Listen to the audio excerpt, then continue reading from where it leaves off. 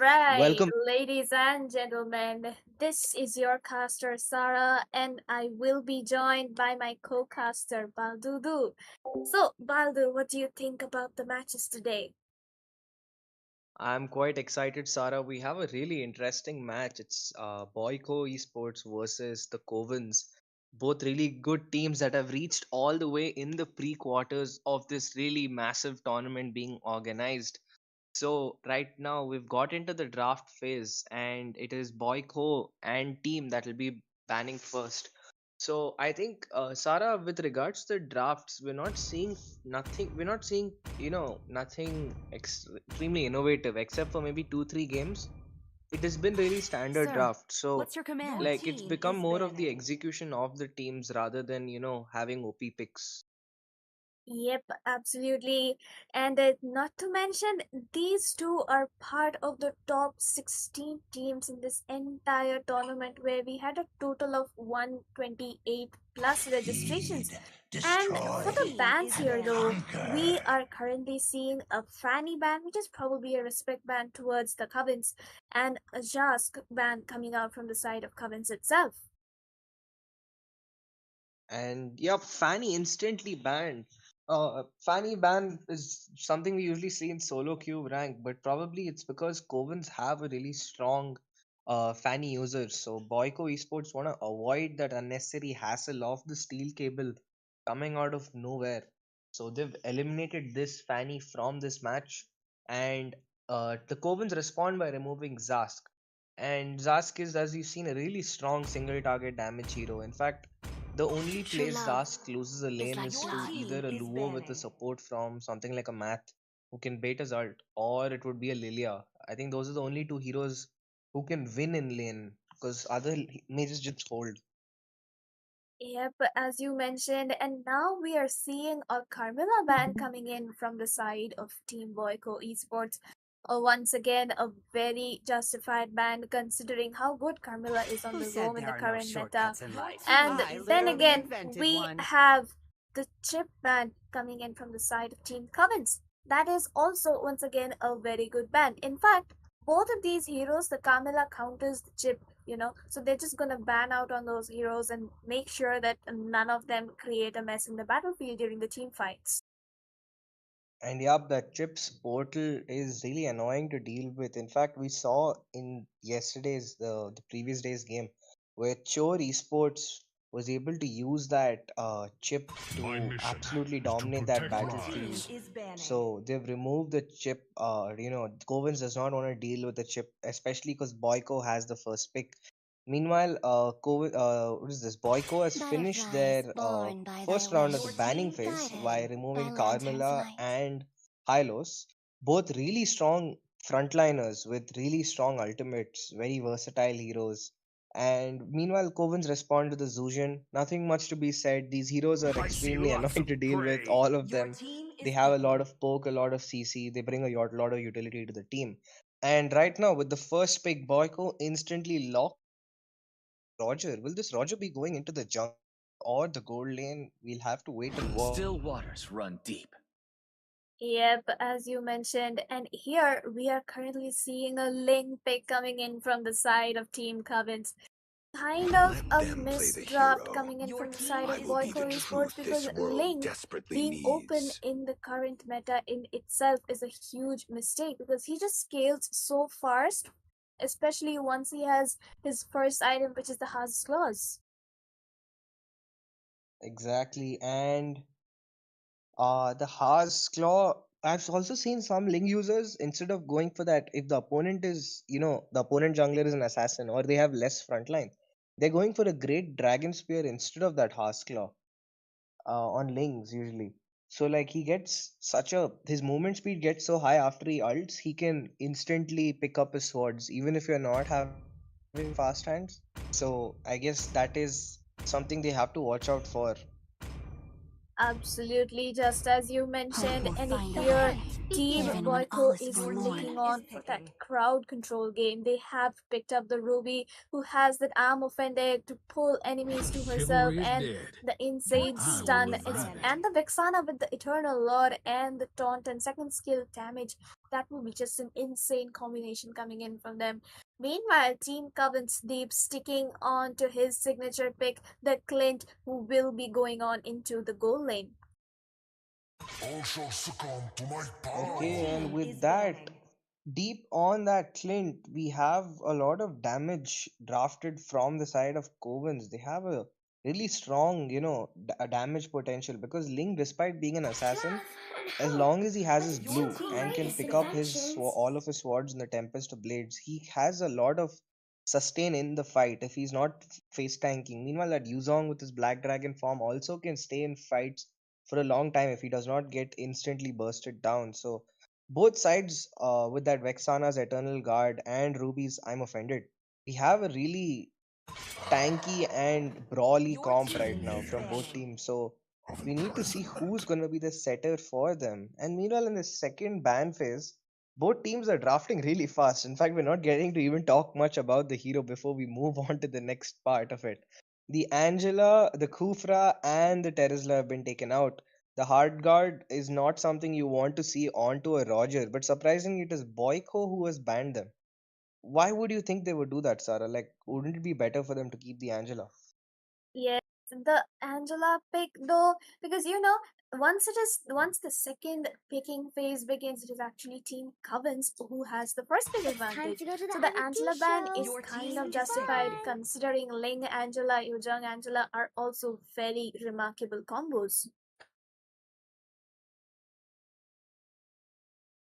And the final ban is the Lilia. And I guess they have if I'm not wrong, Covens has a really good Lilia user to which they have probably taken the Lilia out. Is it a respect ban or is it some reason of the draft? I do believe it's a respect ban because Team Covens does have a Lilia player. The Do you Aviaro, want to I make think he friends with does Nana? play the Your Lilia, but team is he picking. actually went ahead with the Nana pick. That would be the first and only Nana in this entire tournament. And look at the stage that the Nana has been picked in, the pre-quarter finals. And this is gonna be an interesting place to see if Nana's Molina Blitz can, give the effect that this team needs, that Coven needs to take this match home. And we'll have to see what will be the pick from the roamer and the EXP lane, if I'm not wrong. Sorry, not EXP, it'll be the roamer and the marksman for the side of uh, Boyko, unless that Ruby is going into the gold lane. Then we'll probably have to see a different role being picked up. I am the priestess of So primal with light, Edith and the Jawhead, hunter of all the surprisingly, evil Sarah, gods. we're seeing so many Jawhead picks Yep, even for yesterday the we past. saw Jawhead in a lot of games, and now it's actually a Jawhead who would be going on into the role, maybe, or they could completely shuffle up the roles and send Roger into the goal lane, Edith into the room, or Ruby into the room. I don't know, they could play ahead with those picks quite a bit. Meanwhile, Team the Covens here are looking on for something to which can actually face tank the I, enemy's damage, and they Minotaur, will be will going on finish ahead off for what the was Minotaur, left that undone. insane AoE crowd control, answering Team Boyko Esports crowd control. And yup, that Jaw is most likely be going into the. He's going. The Jaw is probably a roam, I guess, because on his EXP matchup, Jaw is not great against a Zong unless you're going damage Jawhead. But if he goes damage, their team actually the Jawhead could go damage because he has a lot of sustain on his team. So it is probably Ruby Gold and Jaw EXP or something of that sort. Nah, it's Jaw Roam with Edith EXP and Ruby Gold. And with that, the draft is complete, and we move into the land of Dawn. Both the junglers are using their seasoned hunters, so Welcome at to least we're gonna see a Mobile little fast Legends. farming from both sides. not spending too much 5 time near the seconds jungle till the itself. enemy reaches the And with the battlefield. way both of Smash these them. both of these teams have such heavy brawl comps, who do you think would be the win condition for both teams, Sarah? Side of Team Covens, it would be the Link who has to mark out that Vexana and Roger, especially the Vexana just before a team fight starts, because from the side of Boyko, it's actually the Vexana who will be doing majority of the setups along with Ruby because she has that taunt from her first skill. She has that Eternal Guard knock up everyone. And look at the invade coming in from the side of Boyko. He puts onto that Link already down to less than 1% of his HP. And though he will secure the red buff fast enough, they will be looking on ahead for an invade. But Link has finished taking on his blue, and now both teams will just be retreating.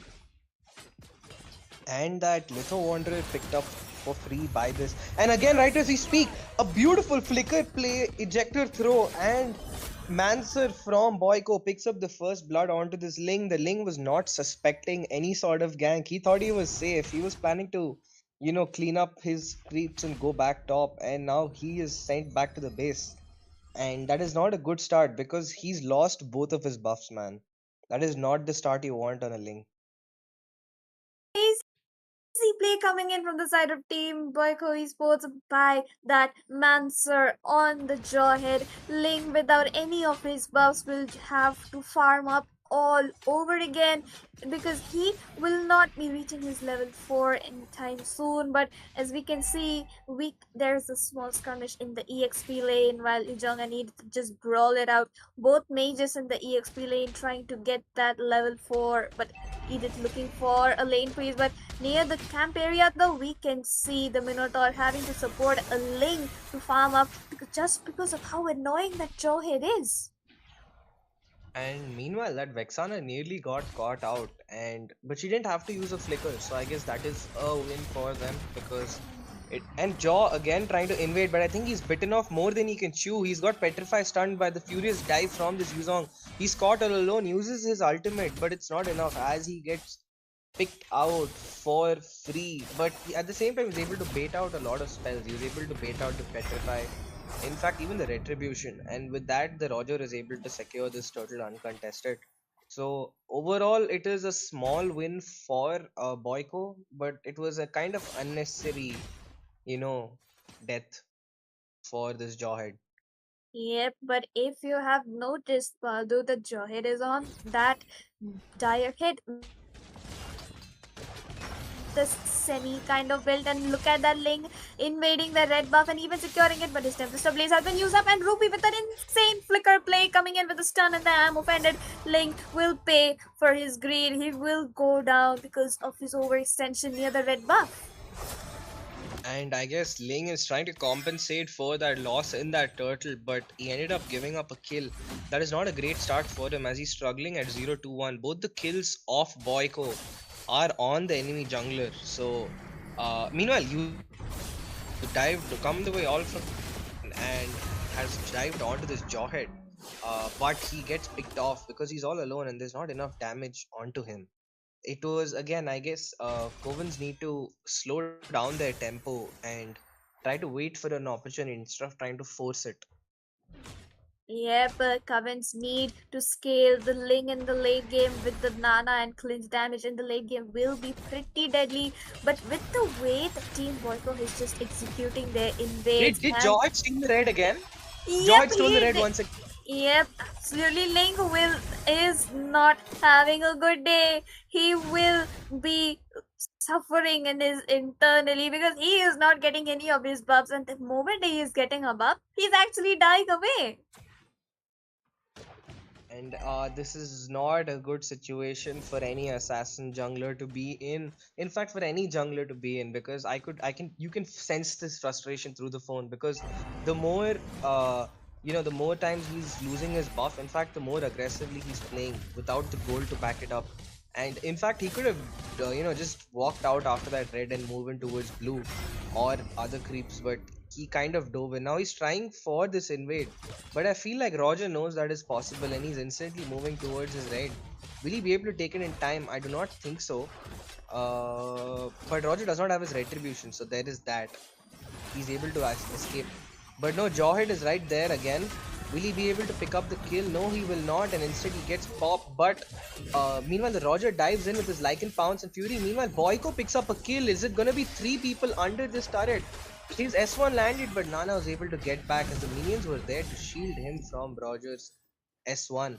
Meanwhile, a beautiful Lycan Pounce, but it was not enough to immune the Furious dive. And with that, YZ picks up a kill 1v4 in the in the midst of it all. Picks up a double kill onto Boyko himself, the namesake of this team. And I guess with that, Covens is finally back on the map with a few kills to their name. Yes, oh my god, what an intense team fight that was, I would say. But if you just notice that Ujong had managed to land a 3-man petrify and secured a kill onto 2 people, Clint is also coming online in this game because he does have a Sky PSC yet and he has a pretty decent KDA. His gold is also almost on par with the marksman, I mean not marksman, the Ruby and the Roger in from the side of Kho Esports. And here, as we can see, there is another invade coming in from the side of Team Kho, and Minotaur is way too low to protect that buff. But in the top lane, if you notice, the Ling is going to be engaging onto a Ruby. Ruby keeps healing off Ling. Vixana is there for the backup, and the Ling will The be caught amount of once sustain. again. I'm offended. Securing the kill onto that Ling. Yuzhong trying his best to secure the kill, but this is way too much lifesteal coming in from Ruby, and Yuzhong will be forced to use the Black Dragon form just But to will he be able escape to get out because the away. Lycan is there? The lycanthrope of L on this Roger, will he be able to stop them? He throws him onto with the ejector and picks up the kill, man. What was that? Absolutely What? crazy, bro. That ejector throw was so smart coming in from Jawhead.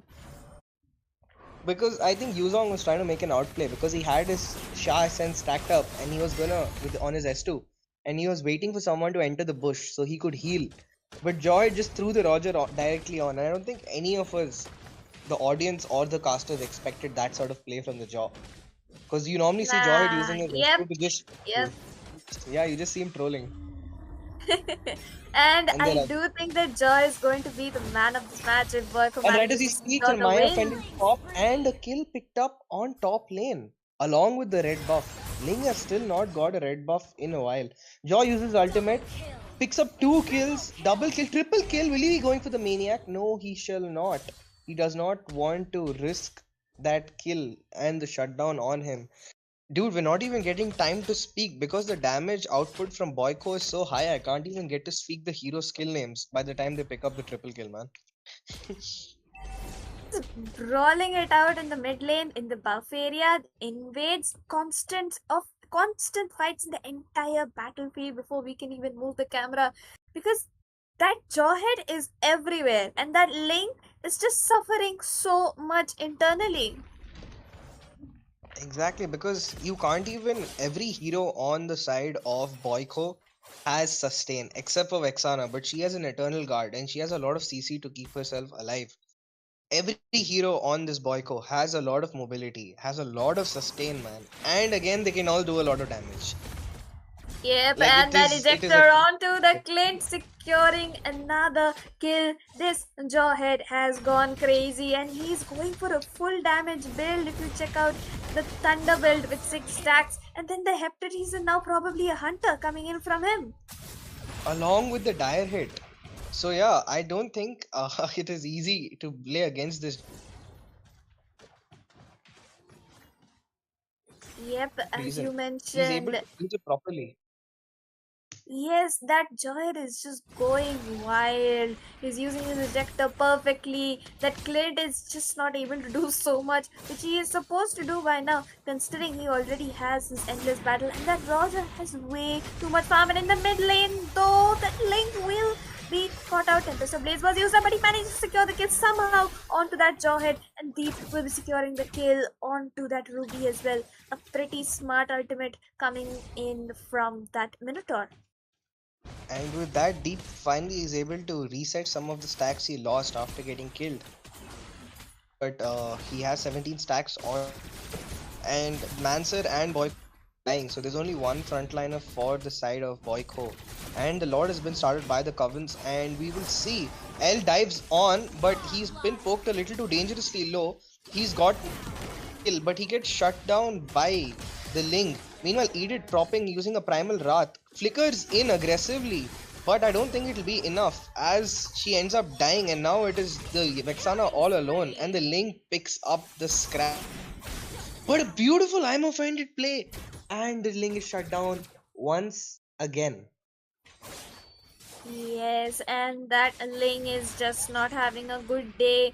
But if you can actually notice, Team Covens is trying to make a comeback right here because they're going to capitalize on the lack of front line in the side of Team Boyko because Jaw still does not have that much of defense as a normal pure tank would have that the Minotaur has. And after the Minotaur makes up his flask, it is actually going to be pretty difficult to kill off his team.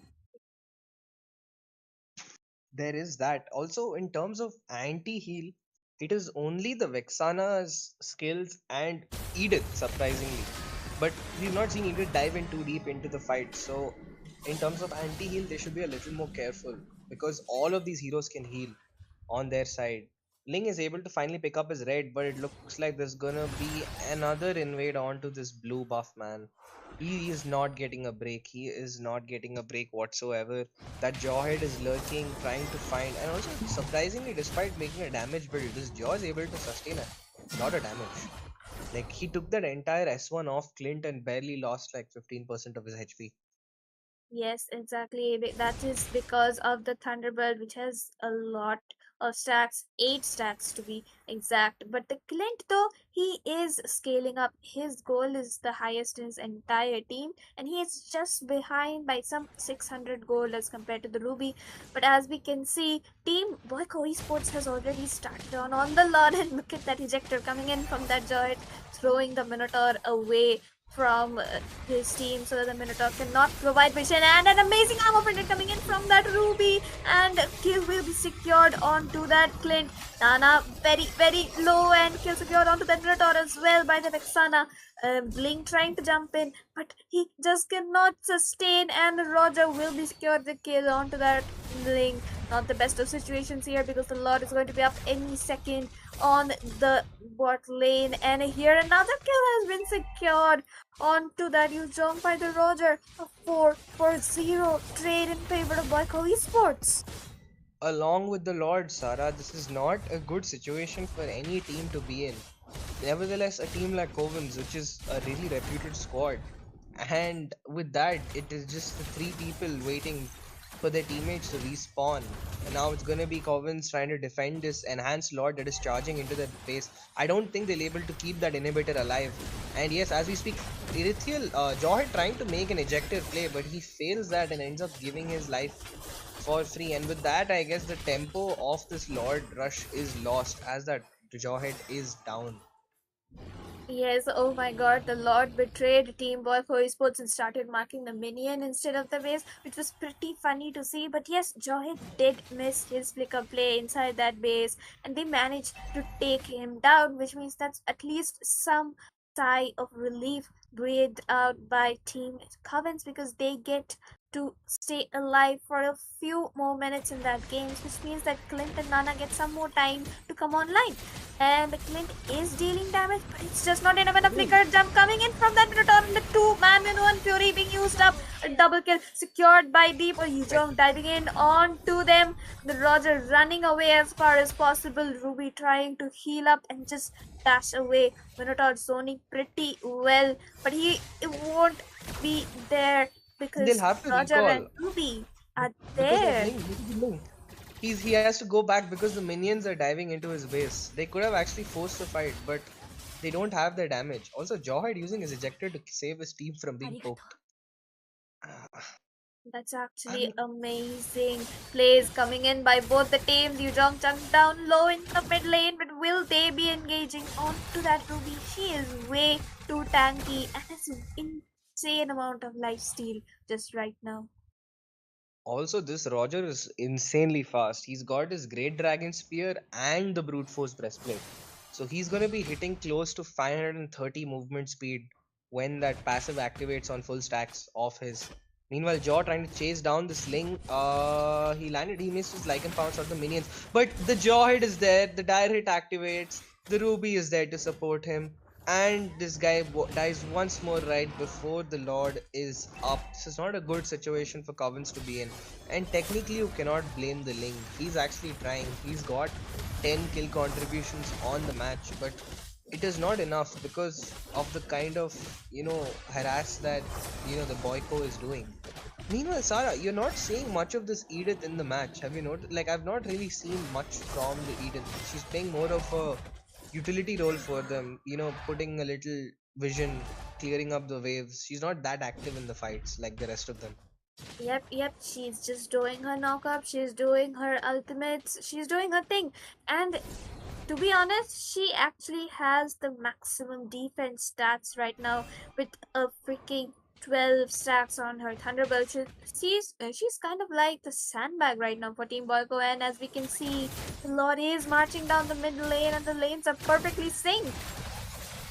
And Ruby, beautiful ejector play. The minion Fury is not even getting a chance to cast because he gets caught out. Yuzong using his Black Dragon form, Tempest of Blade popped. He finds the dashes onto the Ruby. The Yuzong is trying to give a beautiful play. He caught up 4 of this Furious dive, but there's not enough follow up. Deep will probably pick up the kill onto Joy, but Lycan Pounce is there to secure a double kill onto the Ling. Ruby flickers in along with the Edith, and with that, the base gets sieged down, and Kho Sports take home game 1 against the Covens. Victory! And Sarah, they have a lot of planning to do because that was not a close contest. That was not close at all. The Ling is just straight up suffering right now. He's on a 398 KD, which is very, very unfair considering how many invades he faced and how many times Johid was actually successful in stealing away the buffs. Though they're gonna have to plan it out, they might just take a timeout and come up with a backup plan because this is a best of three and this is the knockout round. Team Covens need to win another match to stay in this tournament, but will Boyko clean sweep them? We're gonna find out in the next match, everyone, so please stay tuned.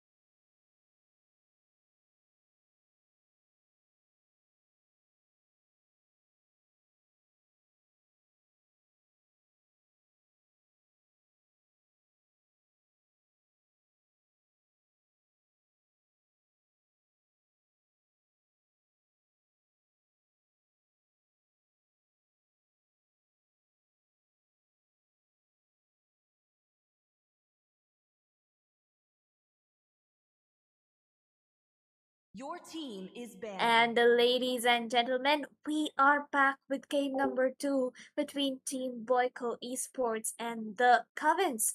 That was an insane first match. Boyko turned out to be the biggest underdogs in this tournament so far. taking over a global squad like the Covens. And so now we might see a comeback coming in Feed. from the side of Your Destroy. Covens. team is And banned. this time Conquer. as well, my co-caster will be Baldu. Baldu, please continue.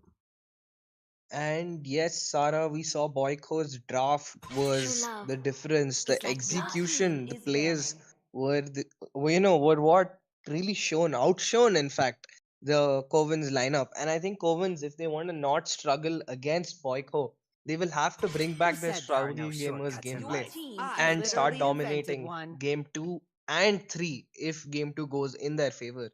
And we're into the drafting phase with Zask and Chip being taken out by Covens.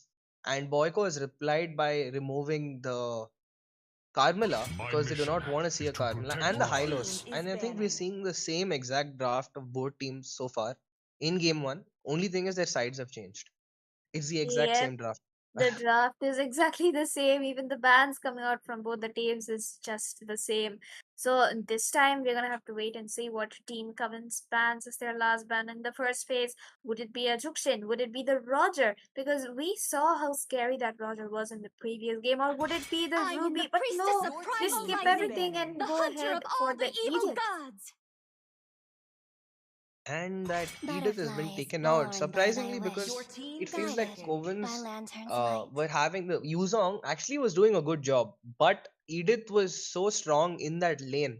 Like she wasn't winning fights, but she was not letting that Yuzong rotate as much to his liking because she's able to do both physical and magic damage. So it's really hard to itemize against Edith. It is a little of a hassle. She's like at least on a Terizla you can make that dreadnought, but with Edith you have to make both dreadnought and cloak. Yep, So there is and that. now Team Covens actually has way too many options open. The Ling is open, though I doubt they're gonna pick up on that Ling again. The Hayabusa is open. The Roger is open. There's a Terizla, there's a Ruby, there's a I see Xavier to be lots of picked up, prey. and Your yes, team is after picking. everything, finally they got to pick up on that Roger. And I feel if they want to really maximize this Roger, they could pick up the Angela The Still waters hunt and run the deep. Julian begins. Your because team and is yeah, Boyko picking. has picked up the Ling and the Ruby. So it would be a great option for Deep and team to probably pick up that Julian in jungle or send a Roger to jungle with a mid lane Julian with an Angela to support them both because they'll provide an insane amount of sustain which is necessary for this team. And are we seeing a reversal of the draft again? Because now instead of Hope Boyko will picking up find the a way, Vexana, it is even when all is Covens forlorn. picking up the Vexana and the Roger. Like, what is happening exactly? Yes, it is insanely confusing as you mentioned because they're just gonna switch up on those picks, and this time it is Team Boyko who has picked up on that Let Ling them and play the Ruby. hero. And Your as I you will be team said, the is it is picking. truth an this exact world reversal of desperately drafts because this needs. time the Yuzhong has been picked up by the side of Covens. Team Boyko, though, they're hovering over the Jawhead again, and Your actually they team will is lock on banned. into it. And the Jawhead by Manser. Also, it feels like both the junglers, because Kino Yafets was playing the Roger in the previous game, playing the Ling, and now L has picked up the Ling, who was playing Roger in the previous game. So it feels like both of them were like, okay, you're gonna mess me up on this hero. I'll use your hero to show you how it's done. And L instantly picks up. It feels like it's not an actual showdown, but we casters just love to hype up stuff because we're extremely bored otherwise. And with the we're entering the second banning phase, and I think we should see an Angela ban and probably a Kufra ban. Or Kufra maybe not so necessary, but then All Angela shall ban. succumb to But my yeah, Your Kufra ban power. is team there is as we speak. banning. And Angela, or they could ban some kind of marksman like Moskov, because Moskov can survive a good amount against these heroes, or a Claude if played right. Yes, as you mentioned, but then again, these are Bengal server players, and we know how much Bengal server loves to put that ruby in the goal lane, and they might just be doing that. Love and hope And as you are the two mentioned, the greatest Angela emotions. has been taken out by the side of Team Covens, and Team Boyko here, though, they could be looking on for an alpha ban. or even a Hayabusa ban, because none of those has been picked up by either of the teams. Mm, And Team Covens is actually in need of a jungler, considering they might send the Roger into the goal lane. But then again, they could go ahead with a roam ban as well, especially the Minotaur, or even a support, probably like the Matilda, which could work out for them. And meanwhile, For but honor! yes, they Your did go ahead team with is his banning. roam ban, but it is the Tigreal, and Team Coventry should ban out an EXP or even a mage who could counter the Vexana, such as the Xavier or even the Terizla. Honestly, I would have loved to see Tigreal on the side of, Covens with a Bane. And I expected actually Bane would be banned because Bane with Team Covens would be really strong for their draft. They have the Yuzong and Vexana to frontline. The Bane can be hitting in from the back and also pushing the turrets with Roger. But that is not The going to come into southern play. And they've seas are removed the my Kadita. domain. I think they want to keep this Vexana alive in these fights for as long as possible. So they've removed the Vexana, the Kadita.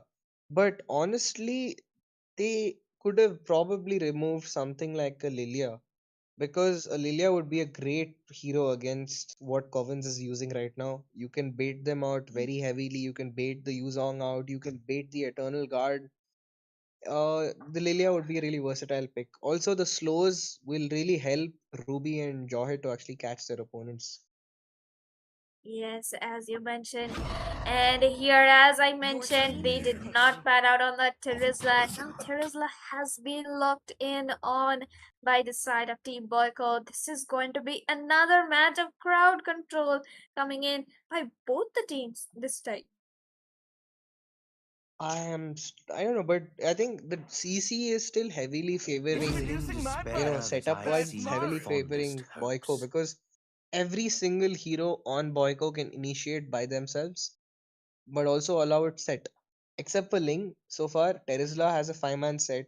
Jaw can do an ejector play by bringing the opponent to his team. Ruby has a 5-man hook, but it's not so easy to Welcome get a to 5-man my Furious Dive with castle, Your Yuzong, team my is picking. friend. like, or a Eternal Guard. So there is that. Meanwhile, Deep and Diabeto, I am not sure what is that. I think it's not Diabeto. I don't think that's the point.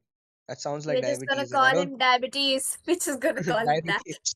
And the Covens has locked in that Grok with his I didn't wild cure the charge and pain. Nature's Wrath, I harness it. along with Nathan, who will be using his, reposition to probably, stay out of that fight for as long, not stay out, to stay safe from the fight, but also dealing the damage that his team needs, because he will be the main source of magic damage. And I think it's a good idea because all of these heroes are so inherently tanky on the side of Boyko. It is necessary to have an equal amount of magic and physical damage. Yep, and as you were mentioning that, Team Boyko completed their draft with the Valentina, which is a crazy good pick in this draft. She can copy up that Wild Charge, she can copy up the Entropy, she can even copy up the Eternal Guard, or best of them all, the Hujong Ultimate.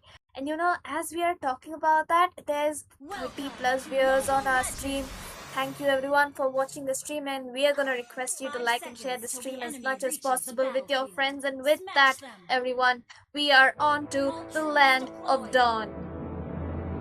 And viewers, we have an exciting match up here. It is game two. It's the deciding game for the Covens versus Boyko. If Boyko takes this match, they will be qualifying to the quarterfinals of the Legends Unleashed tournament with a prize pool of 40k dias. So stay tuned. And both the junglers have started off from their red, fearing an invade. And surprisingly, you've noticed, Sarah, how Grok and Vexana are hovering near the blue buff, expecting this Jawhead to, give give Roger a scare once more. Yep, Roger and Vixana are just traumatized. And if you look at Jawhead's movements, he's actually hovering around in that river area so he can catch them off guard. Look at Ruby and Grok in the roam, that they're just gonna play around among themselves. And Ruby just used up a second skill to just dash away towards the goal lane and farm up on her cannon minions. And here, though, that Jawhead's roaming is just astonishing with how much vision he is providing to his team as well as his positioning, because none of the members of Team Covens seem to be making any moves onto him, even if he is way too deep in their jungle. And I love exactly this. Jawhead is on point with the way he's providing vision. Look at him before the opponent is rotating, he's already there. He's not just sitting in that bush, he's actively moving around, shadowing their movements. So he is constantly showing the vision of that roamer, jungler, or mage. And right as we speak, the Jawhead is diving in, pops that ejector, but Diabeto has to use his flicker to escape from the onslaught of you know, boy Kho Sports. Meanwhile, on top, we've actually seen Ruby being left alone in lane because she's able to sustain well against a Nathan, because Nathan is not that strong in the early. Instead, they're helping this Terizla in lane, both the mages, in fact. They're not spending too much time on gold. And the first turtle is up. That Jawhead is a menace poking down this Grok before the fight starts. Meanwhile, Black Dragon form popped. I think they want to start this fight up right away. But he is given a setup onto the Yuzong. The Yuzong is given a setup onto. And meanwhile, right as we speak, Yuzong gives a beautiful two-man penalty. Meanwhile, and the Jawhead. And Valentina picks up the kill onto this Grok, and now Boyko is all alone with the Lord and Yuzong marching onto him, but he's able to sustain and stay alive. He tries to give up that hook on the I'm offended, but he missed it. Missed that flicker play. It could have been a beautiful kill if he did get that. It was an insane setup coming in by the Yuzong onto that Terizla. Even the wild charge was used up by the Valentina knocked all three members up. But Vexana, she just couldn't reach her skills into that team fight area, and that was the reason Boyko managed to secure two kills while Covens only got one. And both the EXP laners were doing a great job. In fact, I think both of them did their job perfectly. Right as you see, Joyd uses ejector ultimate to secure the kill onto this Vexana. Vexana uses her eternal guard right before she dies, almost picking off that Ling. L is really close, and as we speak, that turtle has been secured by the side of Covens while the Ling was zoned out, and Ling is forced back onto his blue, and the junglers are returning to their farm. Meanwhile, Jawhead again searching for an opportunity on top side, but he moves away, lacking that vision onto the Yuzong. But look at this jaw. Just keep a look on this jaw. I think we might be seeing a play. We might be seeing a play. Yuzong is extremely he's too deep. He's too deep. And he Is should. used up his Purify and as well as the Black Dragon form, and he somehow manages to survive with his passive. That was a good play coming in from the Yuzhong, petrifying those two just on time, so he survives. But then Jawhead's rotation was on point, and if Yuzhong did not have his petrify, that was a confirmed kill. Meanwhile, on the goal lane, though, we can see a four-man gang coming in onto that Ruby. Team members of Boyko are just around the corner for the backup. They're gonna come in from the back line so they can try and mark that Nathan. But Wild Charge was used up by the Valentina and a perfect Beautiful ejector ejector. play. Oh my god. That was a beautiful ejector play coming from Jawhead once again as he sends the Nathan back into his opponent as to his teammates actually. Away from his teammates. I'm sorry, he sends him away from his teammates and he gets picked off. And they did not end up getting that turret. And it is not worth losing your gold laner for a gold shield. Because that gold is being split up amongst four people, so each of them only end up with like 50 gold. So it is not worth it in the long run. And right now, Roger is on top side trying to get this EXP grab, but he has two people with him, still managing to secure it safely. Turtle will be coming up soon, and we'll be seeing Covens moving towards it after Roger brings up his red. Meanwhile, do you think we'll see a play on bot side by this Ruby? She has managed to get the vision onto this Yuzong, but nothing comes out of it. They were just trying to probably bait out his Black Dragon form if they could. Yep, exactly. It is Meanwhile, a Tempest to Blades popped out. Ling is securing the kill with the help of Terizla onto this Vexana. Black Dragon form used up by Covens as he dives onto 3, but he gets CC chained and he did not even get to press any of his skills before he gets picked off by this onslaught of Boyko. Meanwhile, Nathan cheekily picking up the top turret. Yep, interesting plays coming in by both the teams. This game, Covens seems to be focusing on those turrets a bit more than the team fights because in the previous game they were just brawling everywhere. The Jawhead would eject one of them and the rest of Team Covens would just come in and brawl with them. Like in Pants was used up by the Roger to immune that ejector, but off no use because this time the Roger is in danger and he will be taken down, and all the members are just gonna mark that Grok having to use his ultimate to escape away. And look at Oh, that flicker beautiful ammo play. printed by the Ruby. Zohar trying to go under the turret for a flicker play, but he will just back off because he's pretty low in HP right now. And Sarah having some amazing with their draft. Beautiful two-man setup by this Roger, the Yuzong, and Jawhead uses ejector to push out the Terizla who made the misplay with his penalty zone. Meanwhile, Yuzong all alone diving against four so deep, providing the perfect setup for his team. But Valentina actually probably just saved Boyko from being wiped out because of that nature charge sets he gave. Because if it was not for that Lycan Pounce would have finished all of them. So like this Valentina is not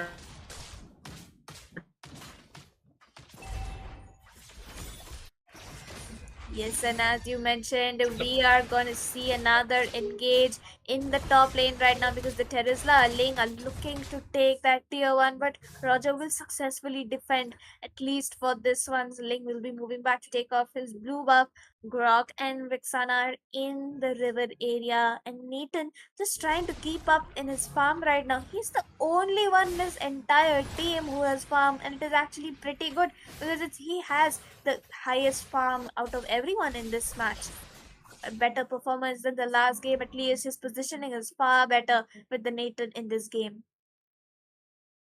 that is true, but he does not have a purify, so he has to be careful. He has to stay far enough from that fight that the Ling does not get vision. Unless until Ling dives from his wall, Nathan has to be safe. He has to be careful. He can't show his vision. Meanwhile, a really impressive job by Covens to keep that mid lane turret alive. Not keep that mid lane turret standing for so long, despite the kind of damage that boy.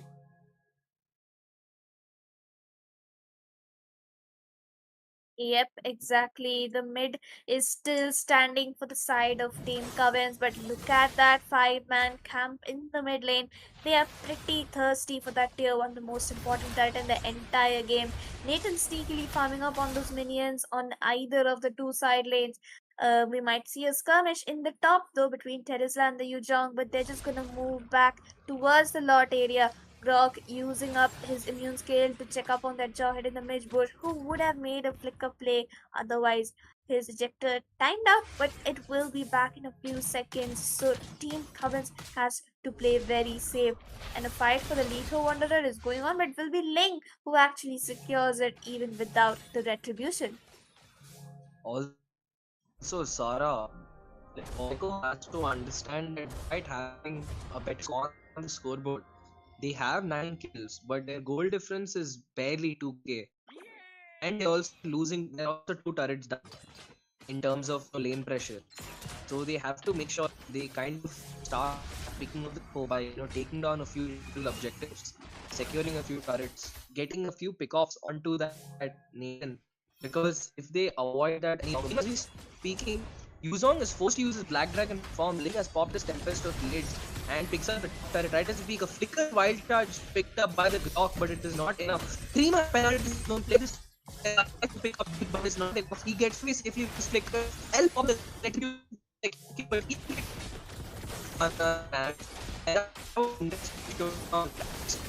is still onto this Tesla, and he is diving on full deep. And that fight is still going on. And Yeah, a bit of a network issue from the side of Baldo. No apologies from our side, but he will soon be back.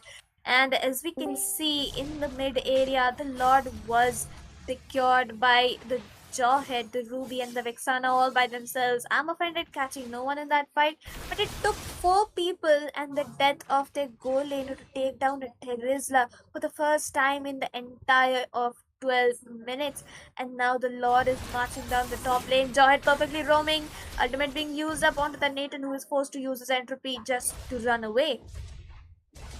And Nathan is not getting to use his ult to actually stay in the fight. He's using it to stay out of the fight. And I guess that's a good amount of pressure Boyko is providing. Meanwhile, Roger is getting a huge amount of damage. Look at that. Joyd was forced to use his flicker to back out from this fight, and I think Covens will easily clean up this Lord.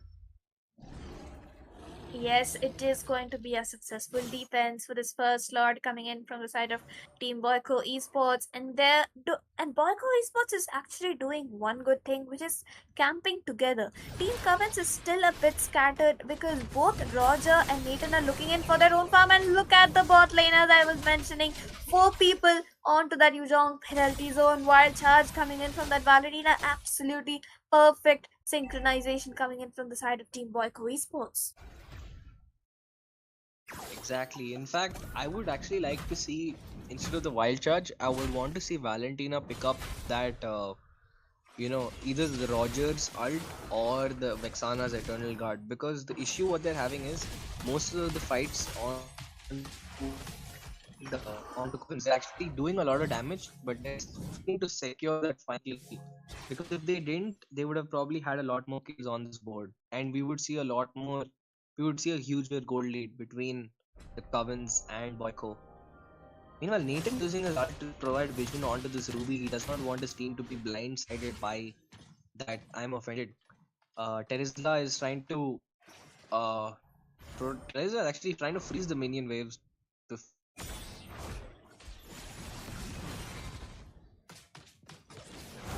Yes, and as you were saying that we can see that there's a bit of a skirmish near the red buff area, but not much is going to come out of it because the Terizla and Ling are just gonna secure up their buffs, stealing away any kind of farm which the Roger could have done. He has managed to reach his level 15 alongside the Ling as well. We might see a lot contest though coming in from the side of Team Covens. They're engaging onto the Teresa, who is supposed to flicker out of that fight. Blood Dragon from has been used up in just before the Lord, and a penalty zone coming in from that Teresa, but will be taken down. But Yujong just too squishy, dived on into that bag lane with his petrify, but nothing came out of that fight. And the wild shot was auto-aimed by that Valentina, I believe. That was such a big misplay. Deep fighting for his life in the back lane. No Wind of Nature in his favor, and Ling just gonna secure up those kills, and it might just be a wipeout for the side of Team Boyko Esports. And yes, triple kill for that Ling, and they managed to secure the wipeout, which means that they're gonna clean sweep this match. What do you have to say about that team fight, Baldu?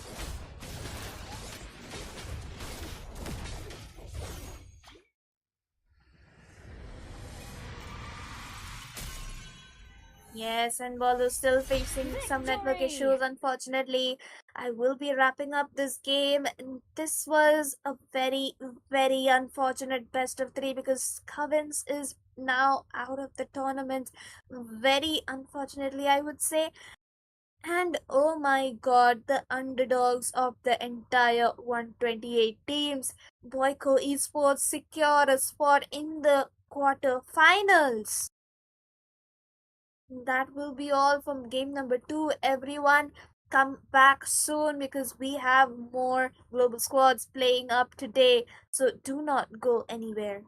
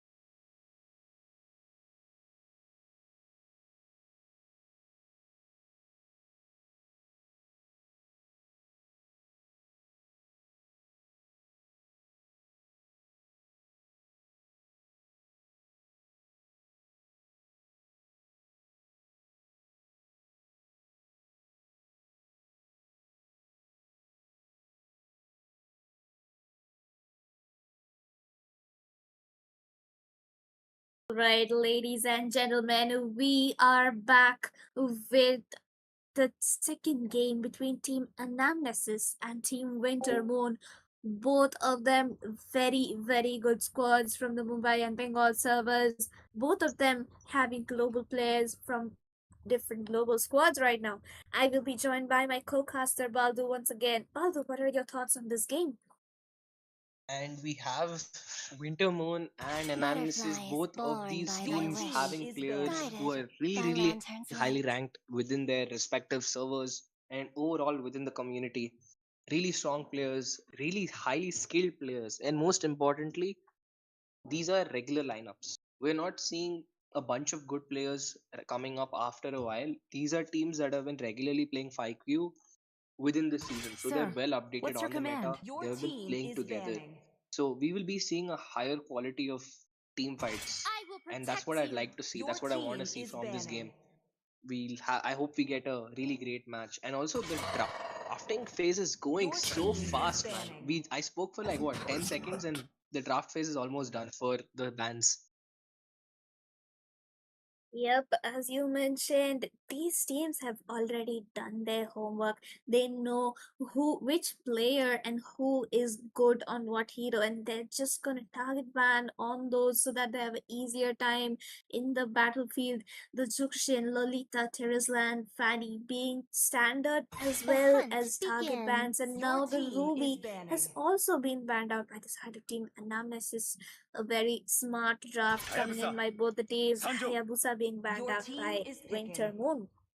I see lots of And they're prey. trying to take out Your as team many is junglers picking. as possible. But Ilu's favorite child has instantly picked up that Roger. But the question that I remains am the is, will this priestess of Roger be primal going lightning, gold the hunter or of all the jungle? evil gods. And meanwhile, instant response from Wintermoon as they lock in that jungle. Well, not lock in the Zas, but most likely it should be the Destroy. Zas pick Your because they've team already is shown it. picking. And Yep, with that, the Team draft. Winter Moon is gonna stick to their comfort. They're gonna pick up on that Jaskon as well as the Edith in the EXP. Those are two very strong picks. And Jimmy on this Edith. Let's see what kind of beautiful plays will we see from the setups that Edith can provide. Because this is a good way to bait out, ults with True love people full dive on is you on your like half blood. HP. You pop out with shield, and then they're forced to flicker out. So Edith is great to bait out a few purifies. Meanwhile, Zask is also there, so it is a great start in the draft. Meanwhile, Wachang is Let picking them up play this the Carmilla. hero. Your The team I ult is will be of the this picking. truth Carmilla this sets up world beautifully when desperately you have needs. really strong single target heroes because the damage reflection goes crazy. So, especially the Lycan Pounce, if it lands with Carmilla, like we're gonna be seeing a huge amount of damage in this field. Meanwhile, Yes, Akshay and has as you picked up his mentioned, signature Yuzong. Master Akshay gonna stick on to his mastery hero, the Yuzhong, and the Curse of Blood coming in by that Kamala is also going to be absolutely insane in the battlefield. That Petrify can actually stun a lot of them. And here by the Chivalry is side dead, of Team and Your Winter I will Moon, team is revive it. Spicy banning. will be sticking for his Clint pick. Still waters run deep. Your team is banning. And Clint picked up by Spicy, one of his more regular picks in the rank queues. And right now, the first picking phase is set up, and now we're moving on to the second phase of bans. And I would like to see Who some said bans there are on no probably, shortcuts in Your life? team I is yeah, the chip. literally banning. Right as we invented speak, the one. chip has been taken out. The Amnesis does not want to keep the chip for themselves, and they have removed it, trying to restrict more, utility picks for Wintermoon. Wintermoon has also removed the link, so that is again another assassin ban. I feel they think the Roger is gonna go for the gold, so they're just trying to reduce Cast. as many junglers as Alpha possible. is Your That's team online. now is that is with the banning. alpha ban, that is four jungler bans, man. Four jungler bans on the side of Wintermoon.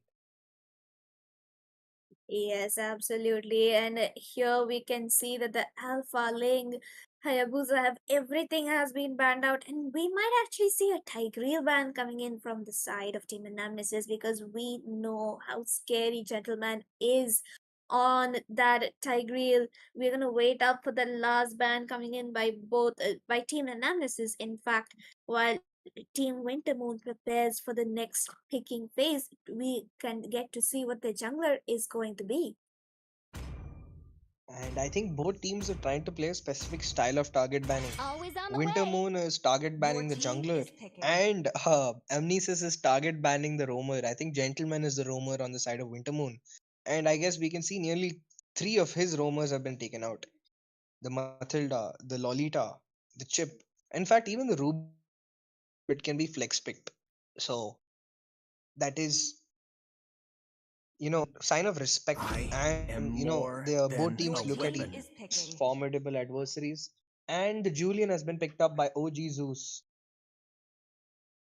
Yes, as Leaf you will were have to respond with mentioning, the roam. the Julian is a very, very strong pick in this match because he can lock down that Kamala, he can lock down the Yuzhong as well and just melt them out of nowhere because of how insane that first enhanced skill is coming in by that Julian. This time, Team Anamnesis, though, the they're gonna choice is answer that mine. with uh Xavier, and now they're gonna lock on their jungler pick, which could be anything Gaze at this point, but upon they're the gonna edge pick of Your the up team that void. is Nolan picking. to bait out the Jask ultimate, and as well as pick off on that Clint who would be playing on a full damage build.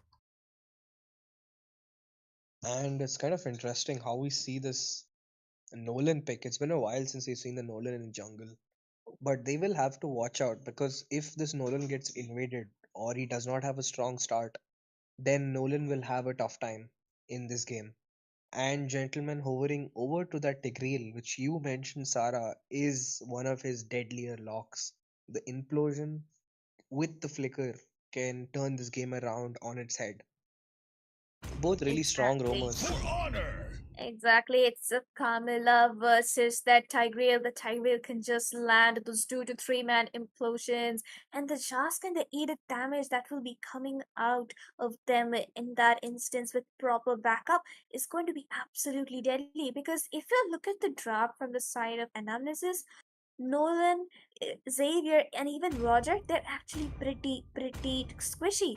Kamina and Yuzhong is the only front line, but even Yuzhong takes time to stack up on that defense because in the early game, the War Axe is a damage build and that does not give you enough defense. And as we were speaking about it, we are on to the loading phase, and as we can see, standard emblems, some spells by both teams. Which draft do you think has a bigger advantage here? I think, in my opinion, the early game on the side of Welcome Wintermoon to is Mobile having a Legends! better edge, because the only 5 strong seconds start till the for enemy reaches the battlefield. Amnesis would be Smash that them! Roger, but he's against a Clint, Ultimate so he's being deployed! shut down. The Wuzong is being stopped by the, I won't say shut down, but they both will be dealing because they're on even fields by the Edith. Meanwhile, the Julian will do a better job than a Nolan in the early game, which is for granted.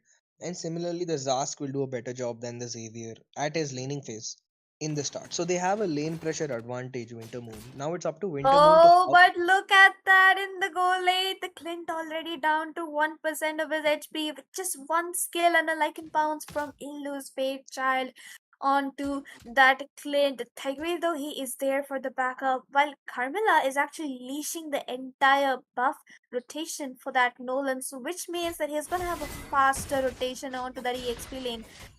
Not to And he's mention gonna though get the level. Julian. Yes, the Julian is also there, and No, it's no, gonna he's be a not gonna get. fight at the crab for the level 4. And I don't think he's paying attention. Oh no, no, no, no, no, no, no! That is not the play. No, no one wants to make. And if Zeus had used his enhanced S1, I think we would have seen the first blood instantly. But he didn't want to risk it, expecting a petrify play from YZ. So it's a smart play. You've poked them down. Both teams are really wary of each other. The jungler of, oh, a beautiful chain enhanced S3 by this Julian, trying to put some pressure onto the Xavier. They don't want them to rotate from their turrets. Yep, Meanwhile, actually a Tigreal pretty is good rotation, oh, and in the mid lane area though the Golden was shut down pretty low, and he will have to recall and take up his buffs before he manages to take the turtle. The focusing mark coming in from that Kamala onto that Tigreal dealt quite a lot of damage, and now Kamala will be taking the mid lane minions so that he reaches that level 4 just before the turtle. In the EXP lane, the Xavier and Yuzhong trying to get Edith low before the turtle starts, and Team Anamnesis here will is seeming to get a completely uncontested turtle because Yuzhong is there for the zone, the Kamala is there for the stun, and Julian is nowhere in the scene for a retry battle. First blood. and that dawning light with Master Aksha's S1 picks up the kill onto Zask. First blood goes to Team Amnesis. But at the same time, the gold is not difference is not really too much because they have such fast farming. At the same time, Roger's Yep. Lycan Pounce is strong. He can't, really go too deep into this turret because he's on a flicker. He's not on a flicker, he's on a purify. And he has to watch out for that Tigreal because Tigreal has reached level 4 now. Yes, and if Meanwhile, you on look bot at the side, red buff I wanted to area, play the a very Edith is engaging onto that Nolan all by herself. Julian was there for the backup, but Team Analysis have just gone a retreat up in because there's no one from their side to provide backup. Kamala was there in the goal lane with the Roger to provide support, at least in the early phase, and in the mid lane area, we can see a bit of a skirmish between that Kamala and the Tigreal, but none of the teams seem to be engaging. Julian seems to be camping in the goal lane area, but nothing really going on in the battlefield. exactly. It's a slower start. Both teams are trying to. I wouldn't say it's a slow start, but both teams are mirroring each other really well.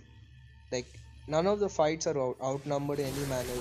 Everyone is close enough to provide support. If the EXP lane is isolated, the other four people are on the top trying to find a vision. Gentleman is hovering near the mid lane trying to catch a fight. But look at that. Both teams are so cautious around each other. They're checking every bush. They're not going too close. They're waiting for their roamer to provide vision instead. Yes, It's and a if great, you great have mechanics. noticed, it's the Xavier who has a lot of map awareness in this game because as many Dawning Lights as he has used, they have hit at least one or two of Team Wintermoon, especially the Jazz who's getting poked out a lot before the team fights, and Julian here in a bit of a danger in the mid lane area, but he will be using his Anamnesis to escape the Dawning Light, connecting once again. Lily Chan securing the turtle with an uncontested retribution. Tiger in the mid lane in a bit of with a two-man Ooh. implosion, and he will be pulling the Camilla inside the tower. Stun coming in by the Xavier, but just not enough, and the turret damage might take down the uh, Yuzhong, and it does. The dawning lights are connecting over and over again. Edith in some danger against that Nolan. Both are very, very low, and they will be retreating for now. But Julian in the goal lane engaging onto that Roger, and as we can see, they might be looking in to take up that tier 1.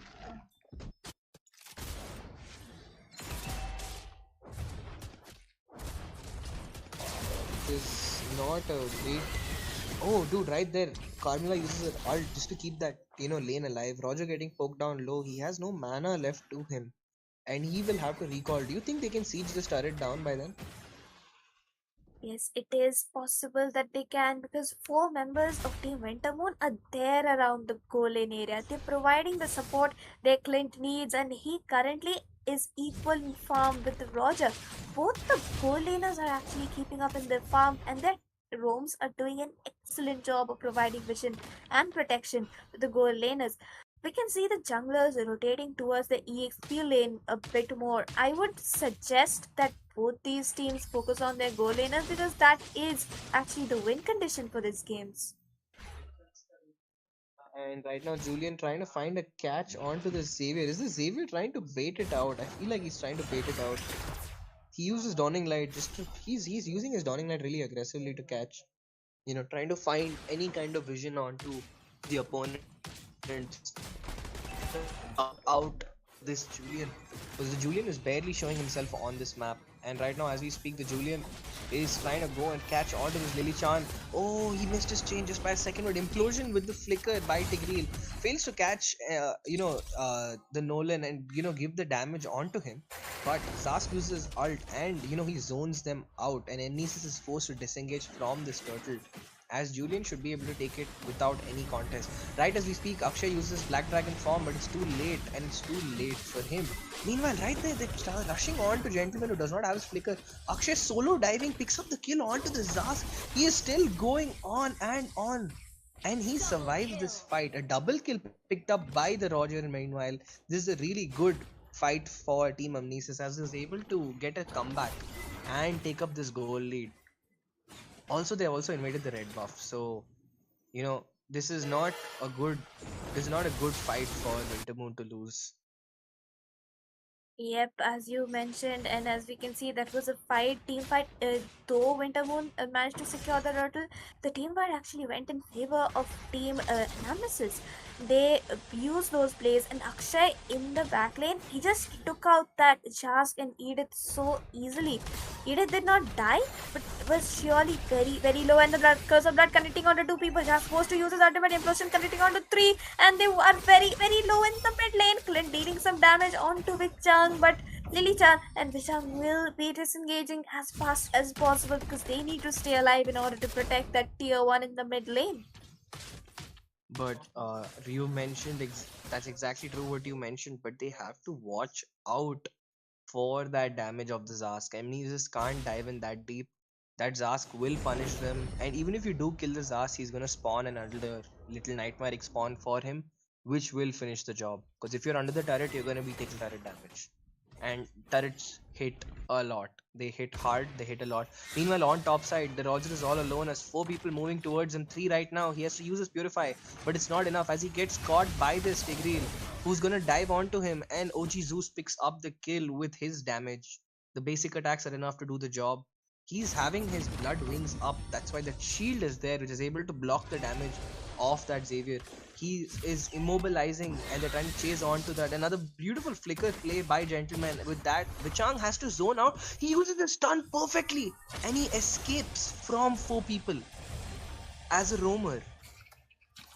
That's actually, but then again, it's a lot of resources wasted. There's no curse of blood, there's no flicker, there's no stun coming in by that Carmilla, which means, but on the bot lane, though, we can see that your Master Akshay managed to secure a kill onto that Clint, and Team Wintermoon will be answering that perfectly by securing kill onto him as well.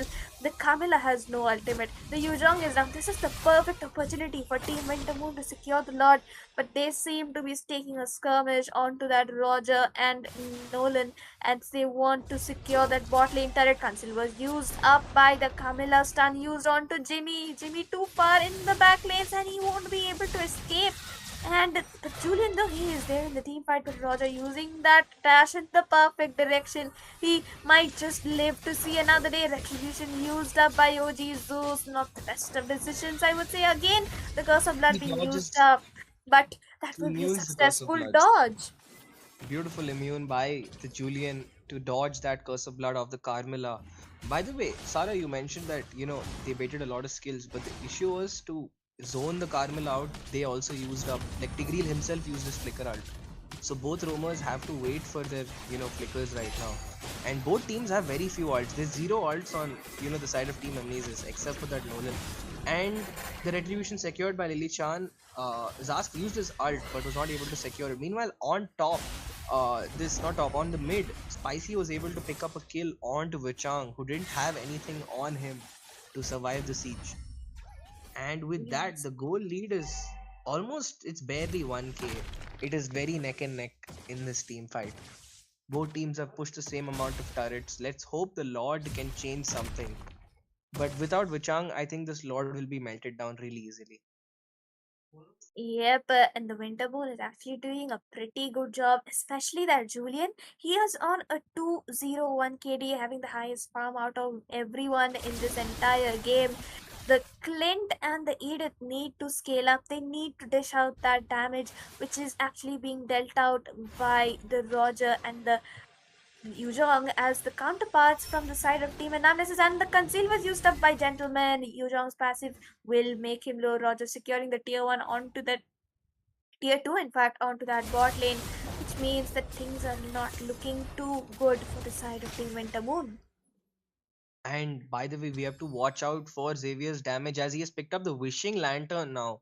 So each dawning light of his is gonna hurt a lot harder. Wichang gets poked down, but Xavier's S2 is there to give him that necessary movement speed to zone out. Meanwhile, Lilichan uses his ult onto this Tigreal, but that does almost no damage. And that wishing lantern really annoying, doing a good amount of poke. Meanwhile, Julian has dived in with his S2, and is he caught out? I think he's in too deep, and he will fall to the damage of Xavier.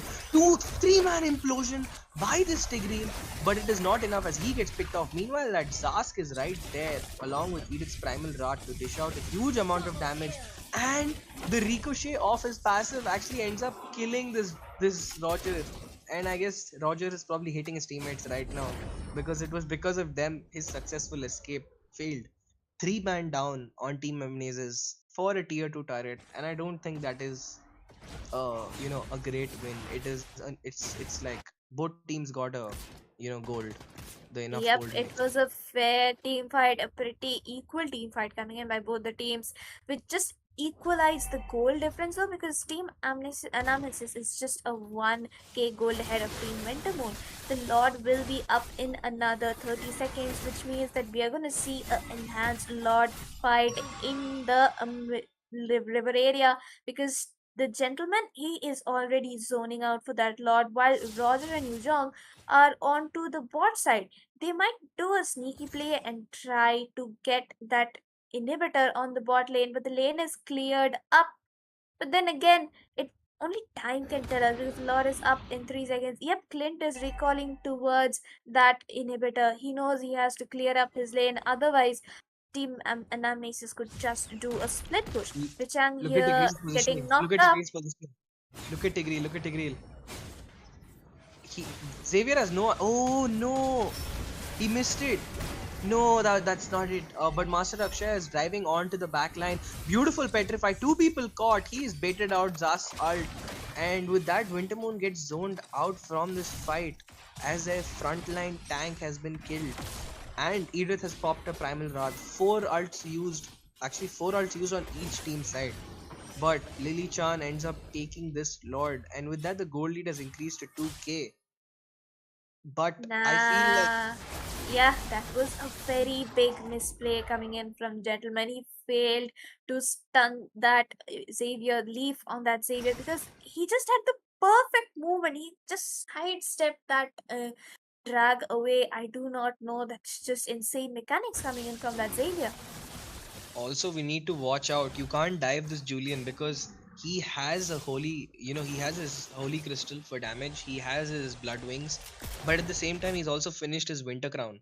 So he has scope for an outplay. Meanwhile, both roamers are not really, seen much towards contributing in the team fights because both roamers again, they're making really great plays, but there's not enough follow up on them, or they're kind of not able to capitalize on their own play. Like after getting a catch, there's just not enough being done by the roamers. Meanwhile, Akshay uses his Black Dragon form to secure that mid tier 2, and with that, all the outer turrets of Wintermoon's base have been taken down. It's only the inhibitors and Wintermoon against the world. The gold lead has gone up to close to 3k now, but it is still not too much because most of that gold is spread around. Unlike where Wintermoon has two players, their Clint and their Julian, both their carry heroes who have 10k gold. So it is not too bad. Yeah, Team Wintermoon does still have the chance. The goal lead is 3k for now. Dawning Light will connect on to no one for now. But you know what the irony of the situation is? Team Wintermoon has a total of 8 kills, and Gentleman alone has 7 assists, which means that his entire team is relying on his implosion sets to actually manage to get kills from their side. They should rely more on the pickouts, because Yuzhong, he's there lurking around. That Carmilla is playing far too ahead in the enemy lines. That means that they're gonna have to try and get those pickoffs before major objectives like the Lord, or even a split push for that reason. Exactly. The issue is Wintermoon is a little too reliant onto this, Tigreal. Not just in terms of, setups, it's also even in terms of frontlining because the only frontline is Jimmy. And Jimmy has been using his Tyrant's Primal Wrath really aggressively. So they lose the tankiness that Edith provides at that moment in exchange for damage. So most of the damage is actually face tanked by the Zask spawn and Tigreal, which is not an ideal scenario. They will have to put some lane pressure and get some pickoffs. They have to utilize and maximize this Edith. The Jimmy has to pick up, but at the same time, they are having a better lane pressure because they have such high clear speed compared to, Team Amnesia, not Amnesia. What is the name of Anamnesis. It's Anamnesis. Anamnesis? It's a Yeah, huge yeah. confusion actually because No, Team no. Anamnesis leader, they kept telling me it's amnesia, but then their members came complaining to me that it's Anamnesis, bro. Please fix our name. Yeah, then again, it's a lot dance being done. Team Intermoon is charging, but they are far too behind, and Lichan is just gonna secure the Lord just like that. Team Mastraksha is in the back lines. They're gonna try and fight, but Team Intermoon is just going to back off to defend this Lord. Also, right now, almost everyone, both the frontliners of Anamnesis have picked up an Athena and a Radiant, with almost Vichang also completing a Radiant. So, both of them will be hitting almost 200 magic defense at the end of this fight, which is not a favorable situation because Julian and Zask will lose some of that burst potential, which is what they're so favored for. Yes, as you mentioned, and we can see the Lord marching down the mid lanes. But look at the Kamala with the three-man Oh, curse of blood. But no, Clint will be he forced to bleeds flicker out. out. They dash away. Kamala will be knocked up. And this might just be a successful defense. But the mid inhibitor lives to see another day. But then again, the top and bot inhibitors are in danger because another wave is rushing in from the mid lane. Jimmy there to try and knock up the waves, trying to make a play onto them, but Team Anamnesis is just gonna back off. Gentleman though, he seems really squishy for some reason, and Lily-chan Oh my manages to secure the god! kill onto that Chast who had no time to pop off his ultimate, which was used up in clearing the lanes. That was an excellent display of fast hands from Team Anamnesis's jungler. And right now, with that, both the top gold of both teams, Ilu's favorite child and Zeus have finished their builds. Zeus going for that feather and holy crystal with the glaive to finish his build. Meanwhile, in mid lane, they're trying really hard to siege down this mid turret, and but I feel they could have just frozen the lanes and emptied the jungle instead. And I guess right as we speak, they have begun freezing the lanes. Yeah, the And we'll see Caster's the gold curse lead coming spike up. into play. Yep, Exactly. the gold difference is now actually nearing the 4K mark for the side of Team Analysis. And it'll only get higher if they do not get that necessary minions to keep maintaining that pace. Meanwhile, dude, did you notice in that fight how much damage Wuchang took just because he was able to face tank the entire damage of Zask?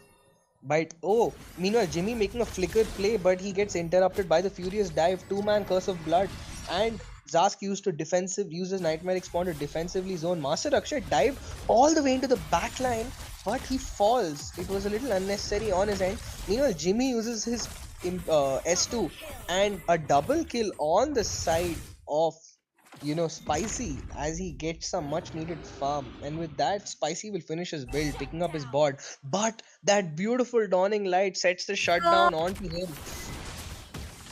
And Julian and making a in the mid beautiful lane, the item. skirmish continues. Another implosion. Oh my god, that implosion was perfectly played, but that Nolan will manage to secure a killing spree. He'll lose Wave Child, securing a kill, and only the Jask left alive with 1 HP. He will be recalling to gain up some HP and use his spawn to try and defend this, but he's the one-man army from the side of Team Wintermoon. Will he be able to defend this? I do think he can. He has the ultimate. Immortality popped off for Illu's Wave Child, and he will go down. Leaf also in That a bit was of danger, but the mid that lane was that inhibitor was a might just fall. dude. That was a really poor play on the side of Roger. He should have waited a little for Xavier to poke down that nightmare spawn because he got stunned. Oh my god, what is that My damage? god!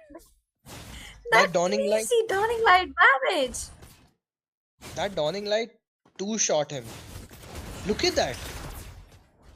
That's He's just three-fourths of chunking Clint's down, but HP gone. yes, and Three-fourths of that's his HP only a gone. 5 to 6 second cooldown from the side of Xavier. That's way too much damage coming out.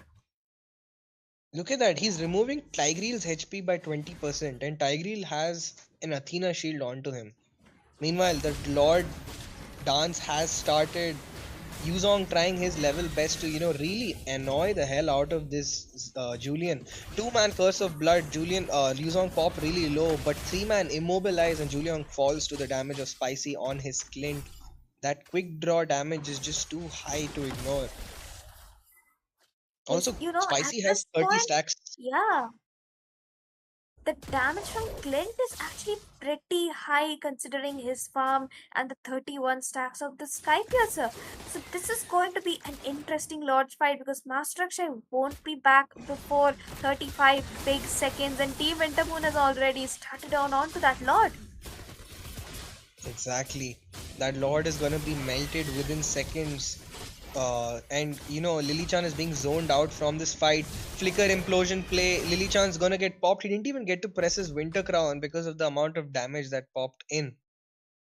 And right now, two people down on the side of Amnesis, and the tempo shifts onto the favor of Winter Moon, who can now march in with this Lord. And even the gold lead, if you notice, it's actually a 500 gold in favor of Winter Moon. It's not much, but this just explains the team Winter Moon has a chance of a comeback. The Jask also picked up his Holy Crystal, which means he is on the full build now and will be dealing a shit ton amount of damage. And here, the Julian, the Edith, everyone is on their full builds while Carmilla is still actually completing her anti-cuirass along with the Tigreal.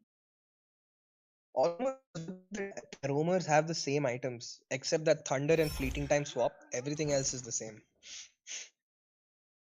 Yes, every Roma ever, I would say, and the Lord is marching down from the top lane, which means that they will be trying to secure the inhibitors from the other lanes and the tier 2 towers. The Lord is pretty much in full HP, so I do think that the inhibitor will be secured by the side of Team Winter Moon as they're syncing the lanes perfectly. And right now, that Lord marching down from the top side, three really chunky cannon minions trying to siege down this mid lane, and they committed heavily onto that mid. And now the top turret will be instantly melted by that Lord. That 20 minutes Lord really so tanky. Look at the amount of damage that Lord is taking, man. Meanwhile, Edith is Yes, getting oh poked out my just from god. passive. That wishing lantern melted half of Edith's HP. Just look at this. And look at how frequent that turning light is, and it's just taking away half HP of the Clint and the Jask, and even the Edith, in fact. The gentleman is also being poked out pretty well. Master Akshay low curse of blood used upon to First blood gentleman used. of no Gentleman is trying to use, but bait. I feel Gentleman is trying to bait yes, out because he stood there for too long. It was a cheeky kind of play tried by Gentleman. He was trying to force get them to get that Roger to dive on with his Lycan pounce. Because I've seen a lot of exactly, Roger because players. he has, yeah, he has the flicker implosion play on him, and he was just waiting for the people to come close to him. He would just flicker in and catch four of them all together. In fact, this game could probably end if on either side, if the Zask dies like in a 1v in a 5v5, and the first person to die is the Zask or the Xavier, it'll be really tough for both teams because or actually not Zask, the Clint and the Xavier, because these two are doing 90% of the clearing and damage dealing right now. Like that instant burst potential is coming from these two. So both teams have to keep their core alive right now. And Nolan should focus a little on split pushing because it is really hard for him to go towards that Lord. Yep, Team Wintermoon just has a lot of Mm. frontline because of that Tigreal and as well as the Edith, and Nolan won't do much. While actually the Julian has the advantage here because his burst potential is far higher than that of Nolan. Jimmy is just zoning out that Roger as well as the Xavier, Clint trying to deal damage onto that Lord. Nolan trying to do a cheeky retribution battle, which hung there with the curse of blood, Dawn Light connecting onto two people. Edith chunked down pretty low, and the Lord will be reset by the side of Team Wintermoon. And I feel, both teams should focus that lane pressure because they can't keep dancing if that minions are not cleared. But luckily, the minions are, really beautiful lane management from both teams. Like, this is the difference between, that teamwork. Look at how perfectly set both of these are. And right now, as we speak, Julian use making the genius play to actually clear those minions. Now, look, right as we speak, Xavier is recalling instantly to give a response. And yeah, he has cancelled his recall. And I think they're going to send Roger instead to the top side. Will Julian try to gank this Roger, or will he try to, just go back towards this Lord? Meanwhile, Lord being started and Jimmy losing half his HP to that Lord because of how much true damage it deals.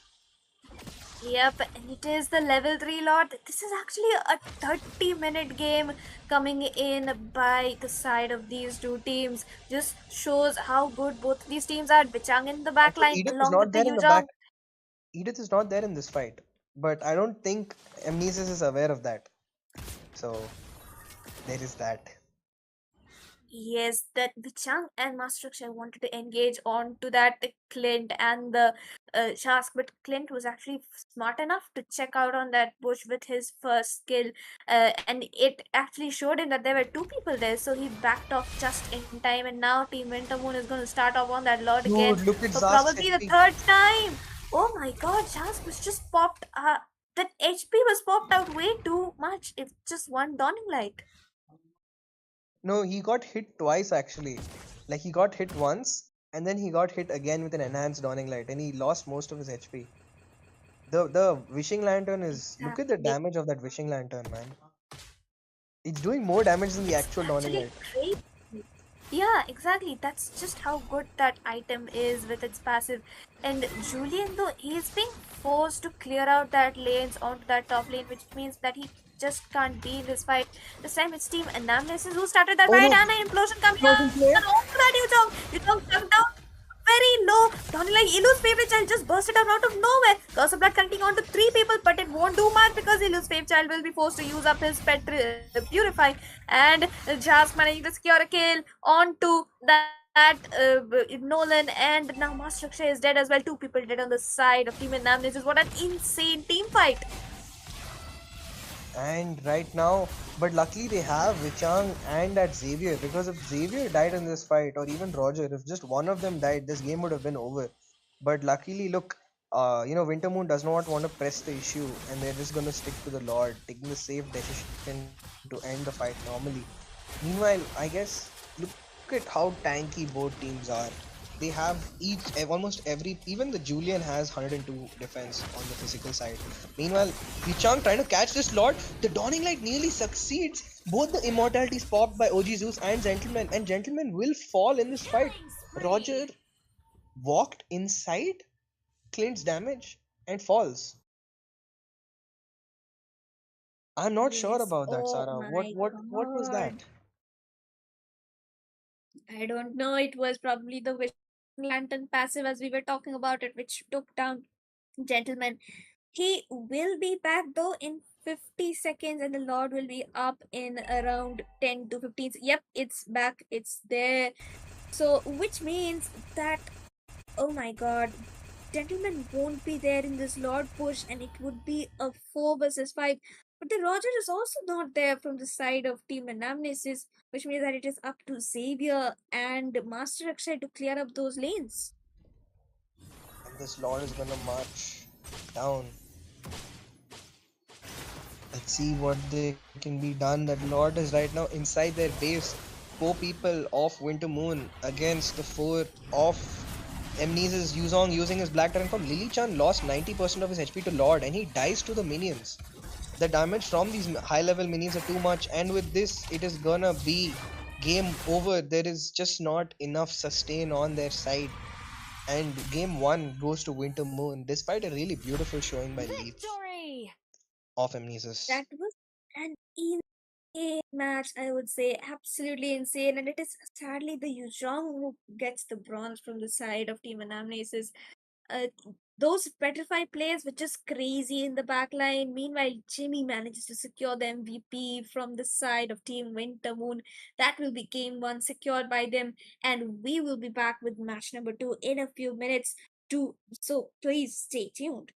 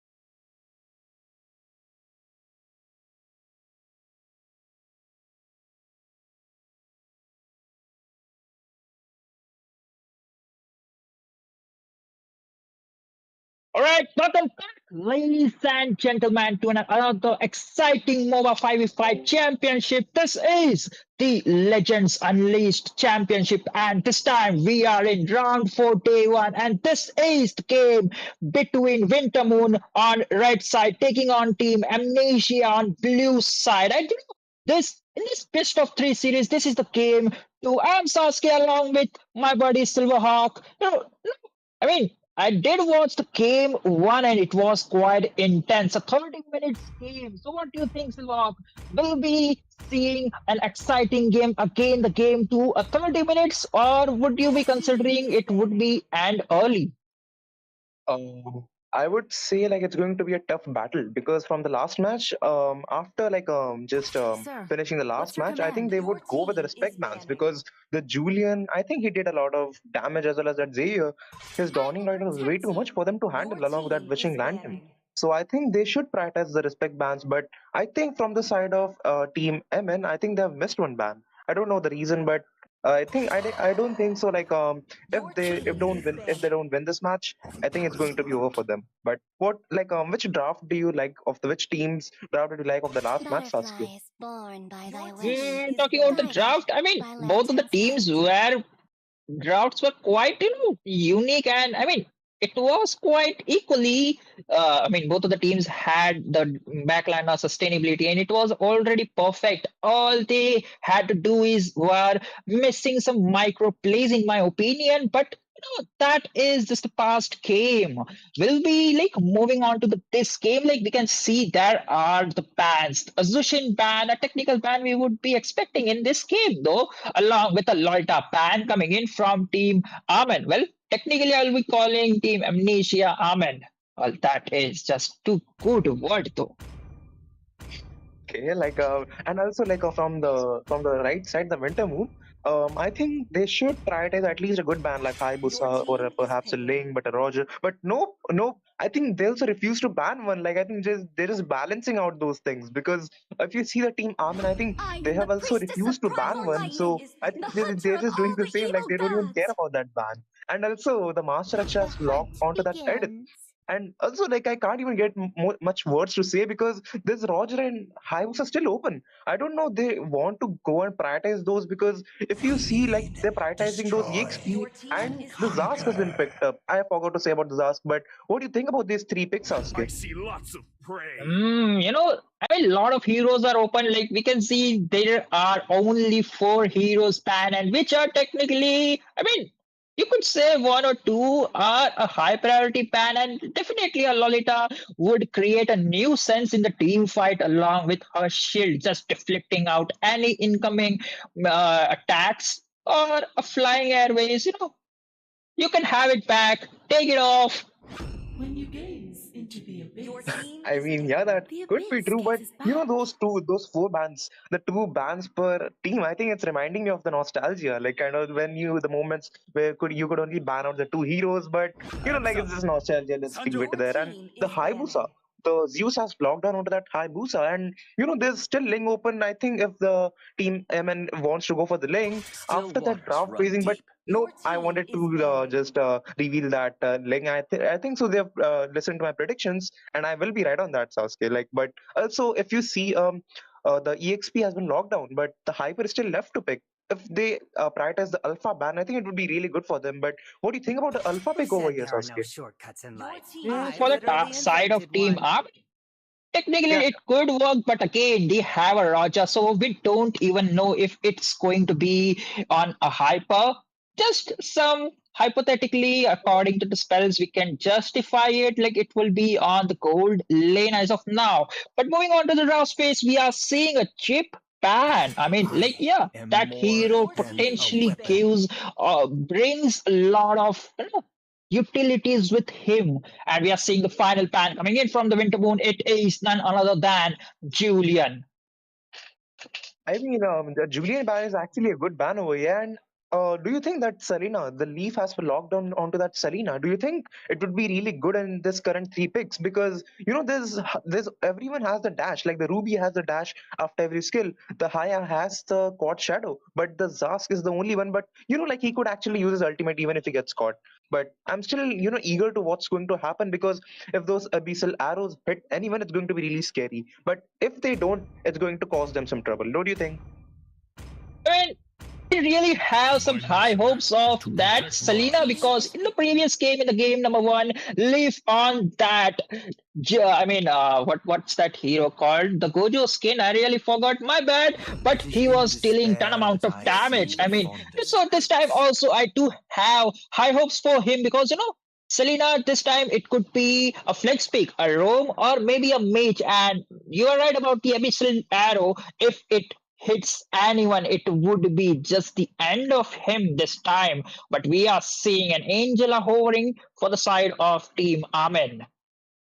Yep, Angela is a pretty good pick over onto this current route, because she could actually just use a hard guard onto that Roger, and then Roger could just melt down those skills along with the Lycan pounds. And it's a really good hero right now, because they have actually prioritized a really good EXP arena for themselves. Like the edit, like it is going to frontline, like it's going to be a really good standback and a frontline for them to tank all the Let's damage. make the And whole even like world Sasuke, I was just making my finalizing. predictions right, but the alpha, I think they're going with that alpha. The Lee Chan is on to that alpha.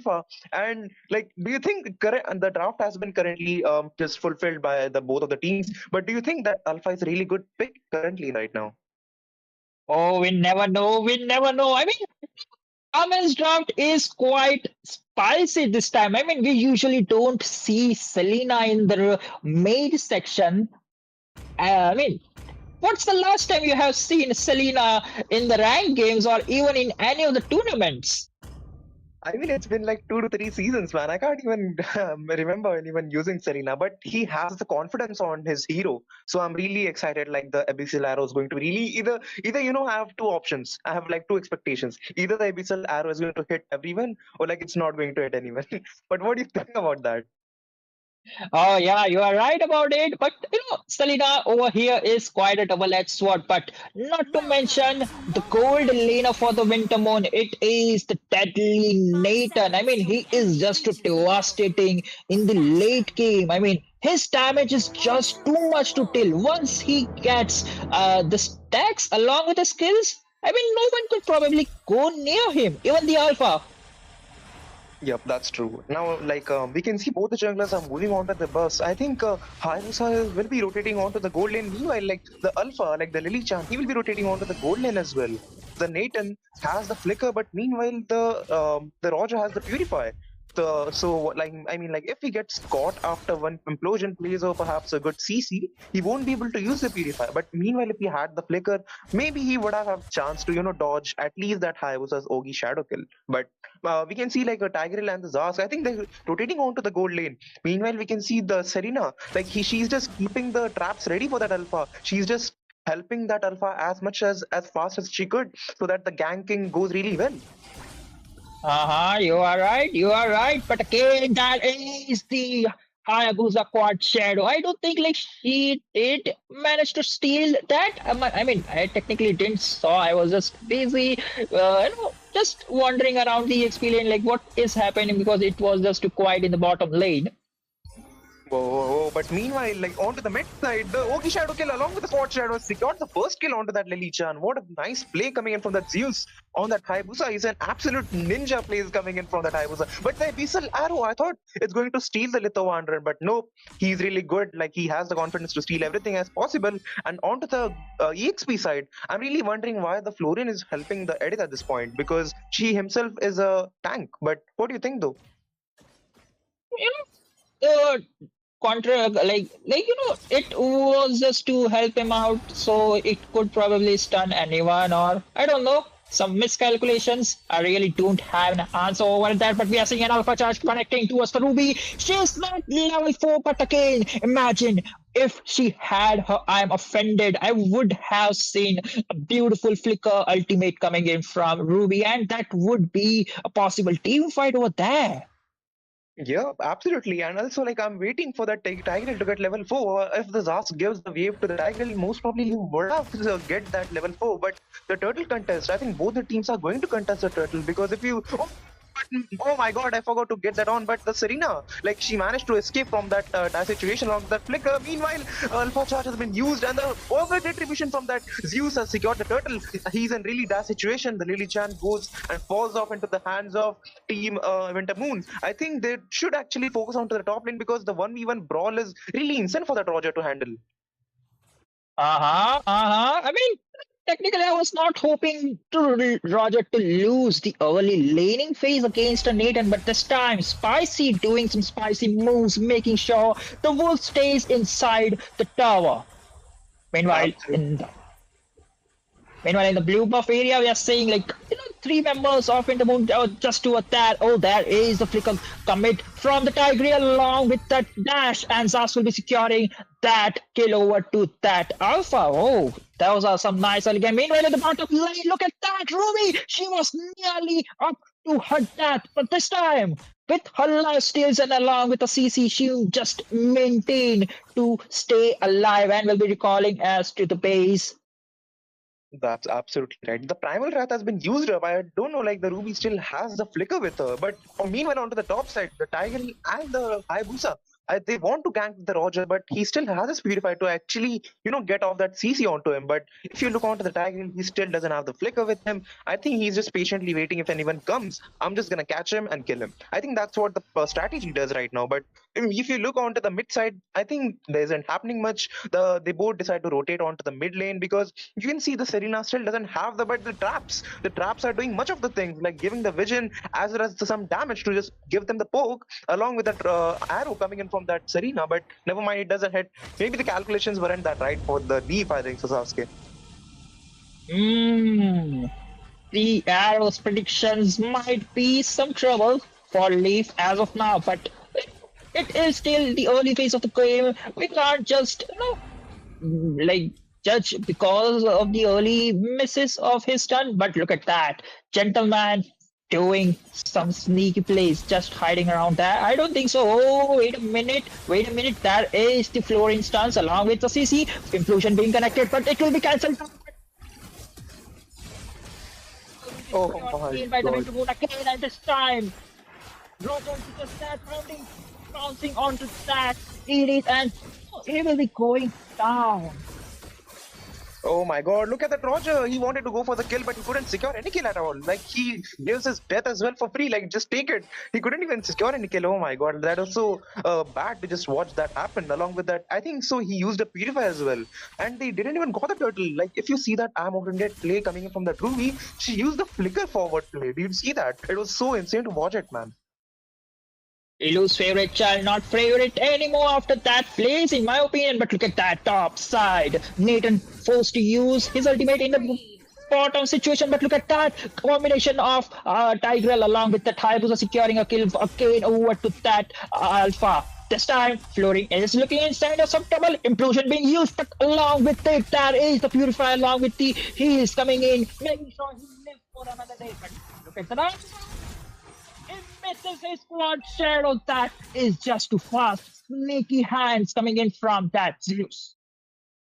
And also, the top tier has been taken from them. I think they should have traded something by ganking onto the bot lane, but the Master Akshay, he's being like solo. He's been left alone for meanwhile. Like, if you see onto the mid side, they should actually prioritize, but the Abyssal Arrow isn't hitting anyone except for the Tigreal, which did on the Turtle, which didn't help much. I think they should prioritize the mid lane because the Tigreal still doesn't have, but the Quad Shadow, along with that, I'm over that play coming in from the Rubies to menace to handle them. Nightmare Spawners get used up. The entropy from that Nathan is giving a lot of damage to them. The Alpha is extremely low. The Lily Chan should actually escape, but that damage from that Zask will not do enough damage. I think the glowing one, I think it was some burn kind of effect on that Alpha. If it was like for the next 2 seconds, I think he was dead probably.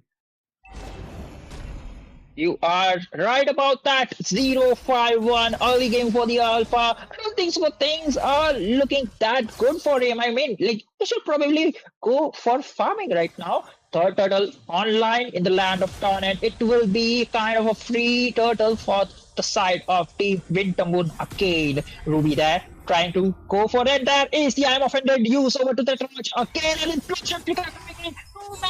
And that will be the mega kill coming in from Hayabusa along with the Ruby securing a kill over to that Florin. Look at that Alpha. Meanwhile, he is trying to do something for his team, securing the top tower. One. Oh my god, the split push is actually good in this situation, but it should be the Roger doing that because Alpha should actually go for his farm. But I think the roles have been switched by themselves. But onto the meanwhile, the bottom tier has been taken as well. Like the Nathan is just free farming his waves, but the Abyssal Arrow, no, it barely hits anyone. I think the calculations aren't really going well for the Leaf. I think they should go for the invasion, but never mind, they don't have the Hayabusa with them, so I think they will refuse to go for the buff. But they look at the farm difference, like the 7k gold lead from the Winter Moon at this point. It's really hard to catch up because meanwhile, looking onto the top side, Roger is extremely alone over there. But the Arm of Undead play will miss. Probably the Ogi Shadow Kill has been used up. He will not be able to take the kill onto that Roger, and he escapes. I think they should have gone like for like 3 to 4 people diving inside the tier 2, but never mind, it happens, you know. You are right, but again, it might be some trouble for Team Amen to overcome in this kind of a situation because we can see like it is 8k gold lead difference and it might go on higher values as the game proceeds. The Lord is going to be spawned in next 30 seconds of the time, and this time, talking about the Nathan, I mean, he is quite 102. He hasn't died once in a single team fight again. A skirmish, not a skirmish, okay, it was just decent dashing, but again, this time, Roger securing over to that. Nathan Cosmos Curse is over to that. Nathan, I'm sorry about that. But again, oh, look at that, an overcommission coming in from Aslakshai, but he'll be safe and sound as he manages to escape from that Ruby's wrap. Like the team fights, the coordination of the Winter Moon is way too extreme over the Alpha Charge, and the Onward has been used from Edith for absolutely nothing. They thought the Quad Shadow, the Zeus will just come back for the Quad Shadow to mark up and give some amount of damage, but never mind, they failed to do so. Like the Zeus, he's just casually baiting out their skills. Like if you remember, like if instead of that Quad Shadow, they must have had any utility skill for a time, it would be totally useless, But still, like they're trying their best to catch that Hayabusa because he's just going on 4-0. I'm sorry, 4-5. I mean, technically we shouldn't boost around the Hayabusa the next moment. I don't want him to die again because I did boost for the Nathan and the next moment he was dead. Meanwhile, oh, look at that Roger. Beautiful escape coming in from him despite he was caught from the Tiger along with the I am offended. Absolutely right. The Master Akshay, I think he should just prioritize either the Zask or the Tigreal or either the Ruby. I think he's just giving a vision. I think he should actually catch someone on to that Onward because then only like they will be able to catch or like prioritize someone because if no, oh my god, the Implosion has been used up, but he still doesn't have the Flicker, but the Nightmare Spawn will most probably used up. The Primal Wrath giving a lot of damage, but it's going to be unstoppable for that Hayabusa. The Abyssal Trap is giving a lot of damage, but they still want to go for the Lord. The Roger along with the Black and Boss will most probably secure the kill, but the Alpha secures the kill onto the Gentleman. The Roger has secured the kill onto that Ruby, but he wants to go for the more. It's going to be the double kill taken from the Lily Chan, but he's going to be shut it down by that Hayabusa. Nightmare Spawn has been used up. He's giving a lot of damage, but the range isn't enough to take down either of them. Look at that Roger, he wants to go for the more along with that Lycan Pounce, but he just overextended. I think so he'll be punished, and yep, he falls down into the hands of Hayabusa. Oh, nice bait and help coming in from that Hayabusa, even though like that was the swarm of minions in the top lane, but he prioritized and a nice micro plays coming in from that Hayabusa right now. 2-4-0. I mean, I don't think so that okay, everyone spawned, never mind. Yeah, you're right on that one. And that Lord, if they don't manage to defend this first Lord, I think so. They won't be able to get scaled up properly because if you look onto the farm difference again, it's barely like 5k or 6k gold lead coming from the Winter Moon at this point. And if you see Sasuke, the Abyssal arrows from Leaf, they aren't hitting anyone. So the lack of CC is causing them trouble because edit CC is not enough. Meanwhile, looking on the God Shadow coming in from Hayabusa, I think he's just going way to end. But the Flicker play most probably coming coming in from that Tiger in the implosion phase, but the purifier has been used up to back off. Along with that, I am offended plays coming in from that Ruby. The Nightmare Spawn will take the damage and give the killing spree for that Zask onto that Roger. It is going to be the legendary for that Zeus. Oh my god, how is he doing it? It's going to be the double kill as well as they take the base with them. That is true, and that fight, the final fight, the implosion, Victory! three-man implosion coming in from the Tiger was just too perfect, and the final blow and the victory for Team Wintermoon. That fight, my oh my, I don't have words to explain it though. Oh my god. But first of all, the mistakes I would really like to, just judge it out. Because if you see the Leaf, he was pretty confident on that Serena pick, but he couldn't like land those abyssal arrows. Like, if you see, like the most vanilla players have to give the stunts so that the his team or her team could actually engage. Like the Alpha Char would really come handy if those abyssal arrows would hit, but it wouldn't really happen for them. But what do you think about that Serena pick actually, Sasuke? Well, technically, the Selena Abyssal Arrow were hitting to the Natalia along with that Alpha Charge, but we never saw in the team fight. I don't even know like where the Natalia is even hiding. Even after the game over, I can't see it though.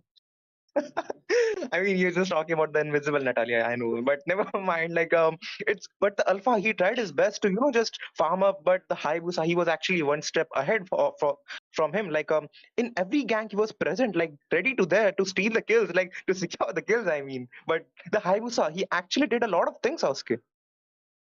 Yeah, you are right about it, but technically the almonds draft were not too bad. All they need to do is to rely along or towards that EXP lane along with that hyper in every fight because they only have the hyper in the front line. Meanwhile, for the team Wintermoon, they have that Tigreal along with the Ruby and also the Zask himself. His ultimate could definitely do a lot of damage and in a proper position and zoning. Well, that is it. This is the game number 2 and the best of 3 series coming to an end. Wintermoon taking the lead and they'll be proceeding toward the next stage.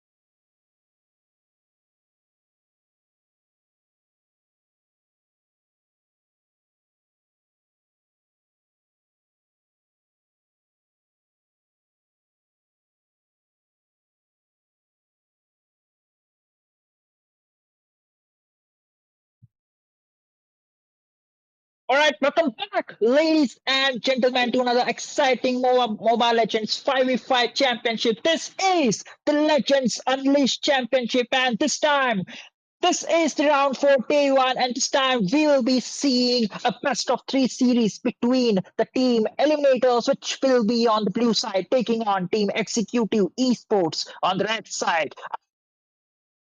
Joining is Silverhawk A.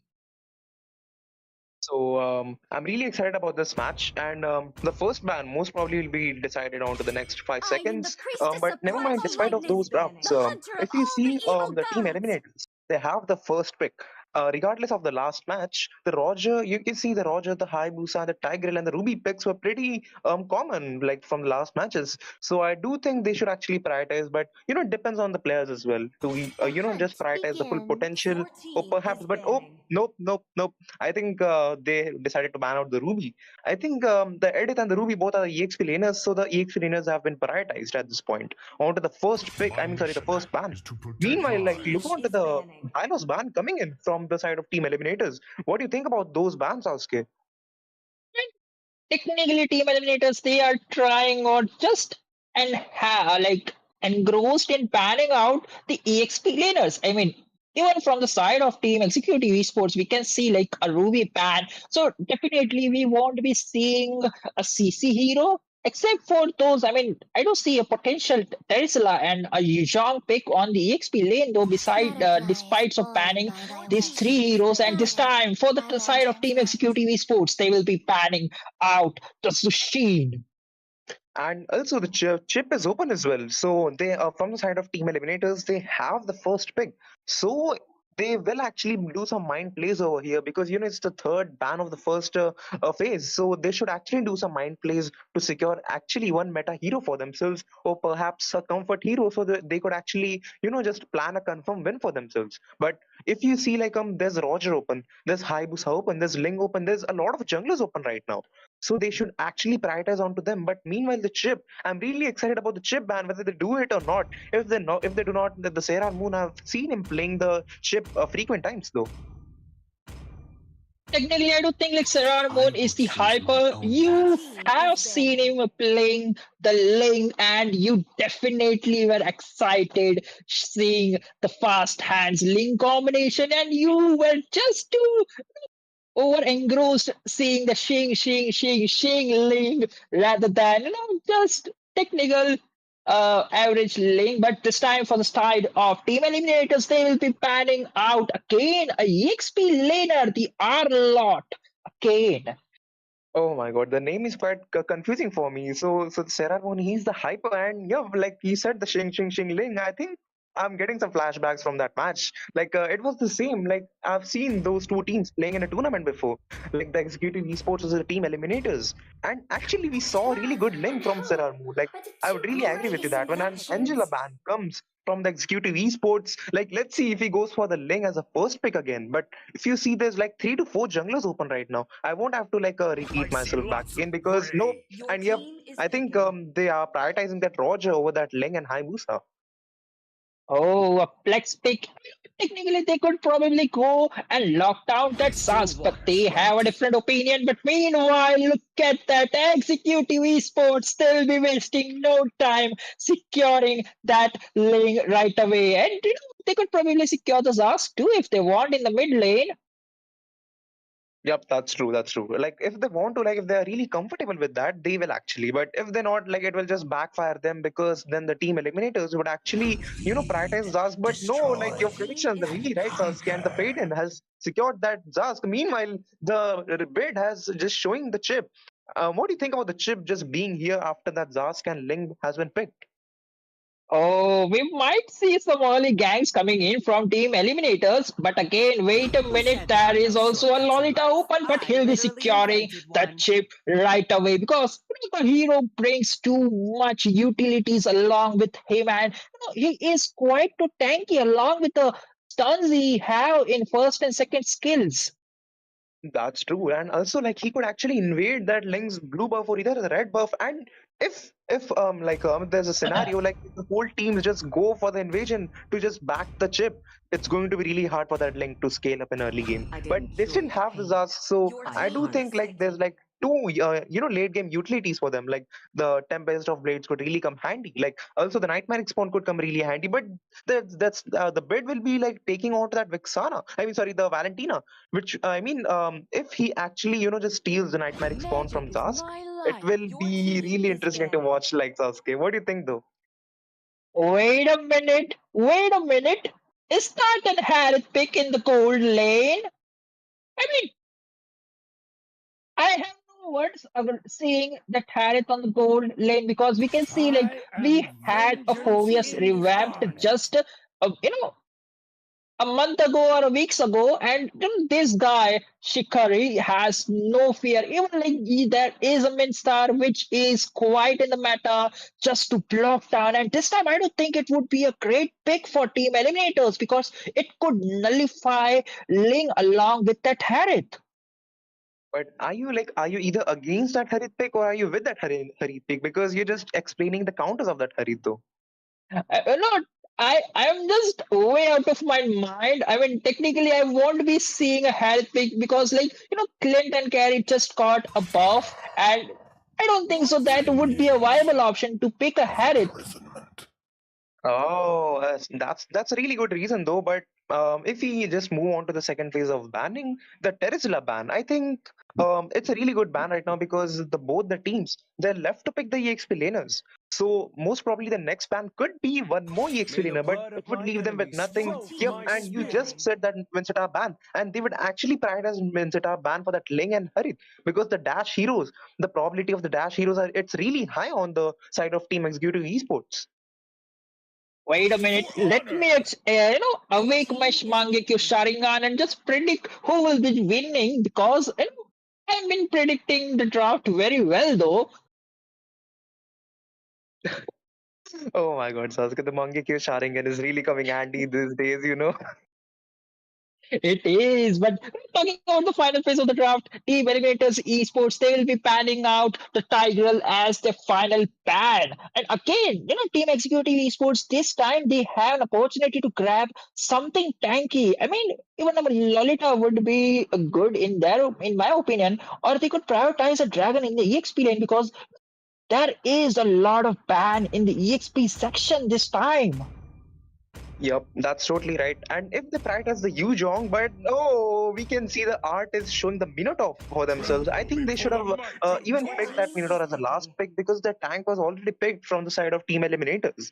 What do you think though? Like the Minotaur is a good pick right now, but it just leaves more option for that Valentina to steal one more ultimate along with that Zask's Nightmaric Spawn. If she actually manages to steal one more CC from the side of Executive Esports, that Minotaur's ultimate is going to be really scary for them. Hmm. You may be right about this one, but again, if we have a CC hero in the EXP lane, I mean that would be just come in handy. And team eliminators, they would be having ton amount of CC along with that chip, a CC EXP laner, and that Valentina stealing. I'm believing it would be stealing a Minotaur's ultimate, but look at that. Suzumi is showing or If hovering time is over a to that river, Lapu Lapu. I Meanwhile, am swimming Crisis against over the to current. that Maiden. Oh, I do remember this Crisis creating havoc with his Nathan. That's absolutely right. And like the Nathan pick, I do think the Nathan is really good over here. Like if the entropy works pretty good for him, then the Tempest of Blades would be able, like he'll be able to counter the Tempest of Blades along with that Chrono Dash coming in from that Harith. But like it just depends on the player. Like if he gets like the ambush, like the sneaky play from the Minotaur or either the Link, he could just dive in and get the kill. But it depends on the position as well. Like that's the first thing to matter. But if he's really along with his backup, it will be hard for him to get secure the kill. But oh my god, like you just said, the Yuzhong is still open, and I think the chosen one, he wants to go for the Slay Yuzhong, and he everywhere. has locked onto that Yuzhong. What do you think about the Yuzhong just being here into this current draft?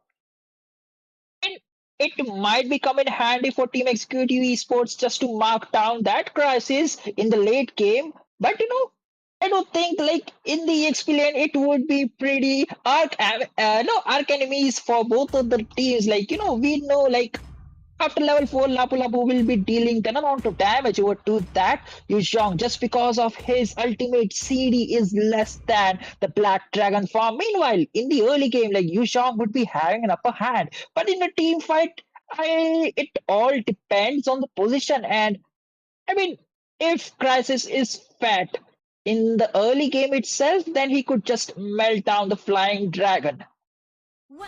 That's true. And it leaves Valentina to take one more CC ultimate for him. But meanwhile, he just diving into the land of Dawn. I think both the junglers should prioritize either the EXP or either the gold lane, perhaps getting a lot of objectives for them, because both the drafts are like the like the scaling comp for themselves. So the more they scale, the better the damage they have. But looking onto the gold side, I do think the chip should actually rotate onto the gold lane. But I think so he wants to go for the invade. Meanwhile, looking onto the mid lane, it's like 2v2 situation at this point.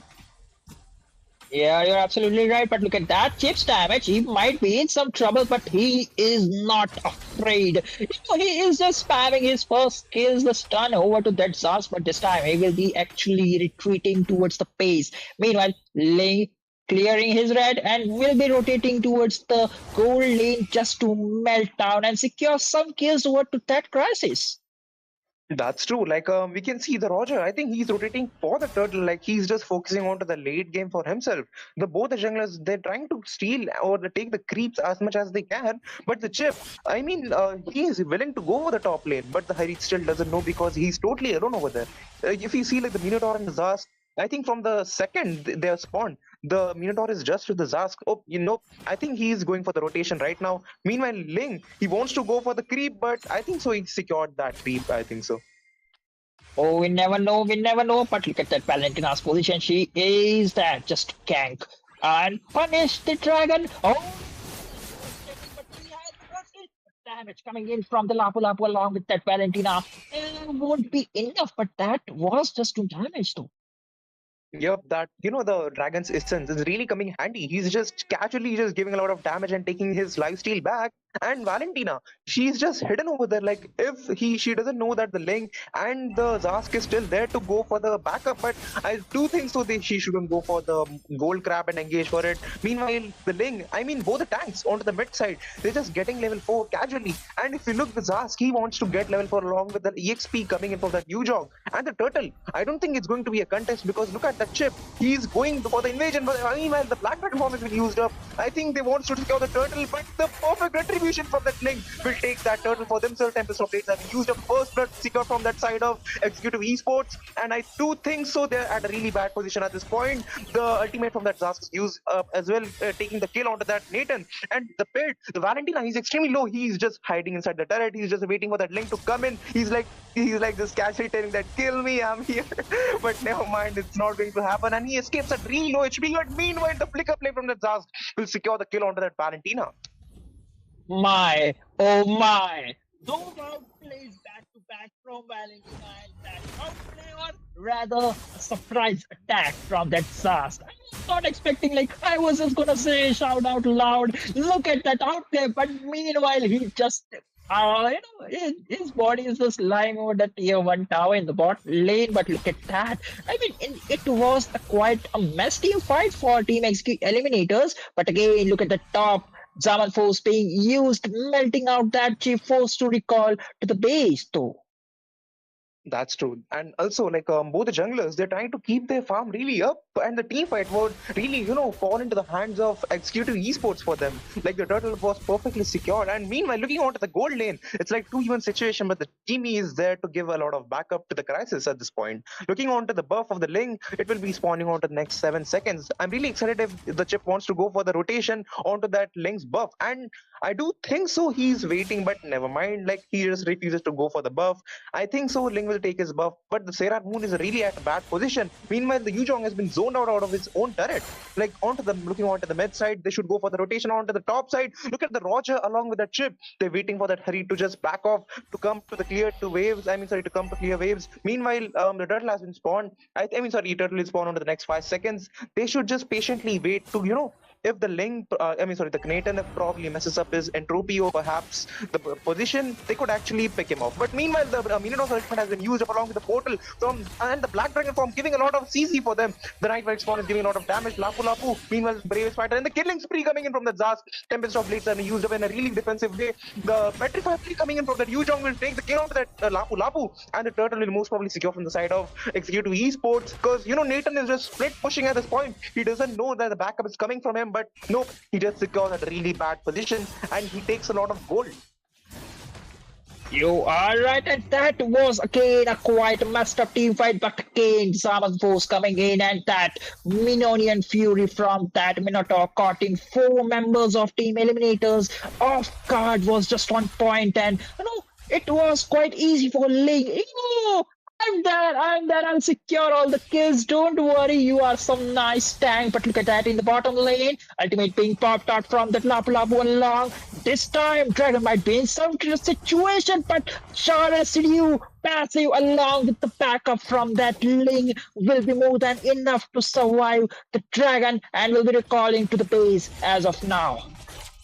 Oh my god, I really want that Dragon on my team after that lifesteal play coming in from him. Like, he just handled like 2v1 situation for the 7 seconds. Meanwhile, on to the top side, the gold tier has been taken. And the Lapu Lapu, I mean, he's just patiently waiting to go back from the connecting portal. And yep, he succeeds. Meanwhile, the Minotaur's ultimate has been used up, but will not hit anyone because the Nightmare spawn was used from Valentina to just actually secure her life. And she will actually do it.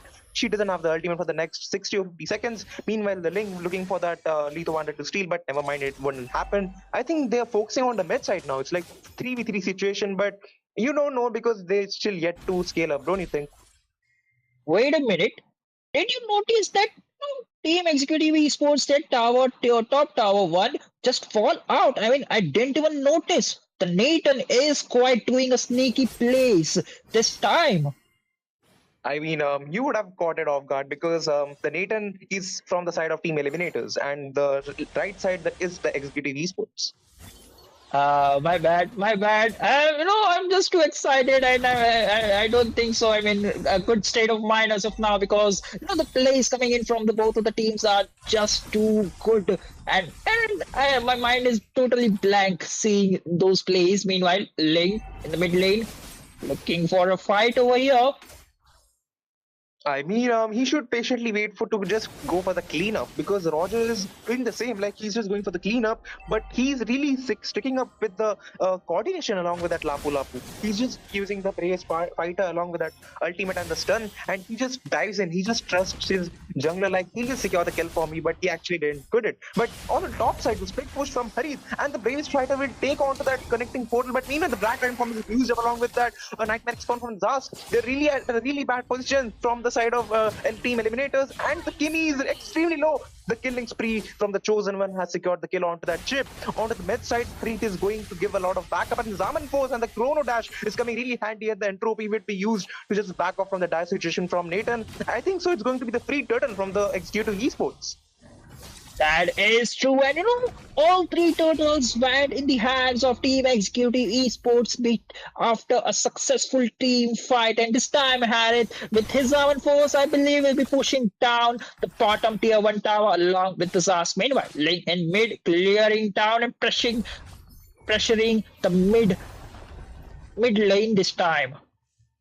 And also the Team Eliminators, like they seem to be really at a bad combination at this point because the connecting portals for that ship isn't really working well. Like they're trying to go for the engage, but they're trying to just back off, like they couldn't execute their draft properly, the CC comp, because the Lapu Lapu, he just jumps onto nowhere because without the backup. Meanwhile, you can see the art, he's just giving a lot of vision for them. The chip using the S1 to give a lot of CC, but never mind. The Shaker, he's going to I think he's wanting to go for the team fight, but the spawn has been used up from Zask to give the vision. But meanwhile, the damage from the S2 of Valentina is giving a lot of damage. Onto the top side, the Ling is totally solo over there.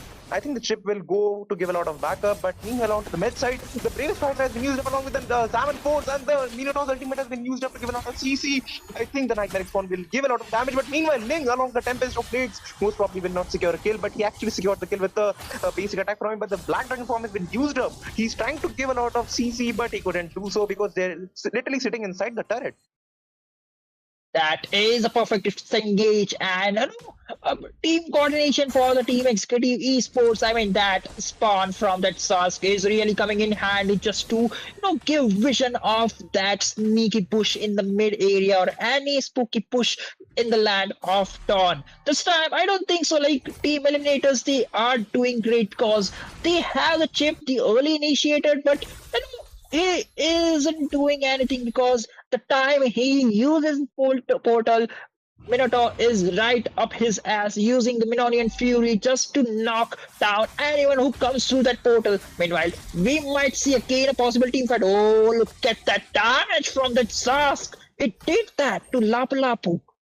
Oh my god, that damage is really tough, man. Like, how is he even sustaining that damage? He needs to build either the Radiant Armor or either the Athena Shield, or if he wants to go for the sustain, Oracle would really come in handy. But meanwhile, look onto the position of that chip. He's just, waiting for someone to, if someone comes over here, I'll just give them a CC and call my whole teammates to just gank you out. Like, look onto that Art's position as well. He's at a really good position. And meanwhile, Roger, he's totally solo over there. If the Define Sword is perfectly hidden, but they want to go for the kill, but never mind. The Ling wants to go for the kill. He still doesn't have the human form with him, and he uses to just back off. The Lord has been up. The Bravest Fighter most probably will be used in a really good manner, but onto the top side, the Nathan is going with the split push. The team fight to really go on. He's just distracting his teammate to just go onto that base. Meanwhile, the team fight has been taken down, and the Lord will be secured from Sarah, who is going to be his diamond force, been used up along with that Black Dragon form to give a lot of CC. The Suzumi has secured the kill onto that part. Look at that Lapu Lapu, he's extremely low. And Sarah, oh my god, the Blink, he's extremely low as well. They wants to go for the kill, but and the Lord was, the retribution from that Roger, the Sarah moon was totally perfect. But and if you see the Nathan, the perfect split push plays coming from him, we're really excited to see. Exciting to see. I'm quite amazed, like seeing the 4v5 situation this time somehow worked for team eliminators, but again, there's no Crisis destroying that mid tower, and this time Roger somehow securing that kill. Entropy being used in a defensive way, but look at that damage from Crisis, melting down health with just that sneaky deadly arrow from the bush.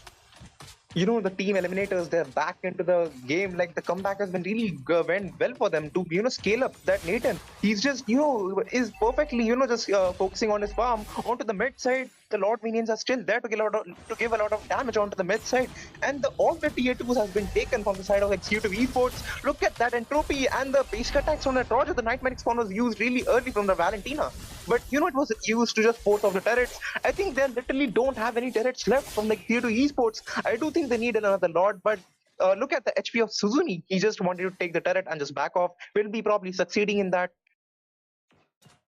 I don't understand this. Like, it was Team Executive Esports who secured the lot, but look at them. They are the one losing all of the inhibitors of their tower. I mean, of their team.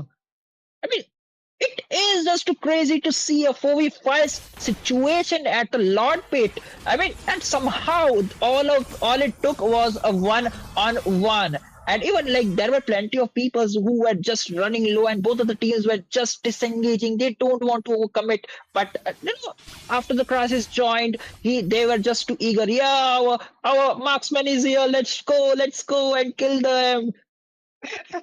And that was totally true, Sasuke. But if you look, the Lord was secured from the side of team eliminators. Like, you just pronounce it double wrong, but just move on to the match. Like, both the teams, they should actually freeze for them. Like, the team eliminators, they should freeze so that the team executive esports, they won't get farm, so that the Harith and the Ling will not get in the farm to give a lot of scaling, to give a lot of damage. But the next Lord will be spawned in the next 25 seconds. You are absolutely right about that. I mean, look at the score. It is 3-10, and somehow we are seeing like team eliminators, they are in the gold lead ahead with okay, it's 1.3k gold lead. That's true. Like the tables were turned so drastically. From the team eliminators, they were actually losing every team fight in the early to mid game, but they really showed in the late game what they are actually made of.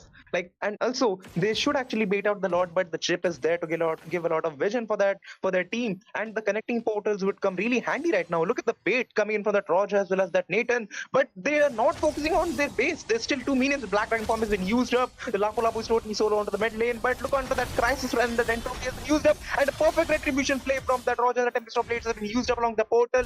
But look at that Lapu Lapu is just taking and just snatching that base, like, because no one actually focused onto that base, and they will totally punish for what they did.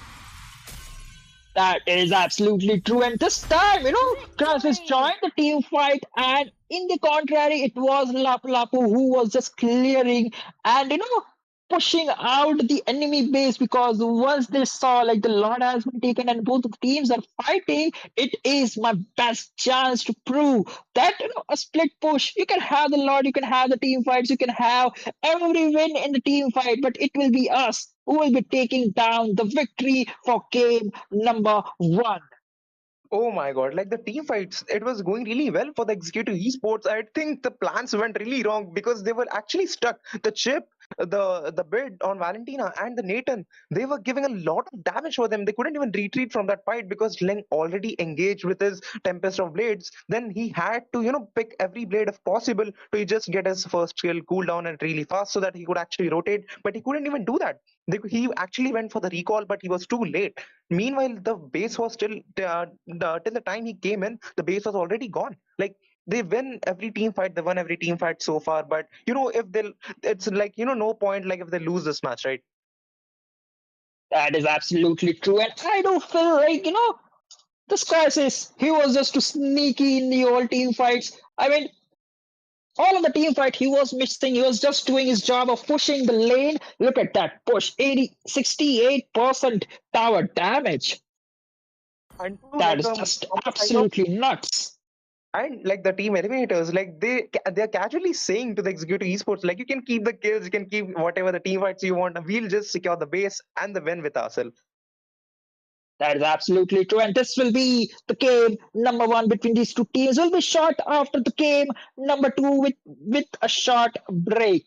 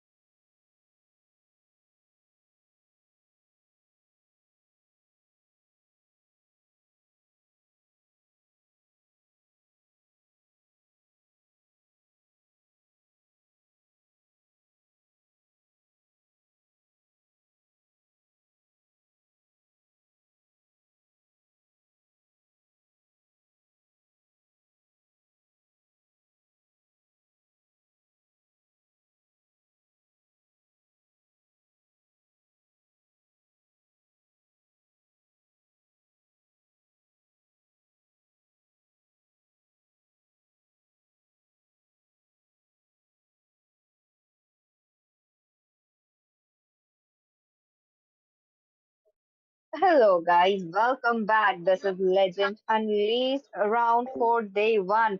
And again we are back with the match two between the Eliminators on the red side and Executive Esports on the blue side. With that, we are already in the draft. And joining me today it is none other than Leon. Welcome Leon. How do you feel about how the match will turn out?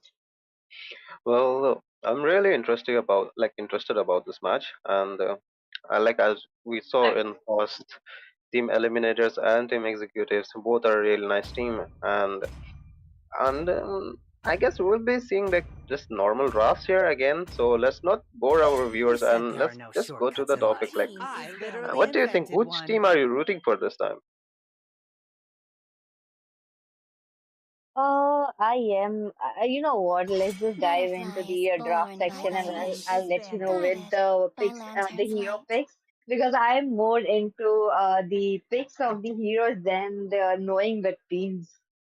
So I'm just Okay. excited to see if we can see some new team comps or maybe something new. You know, in the last I match, see lots of they did gray. one by split push. Maybe this match we might be seeing that again.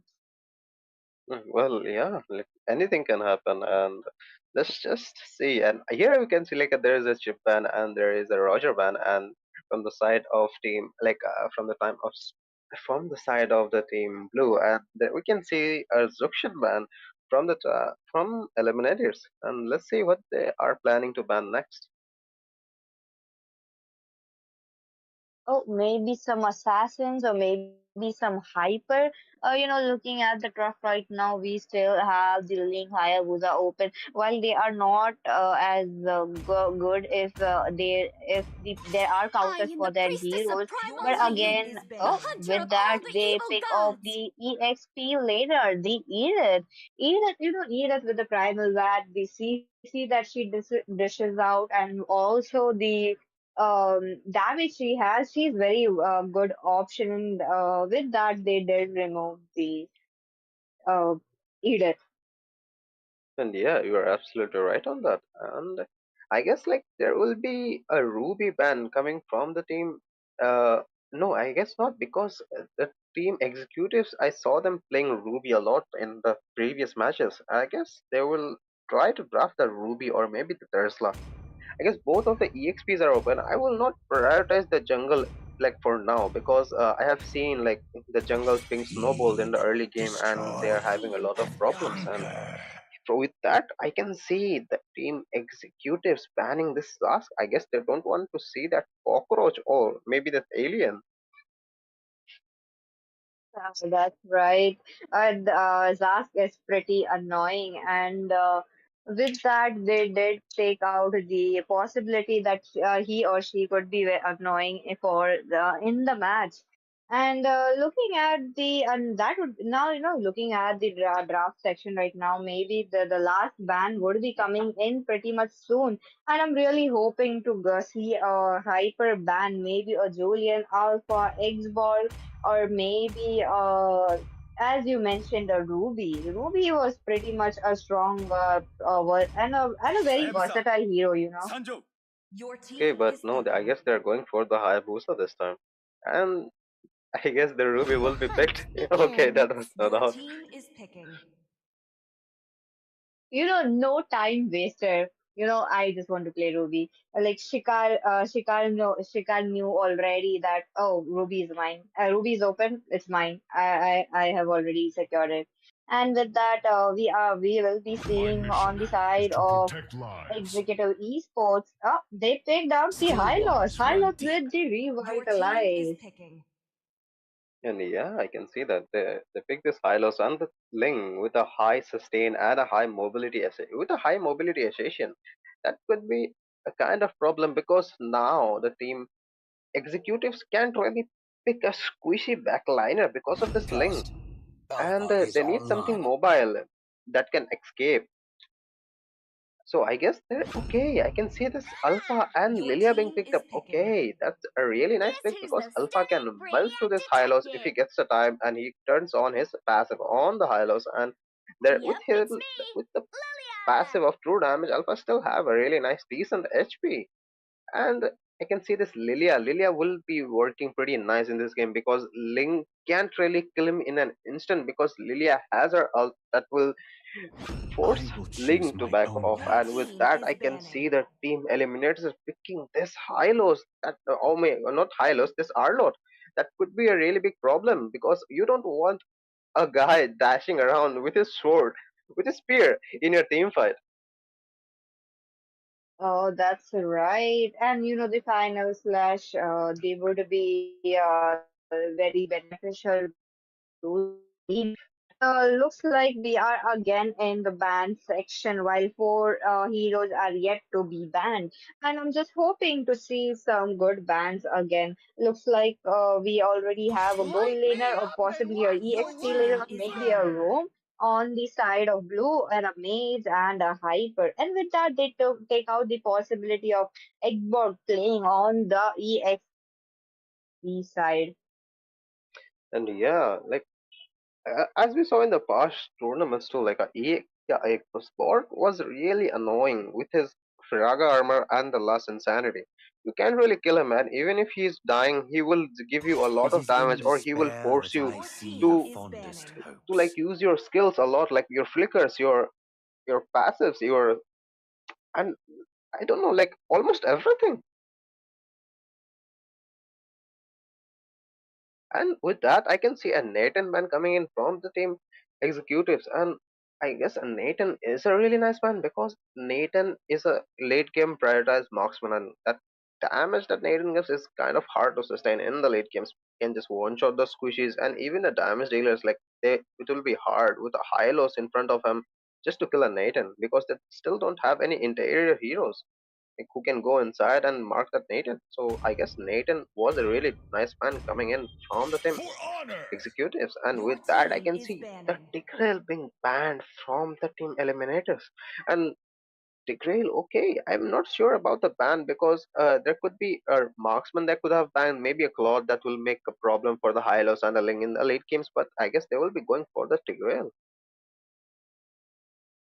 Oh, that is new, but looks like they really don't want that implosion flicker play coming in from the side of blue. And oh, look at that! They really removed the possibility of an Angela and Link together. Hylos could have played it in the EXP while Angela could have gone in the room with the hard guard. She could actually give support to the Ling who would be a little squishy. It looks like if Ruby can place her second skill or maybe the ultimate right on when he's on the wall, she can actually get him down.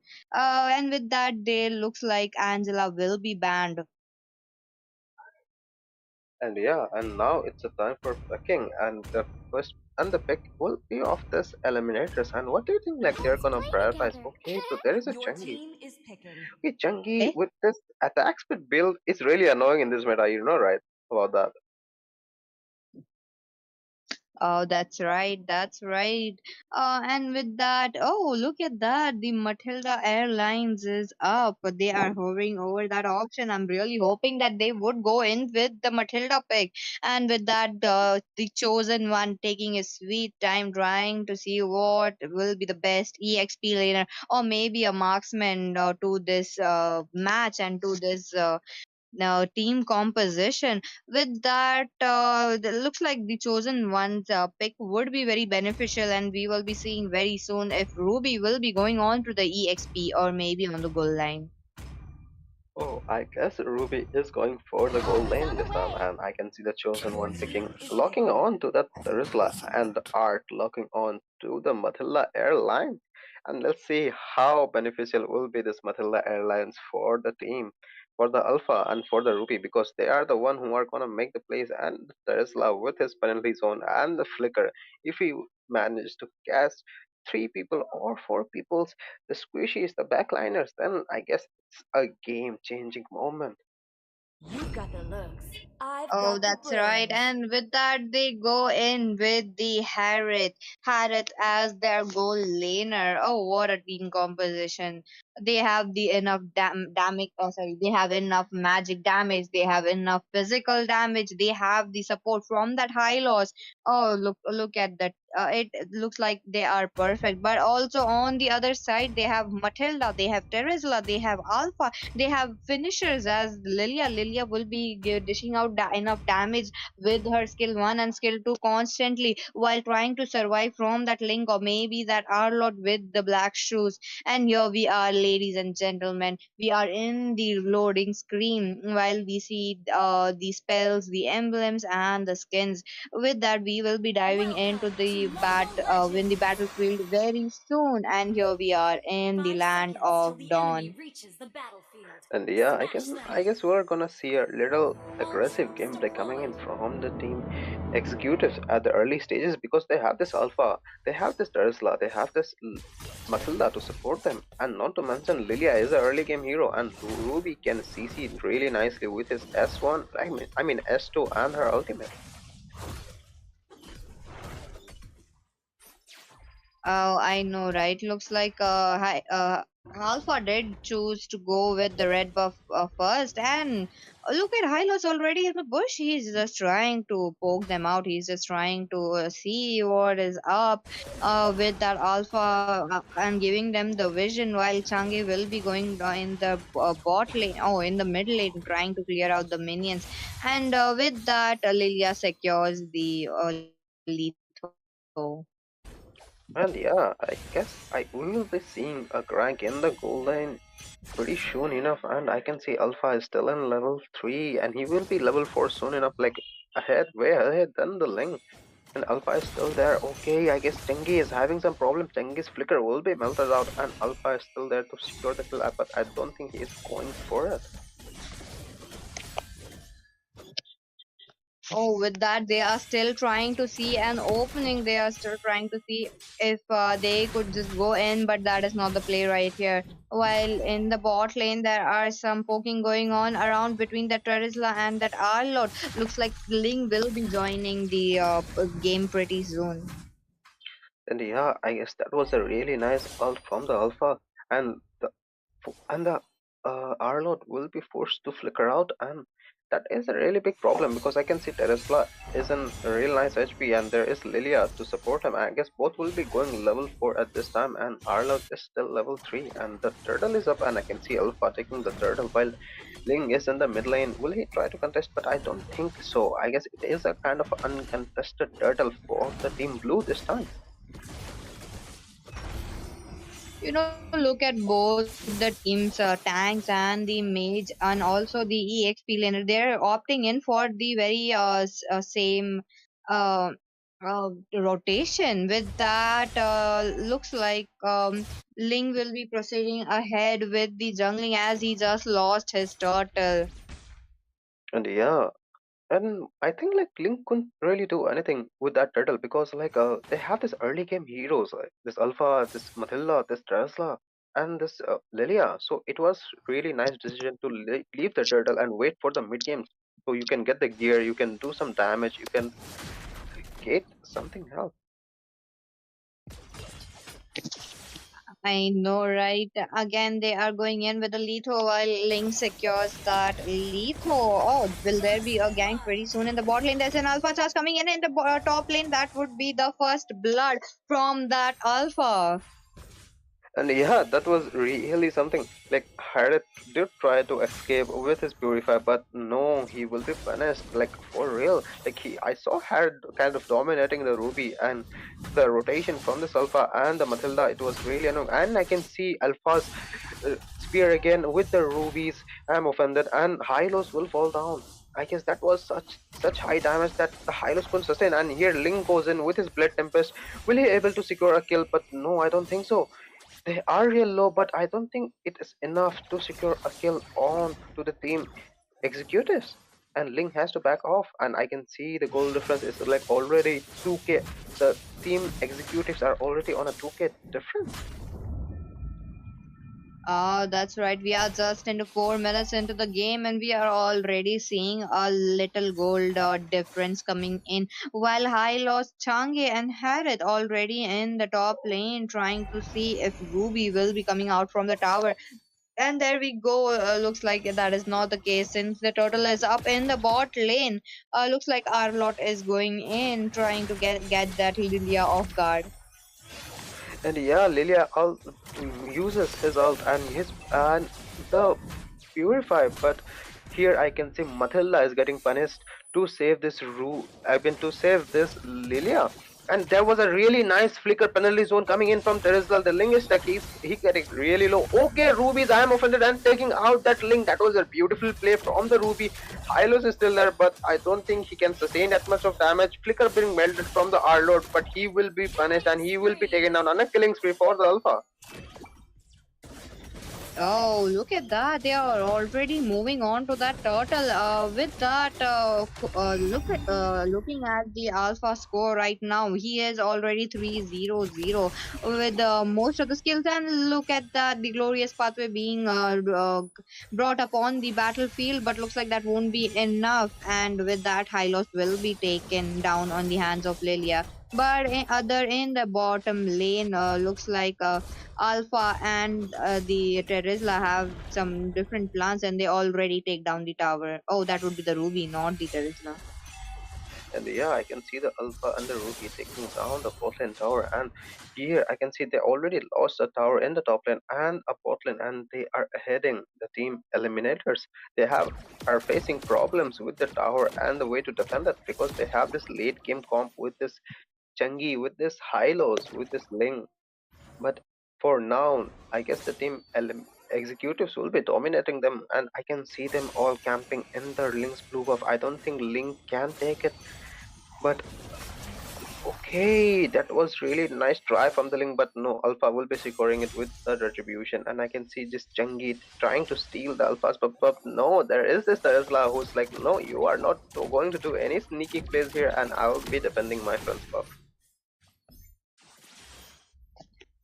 That was close. That was a close call for Change. You know, if the blue team was already present with Terizla, that could have been the problem, but that is not the case.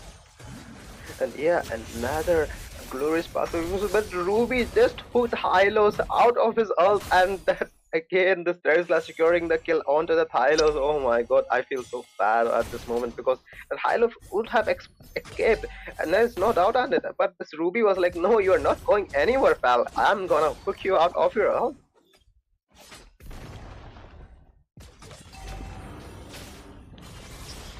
Oh, that's true. That's true. Along with that, looks like there will be some. Oh, look at Matilda right now. With that, Arlot might be in some trouble. With that, the High Loss just joined that Arlot, trying to provide some support. Yeah, you're absolutely right, and they are just dominating the jungle right now. The team executives, and they're not letting Link farm properly. Like, just see with this Matilda, they are rotating so fast, and they just took the buff of this Link, the red buff of this Link, and now they're going for the blue, and they will be taking it too. I guess the team executives just have to hold the lanes for long enough so that Changi will get his gear, and it will be really hard for the team executives to do something in the team fights. But that's the case if they let the Chengi farm or this Ling farm, but I don't see Ling getting enough buffs and enough minions so he can farm up. You know, that's right. And while that is going on, oh, looks like there will be that Link getting in trouble while he escapes with the skill 1. That was a very close call again for that Link.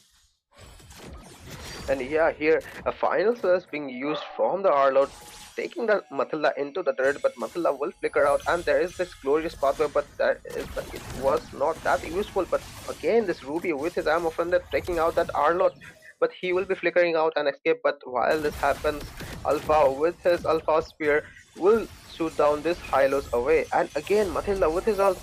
The Chengi is in a little trouble, but no, Chengi will flicker out, and the mid lane will be taken down. Oh, that is the important turret of the match right now. And with that, Ling is already in the top lane trying to split push with Lilia going over. Oh, that. And yeah, I can say that Matilda was having a little trouble onto the Charlotte. I thought Matilda would be falling, but no, Matilda just escapes in time. That was a really nice, great, like really nice gameplay coming from the Matilda. And I can see like they are just zoning and they're just invading the Lynx buff again. This time, okay, and there is another Alpha's up, and this Arnold will be taken down while the Lord is up. I don't think it will be a contest. Like the Ling would not be contesting this Lord because they are way underfound right now. I can see there is a 8k, okay, 7k gold difference, almost 8k gold difference coming in, and that's something that you don't want in the early 10 minutes of the game. And I can see the Alpha securing the Lord, and I can see this Harry trying to split, but I don't think he will be successful because Lilia is still there and he will be clearing the waves. Even though they have this goal difference, it was just because they literally took that buffs from that link. He was invaded again and again. That was made sure that he wouldn't get his blue buff, his red buff. Look at him right now. He just has his red buff on him.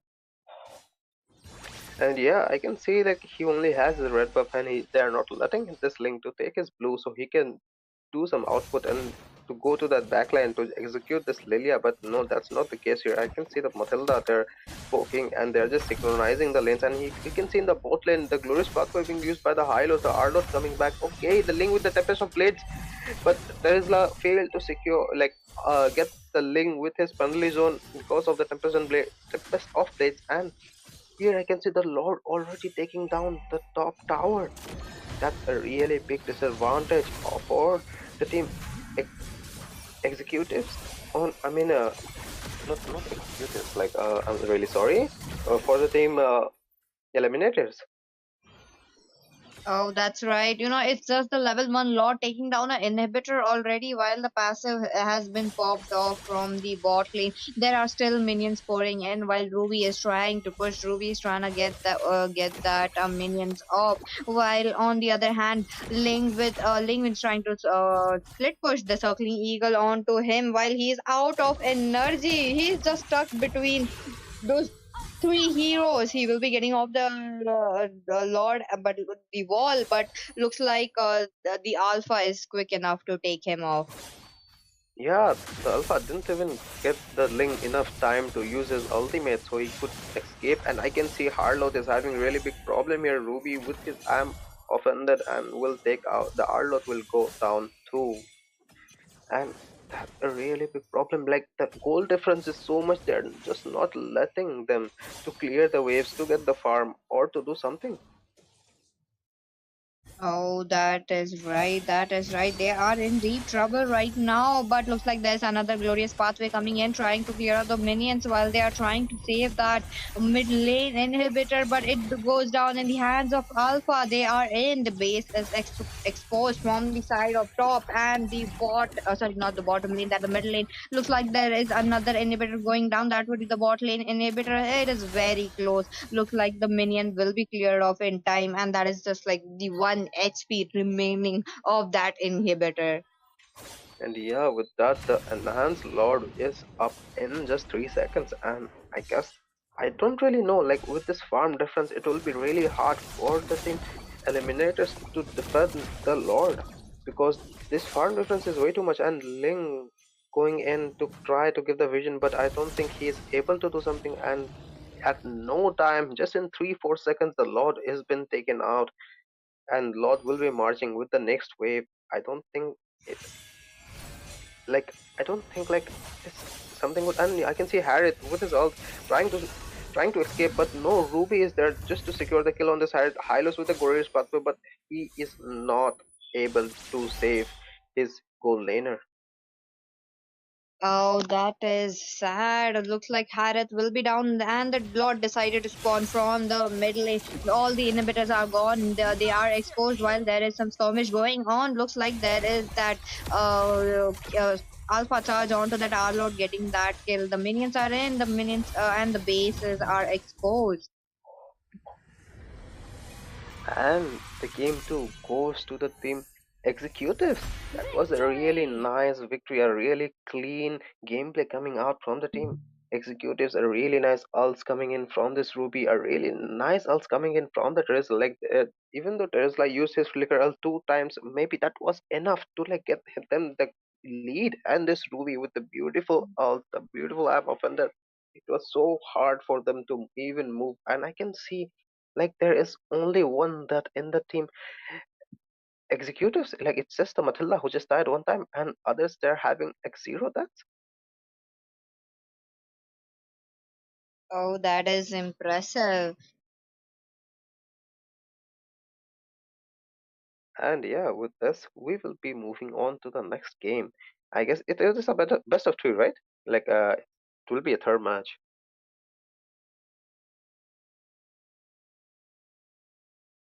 But don't worry, there are still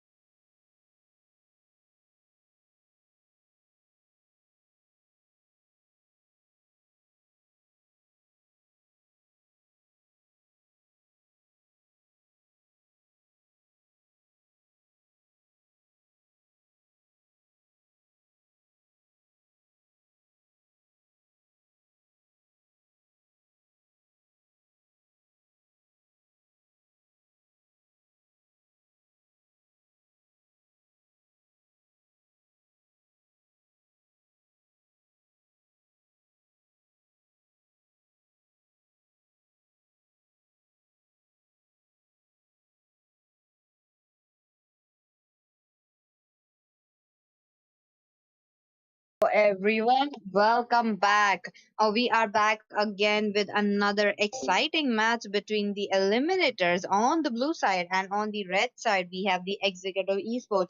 Since this is the best of three and each of the teams have 1 points to each of them, and again this will be the deciding match of who will be going on to proceeding on to that tournament of Legends Unleashed.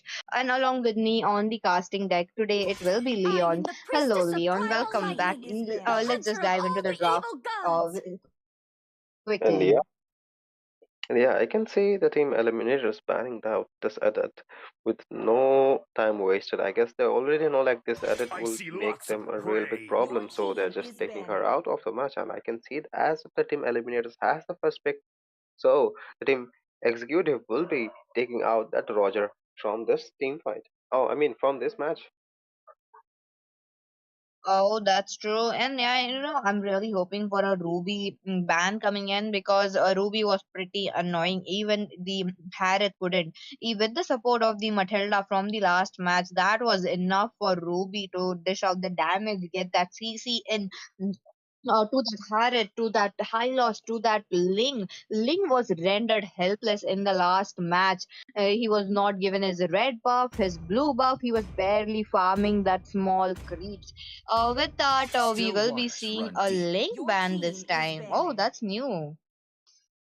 And yeah, I guess they don't wanna play the link this time, so they're just banning it. So opponent will not be playing it either. And with that, they did pick out the Ruby, because on the side of Eliminators they have the first pick, and they might go for the Ruby pick again, because Ruby being a very versatile hero again, she could go gold lane, the roam, or maybe that EXP. She would be played on the three of the lanes. That is the biggest advantage of the Ruby. And yeah, you're absolutely right on that. And in the last match, we saw that Ruby making a lot of plays and not letting that Harith to play peacefully because Harith couldn't really do anything with so much of CCs in in the opponent team. And now this the team eliminators ban. And let's see what they are planning to ban this time. My I mission guess is okay, to they're just protect taking out this lives. Hylos of the team, and that could be a real nice ban. I guess they're just prioritizing for the Terizla, maybe the Zuxian. What do you think about it? That could be possible. And even Zask is open. I'm just anticipating for a Zask ban right now. That could be possible. Yeah, that Faden could banning the Zask out. We still have that last ban before we are in the picking phase again. And with that, they are taking that slow and sweet time, trying to make a strategy, making sure that the eliminators who have the first pick, they really don't want to give it out whatever heroes that they want to play. And yeah, I guess it will be a Zask or a Zuxian ban. And as I said, it was a Zuxian ban, but I see the Zask is open, the Hayabusa is open. So now it's one team eliminators. What hero are they planning to pick? Is it the Hayabusa or is it the Zask? Okay, and no time wasted as the Zask got picked by bid of the team eliminators. That's a strong pick coming in from the side of team eliminators. With that, since this is the best of the best teams we have in this tournament right now, with the eliminators trying to battle it out with the executive esports, we really don't want you to miss out the action. So so please like and share, and also subscribe. Bring in your friends, bring in your family, or just enjoy the tournament, and make sure you guys participate in the upcoming tournaments. And with that, diving into the picking section, we are seeing a Chip and also a Valentina. Oh, that is some pretty strong picks coming in from the side of team executive esports. And yeah, you were absolutely right on that. As we saw in the previous tournaments too, like even the previous matches, this chip is really annoying, giving the all the map control, all the CCs, the crowd controls, 10 and years. Valentina. They just picked Valentina so that she can steal this Zaskalt, and they will not be pick some like they won't be able to pick something that who's way too alt dependent, who's able to make some plays because Valentina's alt IMU will be copying it. And I guess now, still now the Hayabusa is still open, and I guess Your Team team is Eliminators picking. are not planning for the Hayabusa after all, and they will be picking this Alpha.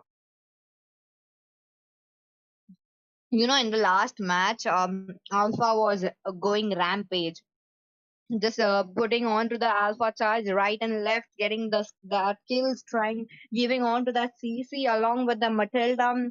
The shield that the alpha was gaining along with the support of his team, that was impeccable. With that, looks like Team Eliminators will be taking on to that alpha with the Serrar Moon on the retribution.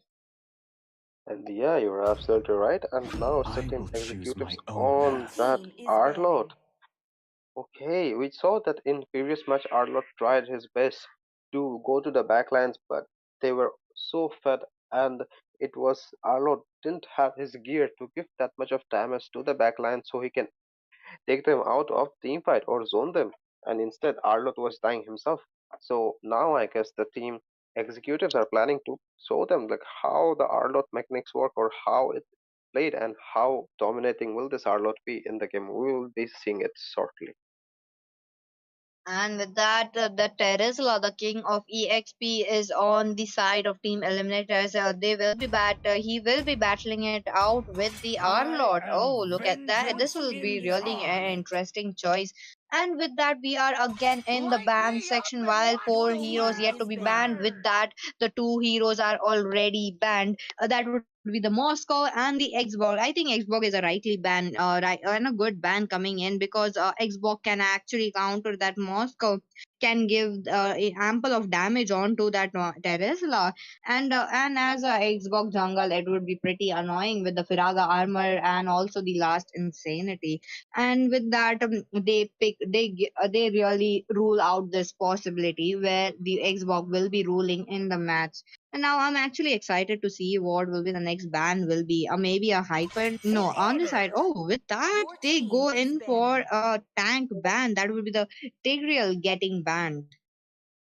And yeah, and banning the Tigreal, I don't know, like maybe it will be useful or maybe not because they have this Valentina, but at the downside, Valentina can only copies only one ult. Maybe it's the Zask or maybe it's the Dresla, but they don't want that to pick the Tigreal too. Like then the Magic Valentina is will be my confused. Like, life. okay, Your which team ult is have should picking. I be taking? Is it the Tigreal or the Dresla or the Zask?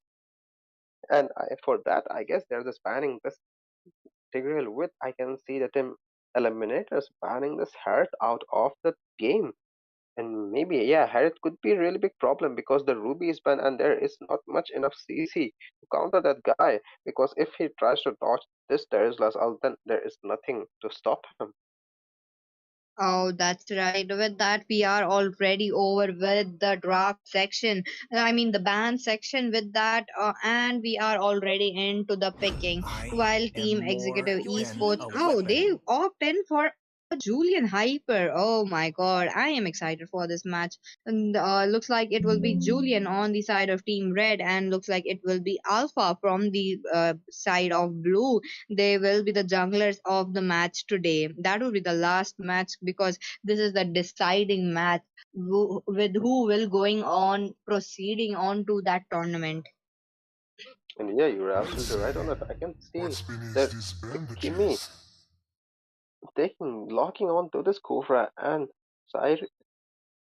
Sirius over this hovering over this Claude and Carry, but I think Claude will be a better pick over a Carry. But okay, a Lunox may work too, but I guess he's just going for the Claude this If time. Okay, time but is a river, no, it's the I'm Nathan. swimming It's against the the man who just current. helped them win the first match with the pushing, and he will be playing that Nathan again. Oh, look at that. They will be playing Nathan again. Um, With that, Kufra will be countering that chip. I'm really not sure about that. While chip with the shortcut will be providing ample of support, the map control will be on his hands. And with that, we have the last pick coming from Shikar. Will he be locking the carry? He is already deciding. He's trying to take a sweet time, trying to pan out his options. And with that Fortune carry, favors the or maybe a gold. Claude, or Fight maybe a me. carry, and with that, a Claude gets locked on. And yeah, you're absolutely right. And there is this Claude against a Knight, and there is this Kofra against the Chip. There is this Julian against the Alpha. There is this Terisla against the Arlot, and there is this Zask against the Vectana. I mean the Valentina. So it will be a really nice match because I can see like both of the teams have the counters, both have someone for the late game and for the early game comp, and that's a well balanced draft from both of the teams. And this match will be really interesting. Something that we want to see. Some really interesting plays will be coming out from the Starzla and Kufra, and from the side of Team Eliminators.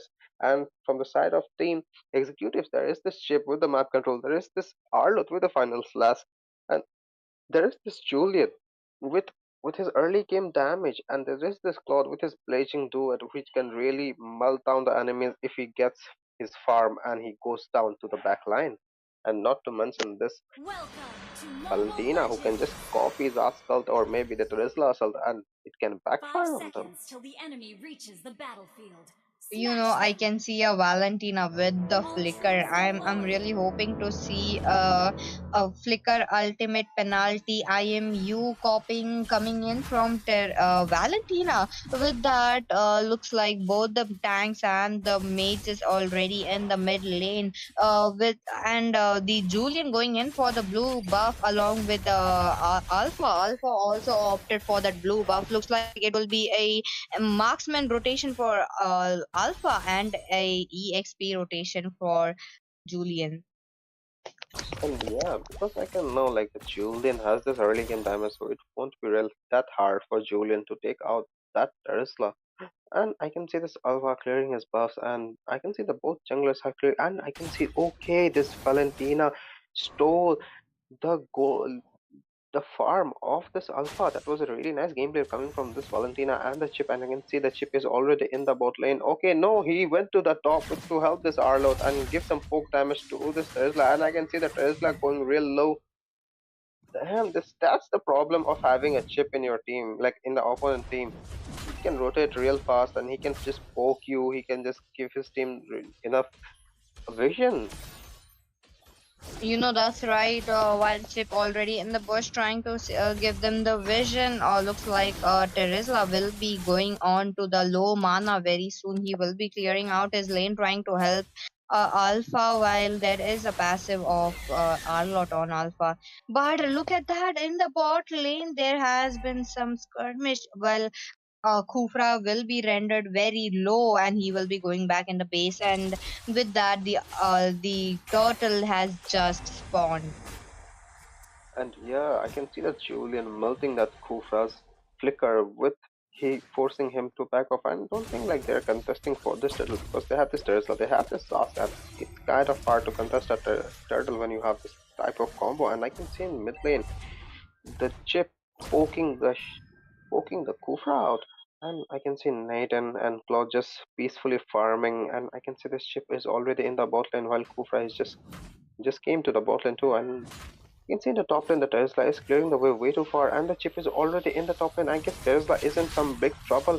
Julian is there, he's melting his ult. Tesla using his like penalty zone just to escape, but Valentina copying the ult of the Tesla and using it on him, and Zaz successfully getting the kill on to that Valentina. And here I can see Alpha is in the team fight.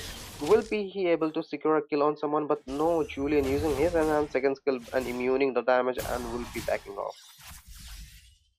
Oh, with that, Kufra will be. Oh, what just happened? Why is Kufra already in the mid inhibitor? Oh, with that, they are trying to get that gold from the gold sheet in the mid lane and also in the bot lane. Look at that. Um, Nathan is pretty much low in the mana, and he's just trying to battling it out with the for the gold crab, and with that he uses his entropy trying to escape, and that is it. He goes back to the base. And yeah, I can see like this game is like kind of really slow paced, and there is not much successful ganks from both of the team. It's like one for one trade. And I can see Kura charging, but Chip will be knowing that, and he will be backing off with his S2. And this Julian, let's check the farm. Okay, I guess the farm is kind of just similar, and the team Eliminators are heading in just 500 gold, or maybe 1000 gold ahead. But that's not that much of a gold difference to be something that to be mentioned. And I can see they are all in the turtle. I guess we are gonna see a turtle fight here. Chip using his portal, going to the top lane, and Chip going in to just poke this Alpha. Kufra charging, but okay, Julian, a really nice dodge from the Julian, and this Alpha is in some trouble, but and Alpha will be taken out, and Julian successfully securing the turtle, and Chip will fall from fort of this last. That was a really nice gameplay coming in from the team executives. Like the Chip's ult was so perfect. The Claude just went in, used his uh, blazing duet. Okay, and in the top lane, I can see the Valentina using the penalty zone of this Tesla, but Nathan just flickering out and surviving.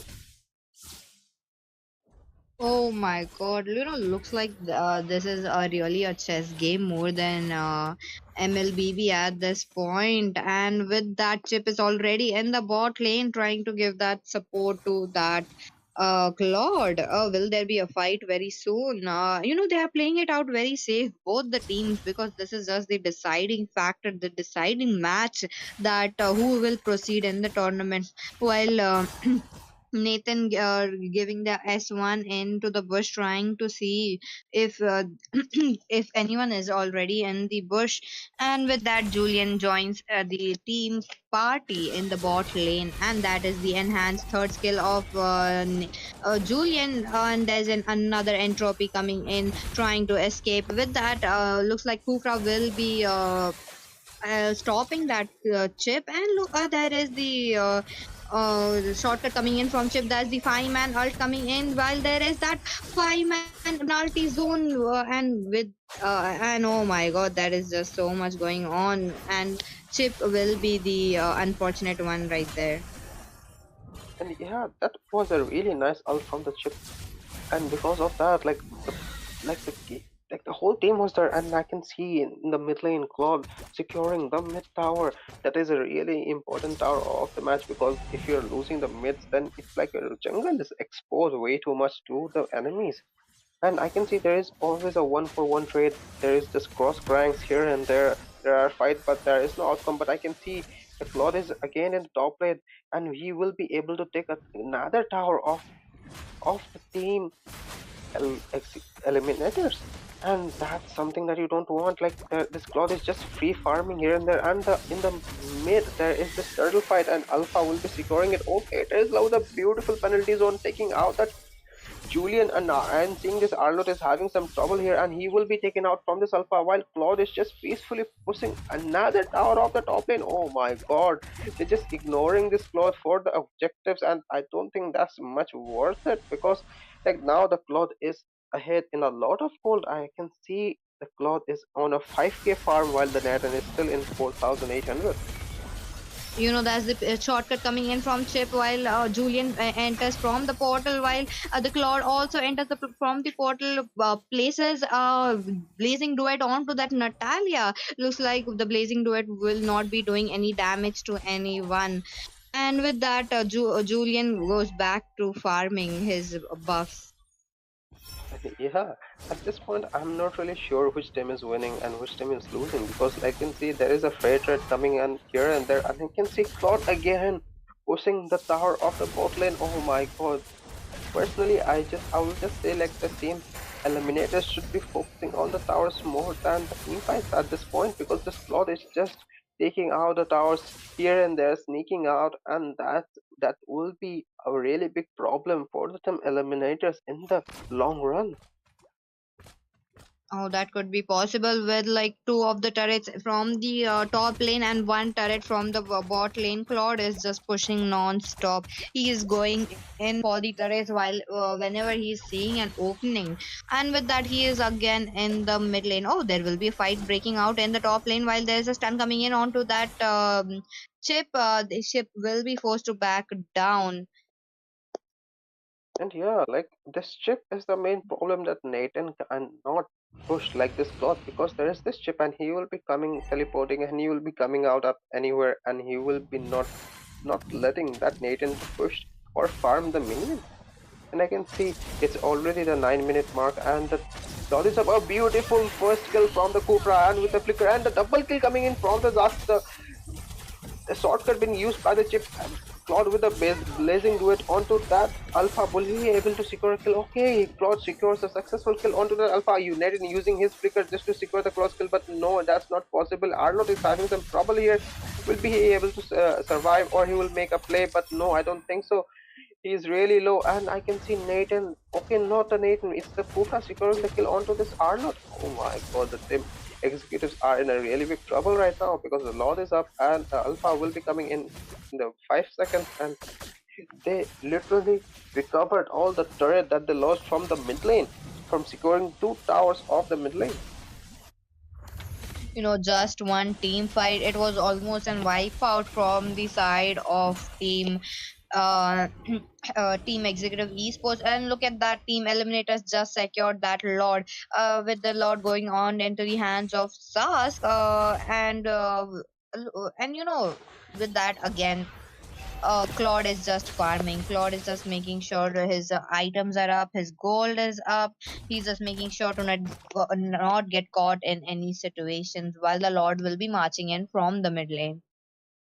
And from the item list, I can see the Claude is having a 8k gold with his 3 gears being completed, and while the Nathan only has 7,000 gold, even Cloth has a 1k goal lead, but still, like Cloth is way too nerfed for this time, and he needs at least 4 items to give some damage or to do something in the team fight. But there is this Alpha, there is this Rizla who are just stopping him, forcing him to use his ult so they can just cancel it. But there is this Chip too who's just taking all their ults, dying, but he's just melting all the resources of the enemy team.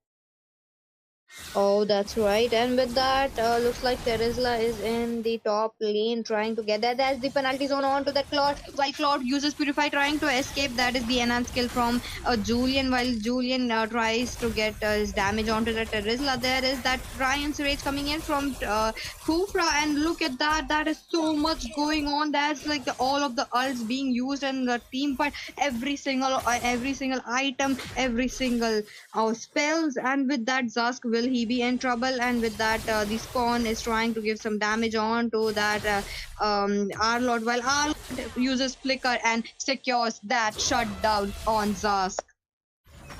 And yeah, that was a really beautiful team fight. Like at one moment, I saw like the team executives are winning. One moment, I saw the team eliminators are winning, and then it was like, oh my god, the trade was just crazy. And another penalty zone from the Srezla, but Claus will use his uh second S2 just to escape from the penalty zone. And the Lord is coming in with the 50-second mark, and I guess we are gonna see a really good Lord fight. I can just feel it in my bones. Oh, that's right. That's right. With Chip using his shortcut onto the map, maybe we will be seeing what happened in the first team fight. And look at the score right now, 10 for 10, and also the goal difference. That is not much, barely a difference between 300 to 400 gold right now. And like every team fight, it is just like eliminators winning one team fight, then again executive esports will be winning that one team fight. Oh, with that, the looks like Khufra will be spotted in the mid lane by that Arlot and Valentina. And yeah, like I can see this Claude again trying to push the lanes. I guess Claude is way too sure. Like, okay, I'm just not letting them do their shits, and I will try to backdoor. I can say Chip using his portals Again, will be he coming to the top lane? But no, I don't think so. He's just there. Okay, Claude baiting perfectly. There is last penalty zone while he takes some damage, but he is still safe and the Lord is still up. Here I can see the Chip is having some problem. He's using his ult. Claude coming in with a blazing duet. Arlord with his dashes, but Alpha will be forced to stop him with his Alpha charge, and I can see this Valentina out of the team fight. And it's a And 1-for-1 trade again. That's right. With the Julian being low on HP, he is forced out to go back to his the jungle cream. Looks like this is again will be another uncontested Lord. While Chip is down, Chip will be spawning in few seconds, but that is not enough. The Lord going on in the hands of Serar Moon. He goes in for the Julian's buff again. Oh, looks like that this is opposite from the last game. He really wants that revenge of him taking the Link's blue. And yeah, Alpha is like, okay, you just didn't let me farm the last game, and now this time the things are on my hand, and I will not let you farm this time. And I can see the Lord marching in from the top lane, while in the mid lane there is this Julian, Arlott, and Claude trying to stop the wave. But there is this Kufra who's ready to charge, and I can see, I'm just feeling it. Okay, will Kufra charge to someone?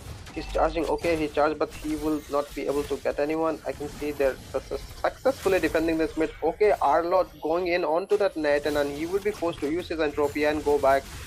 And I can see the Lord is still there in the top lane. Okay, Chip using his conceal, trying to go to the back lines to use his ult, but I don't think it will be happening this time. I can see Kura charging, but I don't think he'll be going this time. But because he knows like he don't have his team with him right now, and if he goes, it's like a death for the Kufra. Ah, that's right, that's right. With that, just the top inhibitor gone. What a match. They really managed to get the Lord down within few seconds. They really did not let anyone get into the inhibitors. With that, the minions are still pouring in. They are trying to clear it out. It is the executive esports on the red side. They are just clearing out the minions. Oh, there might be some skirmish on the top lane. With that, the Kufra misses his charge. Maybe the distance wasn't enough.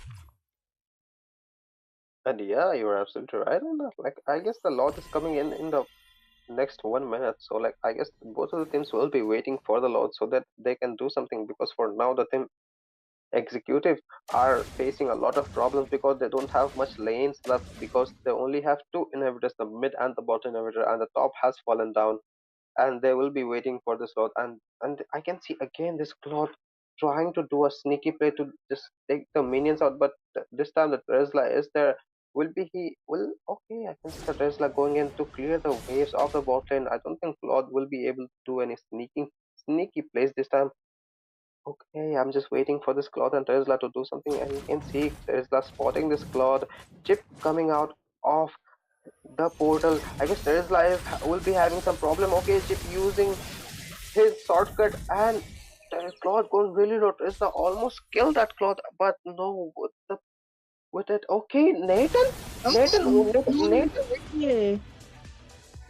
Oh, I guess that was unexpected from the Nathan. I guess he thought like, okay, they all have recall and I will be going there. But no, it was not the case there, and Nathan will fall down. And here is like 2-for-1 trade, 2-for-0 trade from the teams. And I guess the team executives will be going for the Lord this time. I can see that Arnold beating the Zas to use his ultimate. A really nice third enhanced third skill from this Julian. And there's this. Okay, there was a nice ult from this Kufra, but Zas is really low. But the Valentina will be able to secure this kill on the Zas. And with this, the Alpha managing to survive that chip. And here the Julian will secure the Lord. And now the game has changed again, and there is so much happening in this game. I can see this Valentina is in some. Oh, I mean, this Julian is in some trouble, even though he used his Winter Crown, but he will be punished for overextending the fight and staying in their jungle for too long, and he will be going down while the Lord is marching in for the top lane, and the Tesla is there to clear it.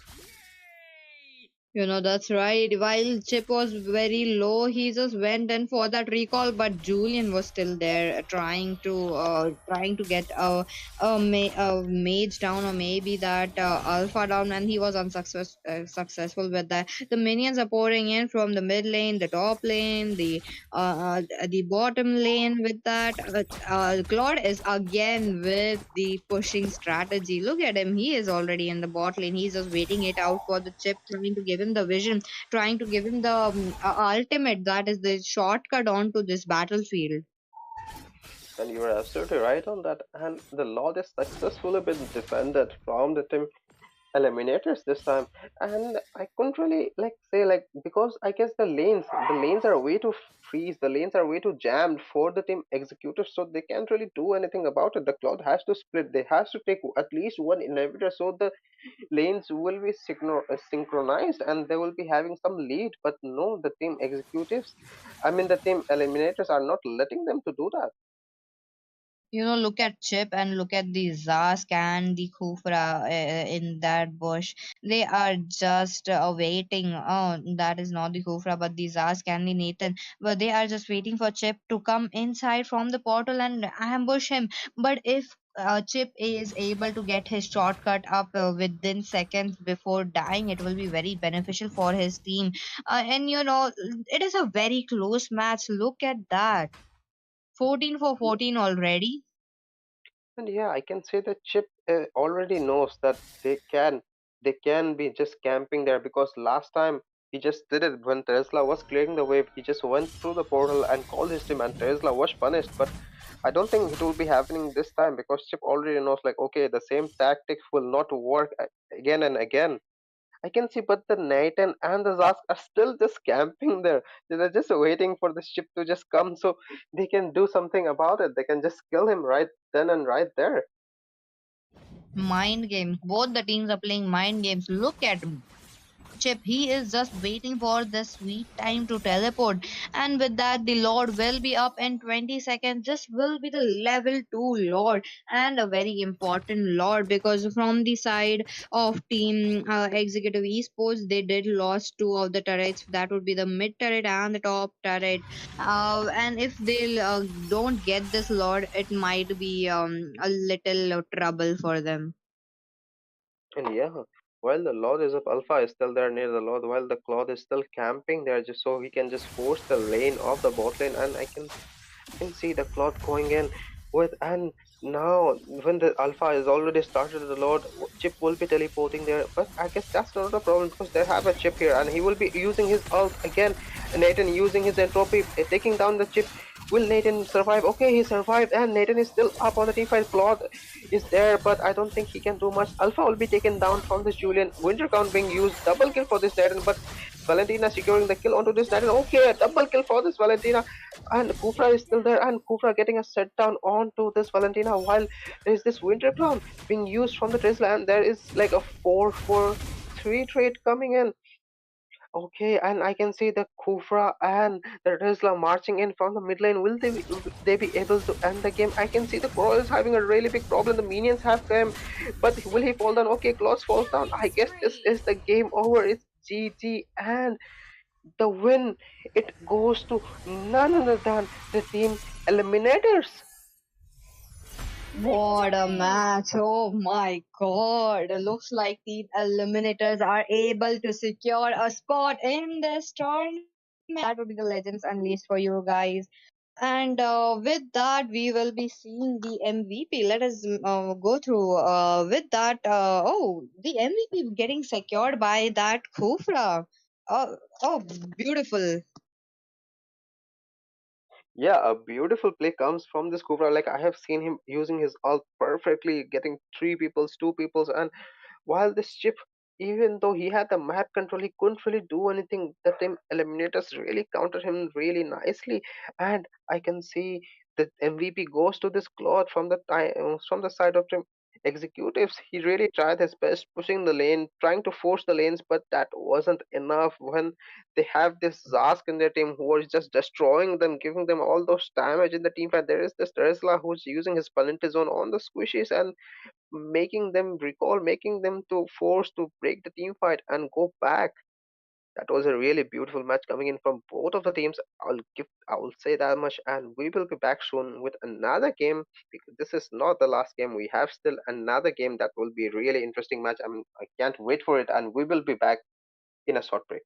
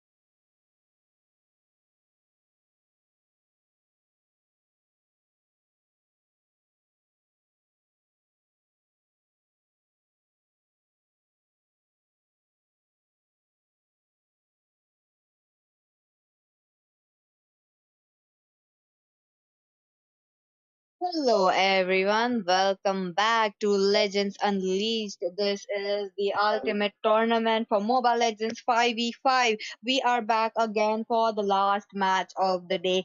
Since this is the best of three, there will be three or maybe two matches battling it out against two teams. And today those teams are Zohunt on the red side, and with that, ThighTooThicc on the blue side, and we are already on to that draft with Hayabusa being banned. And to remind you guys, we are along with me. It is my co-caster Leon. I see Welcome lots of back, Leon. prey. Your team is Mm, banning. yeah, and I guess we'll be seeing just casual drafts Still here, waters maybe run deep. association Your bans, team is banning. fighters and mages ban because after the first match, they both of the teams will be knowing the tactics of the opponent teams, their heroes, and their comfort picks. So for now, they will be just playing safe by banning the meta heroes. Oh, that's right. Maybe we will be seeing a Ruby ban or maybe a Zask or Butterflies Julian. born And by with my that, flesh Zuxin is just got guided banned. by Zuxin, lantern's the light. annoying mage.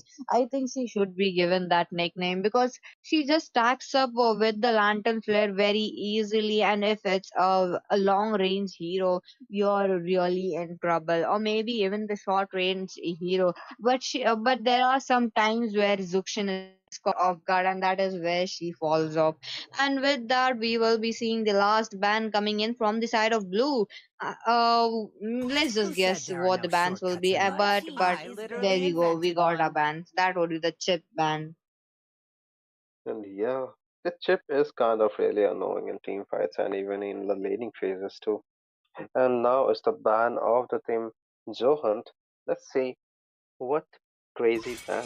And it will be the Your Zask. team I is guess it's pretty picking. obvious. You don't want that alien in your opponent because it's really annoying. And I can see there is this Ruby open, there is this Hylos open, and there is this Tesla open too. Let's see what the team Eyes to Thick have in their minds. They might be able to pick maybe a Ruby or maybe that Terizla.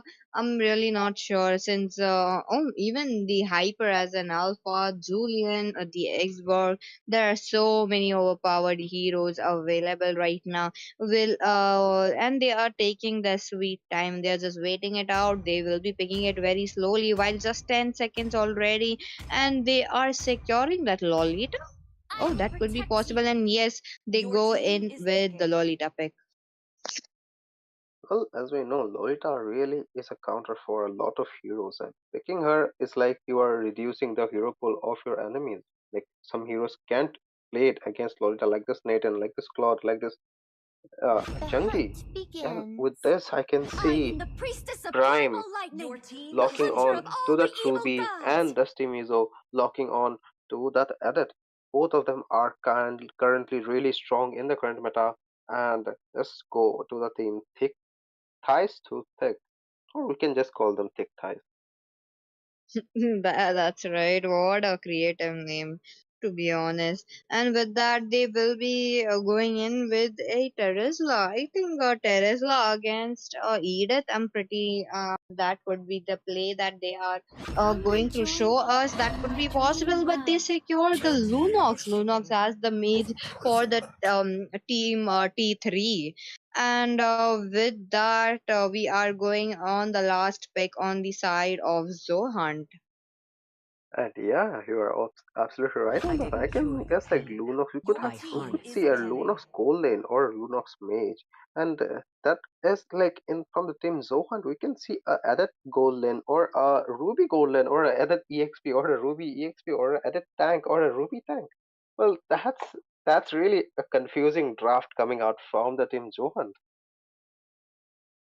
That's true. The game has a lot of versatile heroes. They could be played in any type they want, and even in the MPLs, they bring I us am the most vengeance exciting match. incarnate. And a new team composition like the Ruby gold lane, the Sir, Mincetar what's your gold lane, that command? was Your not team popular is earlier ready. because both the heroes were mostly played on the EXP. But suddenly, just because the metas are changing, the trends are changing, we are seeing some versatile heroes playing in the other lanes as well.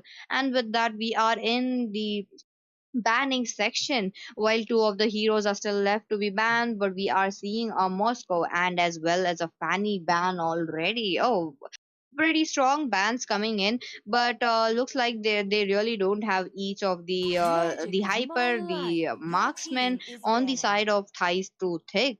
And with that, they are My closing the mission possibility is of to Harith protect Your life. team dominating is the game, picking. and also in high loss.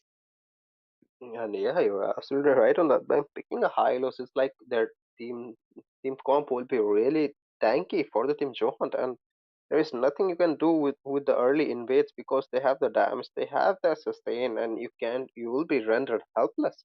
And now we can go to the picking phase and what the team Zohunt are thinking to counter the draft, or what are they thinking to draft this time. You know, Leon, you're right about Zohunt being on the tanky side, but look at that. On the side of Thais too thick, they already have a Lunox. Lunox might be the key of Your bursting down team is those tanky picking. heroes if she is already in a good position. But Loopsy guys already on Let's hear to from the that crowd. alpha as the Make hyper some noise for of yours the match truly. from the side of Zohunt. And yeah, I can see a CC being picked from the side of team Thais, like ties to thick, and this guy is hovering over this Changi. Will he be playing a Changi? Because a Changi would be a real nice pick here because he don't really have any counters, and with a Teresla's penalty zone, a Changi's ult will be really helpful. But I guess Oh, no. Now he's hovering over this Vexana, and oh, that's okay, maybe new. a yeah. Maybe a Vexana looks I like the will timer find a has way, run out, even and when Brock easy or Skies low. locks in with that Vexana. Oh, wait a minute. Looks like this is the gold lane Lunox, as you mentioned. And yeah, there is a golden Lunox and a CC on the jungle. And that's something that I don't really see. A CC as a jungler. Okay, that's something new that I'm seeing in this match. And now I can see there will be the EXP or the tank or the roamer will be picked from the team Zohunt. And I can see the crazy psycho of hovering over this Harlot. We'll be seeing a Harlot EXP or Harlot roam or maybe Arnold I Gold will or choose my something else. own Like path. that's the team Zohan stuff. It's so confusing because they have so many versatile heroes that anyone can go early lane. That's right. And with that, we will be going into the loading screen pretty much very soon. And yeah, and now like according to the drafts, I can say that both of the teams have a really strong draft, and I'm not particularly sure about the CC jungle because I haven't really seen it. And but we will see. Like I guess he had some tricks off his sleeves that we are gonna see in this match. You know, that's right. Even for me, the CC jungle is the first. And I'm pretty much excited about this match because look at it. We are seeing some new team composition coming in while CC on the jungle, and looks like is it Arlot on the roam? I'm not sure. Will it be the Arlot or will it be the Edith? Or will it be the Ruby? Oh, look at that. The versatile heroes coming Welcome in to the play. Mobile We will be Legends! knowing it very soon, and we are back 5 in the seconds land till the of enemy Dawn. reaches the Looks battlefield. like Smash them! Alpha will be going in for the red buff, Almost and deployed! CC going in for the blue buff. Both the junglers will have that gold lane rotation going in the side of the bottom, and with that, we are seeing the roam. Oh, there any roam on the side of Team Zohunt, and that would be the Edith Rome. That's new. And yeah, like not new. I can say like they have so many versatile heroes that anyone can go roam. Like this added the Arlot and the Ruby too. And I can see they're poking this Changi. I mean, poking this Lolita in the mid lane, while Alpha will be securing this lethal wonder while the CC is still clearing his red buff. Oh, CC is a pretty slow jungler. I really have to say, she relies on that item. She needs that gears up.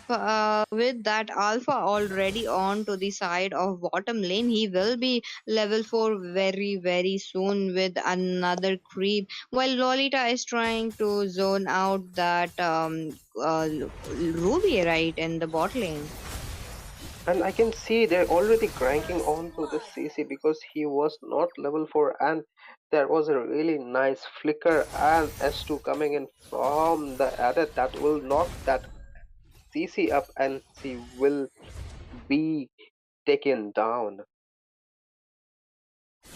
Oh, that's right. That's right. They are trying to go in the top lane because the turtle will be spawning in less than 8 seconds with the timer already on to that. Vexana is already on the top lane. Is she level 4? As she will be level 4 with the minions from the EXP lane, while both the tanks are going in for the minions in the in the mid lane trying to be level 4 already. And I guess it will be kind of a really uncontested battle because the CC is kind of underfarmed right now. And I can see they are going again, the team Zohan for the invade. I can see this Alpha standing there. Okay, that was a really nice flicker ult coming in from the Valentina, taking that, securing that kill onto that CC, and the Teresla will be taken down from this edit. Oh my god, that CC was really a bad pick, I can say that, because now they are suffering because of the farming speed of the jungler. They could have gone out with an Xborg pick. That could be a little counter for that Alpha or even that Arlot, but that CC pick was not it.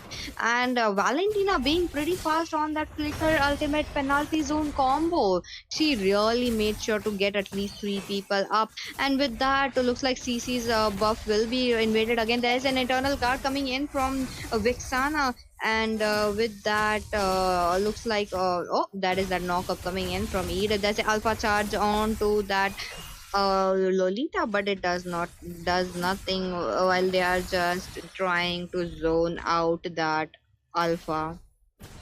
And if you see, it's already like 3 minutes and they are already behind 3k gold. And that's something that you don't want in the early phases of the game. It's not even 5 minutes and they are already on a just one disadvantage on the gold.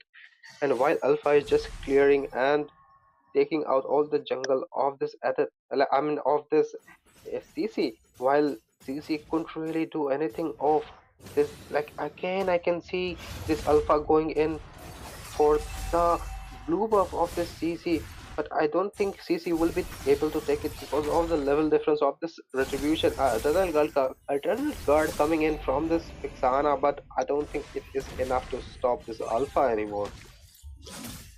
Oh, Vexana really needs her items up as soon as possible. She really needs to farm it out while she is on the mid lane trying to clear his minions. Oh, looks like there is that dark form coming in from Lunox, but there is that penalty zone coming in from Terizla. There's another penalty zone coming in from Valentina as well. Looks like she will be catching 3 people, but that is not it. That is like that is the team thick two ties going down. And yeah, I can see this Arnold going in for more. He is hungry for more kills, and he gets a triple kill on the early turtle fight before the 5 minutes mark. And now they're taking down the mid lane tower while the Ruby was successful in taking the bot tower. That will be a 2 tower for zero, and the turtle too. And that, okay, no, I guess the mid lane survives with a sliver of the HP. I don't think it will be lasting long, and with coming with the items that I can see that are not already completing his Thunderbolt with the Fury Hammer, and Alpha already completing his War Axe with the Fury Hammer too. And while now the CC is way too underfarmed with a KD of 030, and she still need a lot of farm to get to the level of this Alpha. And while we talk about it, there is a beautiful kill coming out from the team Zohan to this Tarisla. while the CC is really low and the edit too. But again, when you are looking at the top lane, here is this Alpha taking out this Lunox. Oh my god, you can't really focus on a single lane because they are just taking kills here and there. Oh, that's right. While the score is for 1 for 10, this is becoming a one sided match very soon. With minions pouring in, turrets going down, that is the play that Team Zohunt is showing you guys.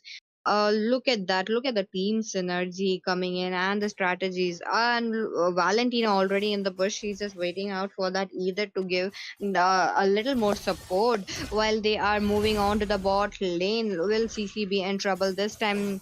Did oh that's the good. I am offended coming in from the Ruby, but that is not enough. The Newman and Blast coming in from no, Valentina, that won't be enough. Looks like oh, there's another Newman and Blast. Along with that, that is that penalty zone coming in from Terizla. They try to take the kill. Looks like Terizla is in trouble. There's the light storm coming in. There's another. I am offended trying to connect it, and looks like that is the four-man down in the side of team Thighs to Thick. While Ruby goes down in the hands of Lunox, that would be the turret damage helping Lunox trying to get that kill. And yeah, the farm difference is so much that the team Zohunt is just playing way too aggressive. It's like they're just utilizing the farm difference way too nicely. Like yeah, like in the current state you can see there is a farm difference of 8k gold. No, it's actually 9k gold right now. Oh my god, and it's not even the 10 minutes mark. And Team Zohan is way overfed at this point, and the CC is having a really big trouble because they are not letting him to clear his buffs or not getting him, and like that's just reducing the amount of harm that CC can get. It reminds me of that last match. I'm getting deja vu's about that Ling where this Alpha didn't let him take a single buff. It's happening again. History Uh, repeating itself.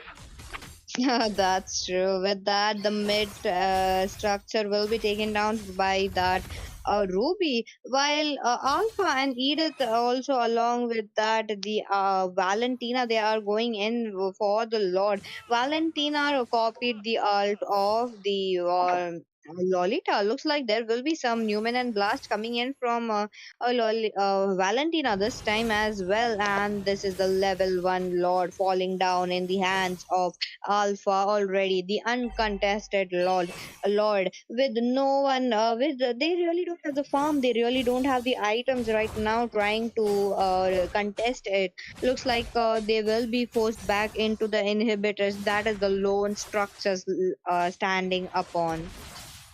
And yeah, you were absolutely right on that. They only have the team ties to pick, only have their inhibitors left, while the team Zohan they don't really lose any towers. Like I can see all the towers they are undamaged. Like they didn't even get the chance. The team ties to take didn't get the chance to take one tower. Okay, that was a really beautiful final score coming in from the Arnold. I can see a 5-man penalty zone coming in from the Terizla, and that was the Eternal card coming in from the Sana. But no, they are way overfed right now. Even though that was a really nice combo, that wasn't enough to stop the team Johart, and I can see that Lolita having a really big problem, man. Another iron offended coming in from the Ruby, and the match one goes to the team Zohan. Oh my god. You know, they did it without the Lord. Even the Lord was just in that fountain. Victory! The Lord was taken out and the minions pouring in. That was the cherry on top. They literally dived in. They just made sure the four of them ending the base already. While Alpha taking home the MVP for the match one. Look at his KD right now. 4-0-10. Are you kidding me? He did not die. He gets all of the assists. That's a little more assist than the Valentina, but he makes sure that he did get four of the kills. And yeah, you're absolutely right on that. And I can see the team ties to thick. They didn't get a chance. They didn't get the chance to take down a turret, nor taking down is a different thing. They didn't even get the chance to touch one tower too. Like you can see the like you can see the data. It's like 0% touch damage coming in from all of the players here. Oh my god, that was a pretty one-sided match coming in from the team Zohunt to the team ThighTooThicc, and with this we will be back again with a short break for the second match of this interesting tournament.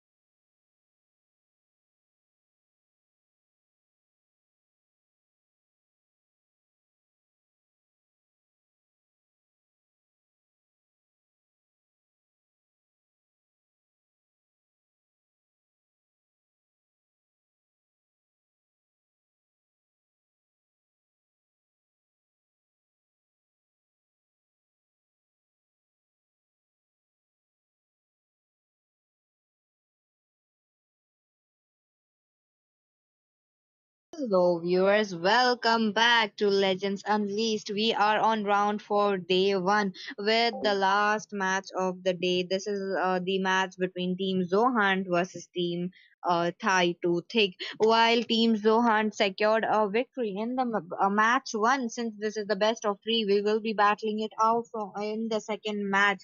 With that on the caster's deck, it will be Leon himself today casting with me. Hello, Leon.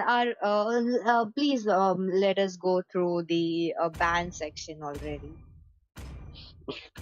I see lots Okay, of so prey. in the Your last team match, we is really saw banning. like it was a really one-sided match Still coming in waters from Team run deep. Zohunt, Your team and is now I banning. guess we should be expecting Team Thighs to thick to stop thinking about the thick thighs and to concentrate on the match so they can show other viewers and us a really nice team fight and gameplays, some real nice plays from the heroes. I guess we will be seeing that, and I'm really interested for this match. I'm really curious personally, and there is this Roger band coming in from the side of Team um, Blue, and there is this Link band coming in from the from the Team Red, The hunt and I can see begins. they are Your just team banning off is this banning. Ruby. They had the first pick still. The Team Zohan decided to ban this Ruby. Maybe they have some another game Your stats team is in banning. their mind this time. Oh, that could be possible. Looking at that, that could be the respect ban coming in. They maybe they really want to secure some other heroes at first. I am the With priestess that, of Eve that is lightning being the hunter of banned. all the evil This is gods. new. Even though Team Zohunt had that advantage, who are Butterflies on the blue born side by thy right wish, now, team is they are still guided banning the by heroes that they lantern's light. played. And with that, we are in the picking section, while the last hero that will be banned will be Zuxin. And with that, the Zask was still open, and with no further delay, the Zask will be picked out from win, and now the Alpha will be picked out from the side of team ThighTooThicc. I guess they don't want Who this said there are Alpha no to get shortcuts in picked life? from I the literally side of invented one. team Zohunt again, and I can see this chip being locked from the team ThighTooThicc.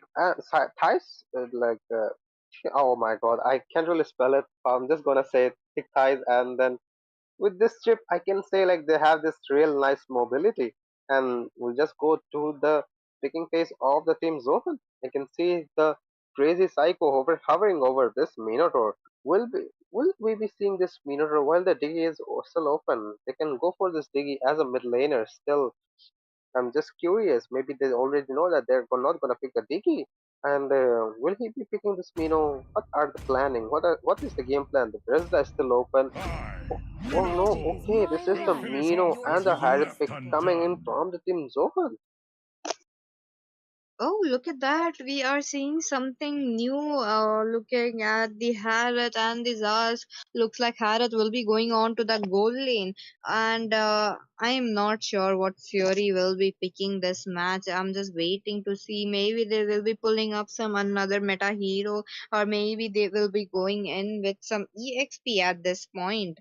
Since, or maybe a mage. Come and I'm join pretty not sure. They could go your in for that team has Vixana. been. And with that, they went in with the Lunox. Oh, that is pretty strong pick right here. Since Lunox can actually use the Sir, light form what's your trying command? to Your survive team is the banning. Zask, or maybe that CC coming in from Minotaur. And with that, we are again in the ban section while the four heroes are left to be banned, while Fanny is just I picked didn't off the cure the match. pain.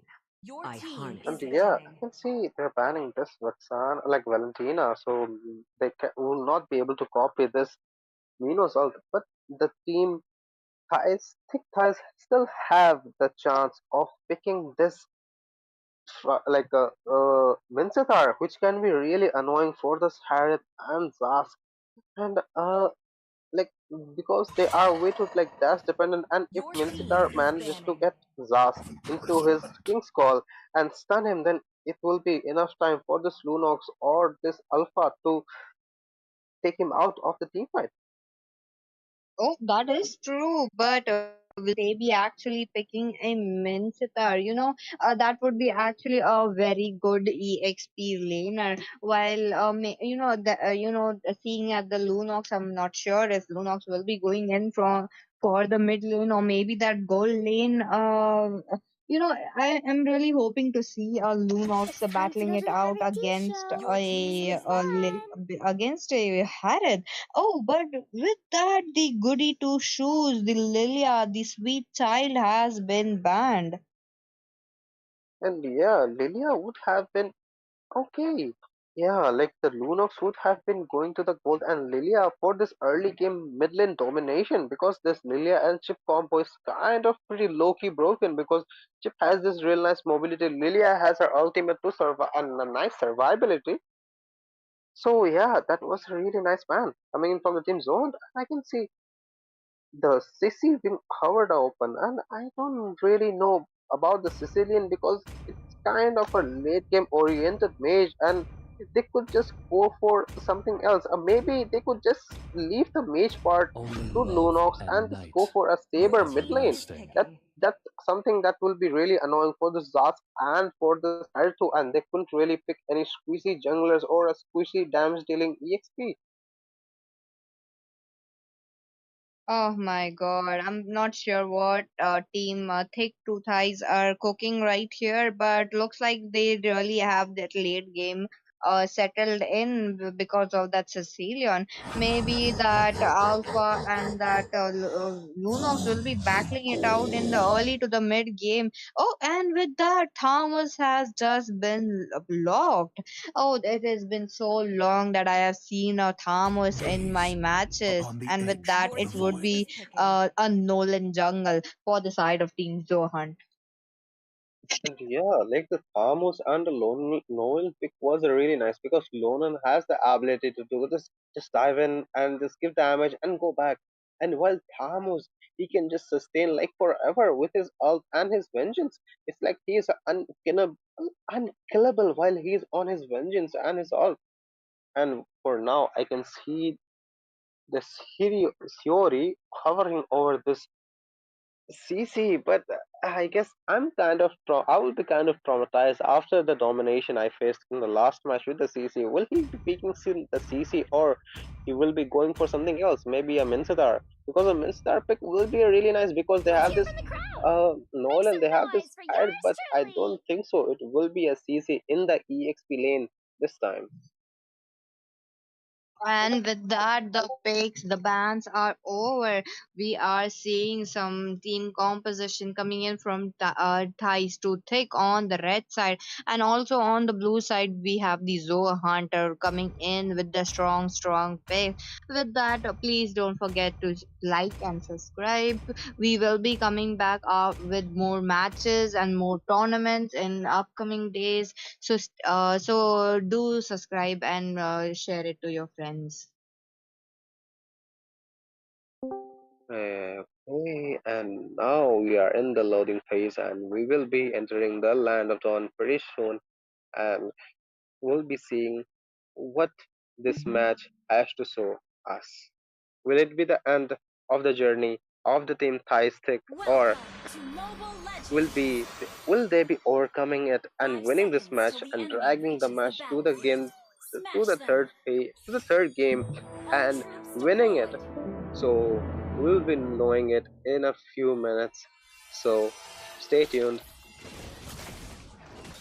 And with that, we are seeing an alpha going on onto the blue buff, and also that a Nolan on the red buff. So pretty much we will be seeing a marksman lane rotation, while Harith and that Lunox will be battling it out for the minions. They are just trying to last hit the minions. They're trying to freeze that minions. Look at them.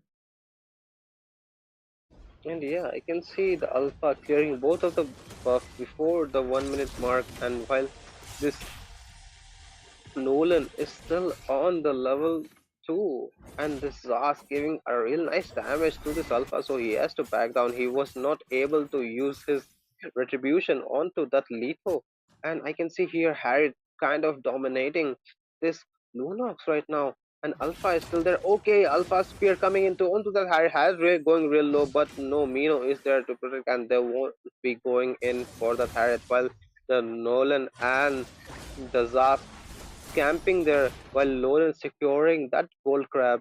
And now I guess they will be backing off and regain their SPs for the turtle.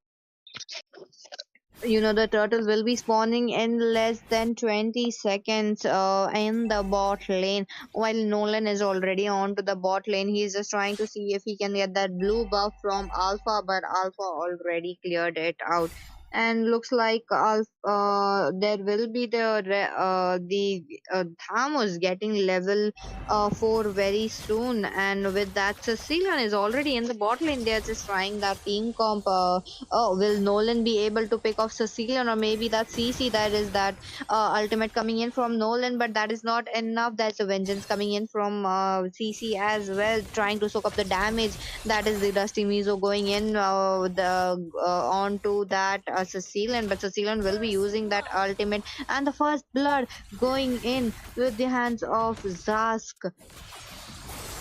Yeah, like the like oh, not the Tesla, but the Thamos with his Inferno. Like it's really hard to deal with it because if his ultimate gives him more mobility and more attack speed and damage, and with not gonna mention the sustain he can get from the lifesteal. And here in the bot lane, I can see the chip searching for this Thomas, but he will be able to recall at time. And here we can see this Alpha clearing his buff. I guess we'll be seeing a golden Grand pretty soon enough. The Mino is camping there. The Harith is Harith is freezing the lane of this Lunox, and now Lunox is facing the problem of getting underfarmed. Oh, that's right. Looks like Alpha will be going back to his buff. He won't be able. He's not coming in to help that Lunox. While there's a shortcut coming in from the chip, looks like Thamus will be in some trouble and in the bot lane with that. The Lunox is already playing it out very, very safe. And yeah, for now there is nothing this Lunox can do because he needs his gear to do something to give the damage. And while we are talking about it, I can see this Loden successfully securing a kill onto that Sicilian. While there is this Meonic Fury coming out from this Mino, Harith going really low, taking a lot of turret damage, but no, this Harith will survive, or maybe no, this the chip is up. Will he trying to take the kill off this Harith? But no, he was unsuccessful about it. Harith with his passive getting the seal and will escape. Oh, looks like the concussive blood passive will be on cooldown, and that was a very, very close call for that Harith. He survives that HP. And talking about surviving and looking at the objectives right now, the Lord, sorry, not the Lord, the turtle will be spawning in a few seconds while Chip is just trying to support that Lunox in the top lane. And yeah, you are absolutely right on that. Lunox using his dark form just to clear the waves fast so he can help in the turtle. But I can see that Nolan is on a level difference onto this alpha with this one. Okay, there is this Dusty Mizo with the Inferno coming in, and Luno's using his Ruby did it just to survive, but no, okay, but he managed to survive with the sliver of his HP and using the flicker. This CC going in with his ultimate, but I don't think it is enough to do something. There is this chip with his ult and calling his team out, and then this alpha just coming in randomly and just securing the kill onto the Harris. Oh, what a team fight. Look at that. The score being 3 for 3 already. Looks like the top lane will be taken down. The minions is very low. And with that, the alpha charge onto that Harith. Harith uses, no, not the Harith. That would be the Zask. Zask using his flicker trying to survive it out. But looks like the top turret will be taken down. And that will be the first turret of the match being taken down by the hands of Alpha. And yeah, you're absolutely right on that. And that was a really nice gameplay coming in from the chip actually, because he was able to use his teleport skill at right on time, and Alpha getting to secure the kills and the top lane tower. While they were taking the top lane tower, this Thames decided just to take the bot, and then I can see they're charging into the mid, and I guess CC is in kind of a real big trouble.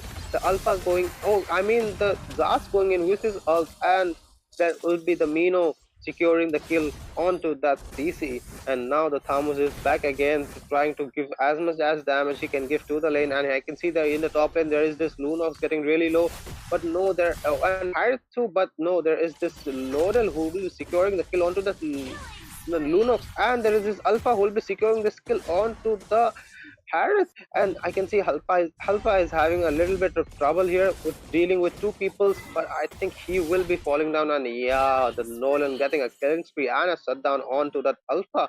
And while that happened in the bot lane, the CC and the chip were able to secure a kill onto that Harms. And now the CC is cutting the lane in front of the tower so she can take down the bot tower. Oh, that's right. Look at that. They are just trying to get the Nolan farmed up because if Nolan once he snowballs the game, it's very really easy for him to get the kills and get that damage onto the heroes. With that, they are in the lead right now while Chip is already onto that Thomas. Thomas trying to get the damage onto that Chip, trying to zone him out because we really don't want to see. I mean, the team Zohunt really don't want to see a shortcut being played here while the turtle has been being attacked. And yeah, I can see the both EXPs are just charging on each other, and there is this retribution battle, and the Nolan securing the turtle and the kill onto this Thamus, and this the Alpha securing the kill onto this Thamus. And okay, that was a wait a second, it's already 8 minutes in the match, and the second item that the Nolan makes is a winter crown, and that also helps him to survive this Lunox dark form of the earth. Oh my god, that team fight was crazy. That Mionic Fury was really nice, knocking off four peoples in the air, and the CC trying to give as much as damage it can, but no, still the Nolan managing to secure the kill onto this Alpha and securing the turtle. Woo. That's right, and with that, looks like Assassin is trying to farm it out. He's just waiting it for the late game because they all know that late game will be there. They're just playing it slow. They're trying to not lose the turrets, but unfortunately, they are still pushing in. That is the team Zohunt. They are just trying. They are winning the retribution battles. They are winning the team fights. With that. Looks like Chip has already teleported in the bot lane. He's just waiting it out in the bush to catch someone off guard. And yeah, you're absolutely right on that. And I can see while the chip is camping on the bot lane, and here I can see the whole team of the team Johan camping in the mid lane. But the CC didn't really. The Sicilian is not really coming out. He knows that they must be camping, and he needs to play safe. See, just look at the position of this. Oh my God, that was a really nice prediction coming in from the Sicilian. You just saw that they were just camping. Sicilian just using his second skill just to check the bush, and he found there is a Nolan and there is a Harrods camping for him. Oh, what a play! That was a good skill to possession coming in from Cecilian. You guys should actually use that in your gameplay if you guys are playing at the Cecilian. With that, that is the chip shortcut being used, and there's a Minoni Fury being used upon the five man. Looks like there is some skirmish going on, and there is the two kills. Oh, that is the triple kill coming in from the Nolan. Nolan using his winter crown. Looks like Lunox will be slowed, but on the other hand, Thamos gets a kill onto Cecilian. He makes sure to chase that Cecilian. That is almost a wipe out, and looks like that is another kill for that Nolan. Yeah, Nolan is using his early game potential to the max, getting the kills, getting a triple kill in the previous team fight while it was in the bot lane, and that was something that you don't want to see the enemy jungle getting the triple kill in the early phases of the game, like not the early phases, in the mid phases of the game. And while I can see this Zask trying to steal the buff of this Alpha, but I think Alpha will be taking it with his retribution. But now there is this Lord that goes to the team Zohan, and now let's see how the team thick thighs will just dodge it or maybe defend the Lord. They really need to defend this lord while they still have this top inhibitor, not the inhibitors, the second level of turrets, and even on the mid side, uh, if they are not able to push, I mean clear the minions on time, they will be losing that turrets very soon, and with that the lord will be spawning from the bottom lane. It is marching towards that bottom lane while Harith and Minotaur are just trying to see to catch someone off guard. And with that, Cecilian in the mid lane, just farming it out. He's getting those stacks up. Oh, looks like Nolan will be spotted by the vision being used in the bot side. Oh, that is the second skill. Another good second skill coming in from Cecilian. But still, they lost the tier 2 towers of the both lanes of the bot and the top, and now there is this mid lane. Will it be taken down? I guess, yeah, the had successful giving much damage to the mid tower, tier 2 mid lane. It will be taken out, and they don't have any third defense left in the mid lane or in the bot lane. Or like neither, like none of the turrets have defenses anymore. Like the inhibitors don't have their defenses, and that will be a really big problem for the team ThighTooThicc. Oh, that's right. And right now, there's not much going in the game. Let's dive into that items and let's talk about the itemization. With Zask already almost finishing his item, he has this. He has the anti-heal, he has the holy crystal, and also the Harith. He also has the holy crystal along with the attack speed item for the mages that he needs. What do you have to say about that, Leon? Yeah, I guess that's a pretty decent build of the Harith, like the Feather of Heaven, the Starlium Sight, and the Holy Crystal. Those are the basic needs if you are playing a Harith.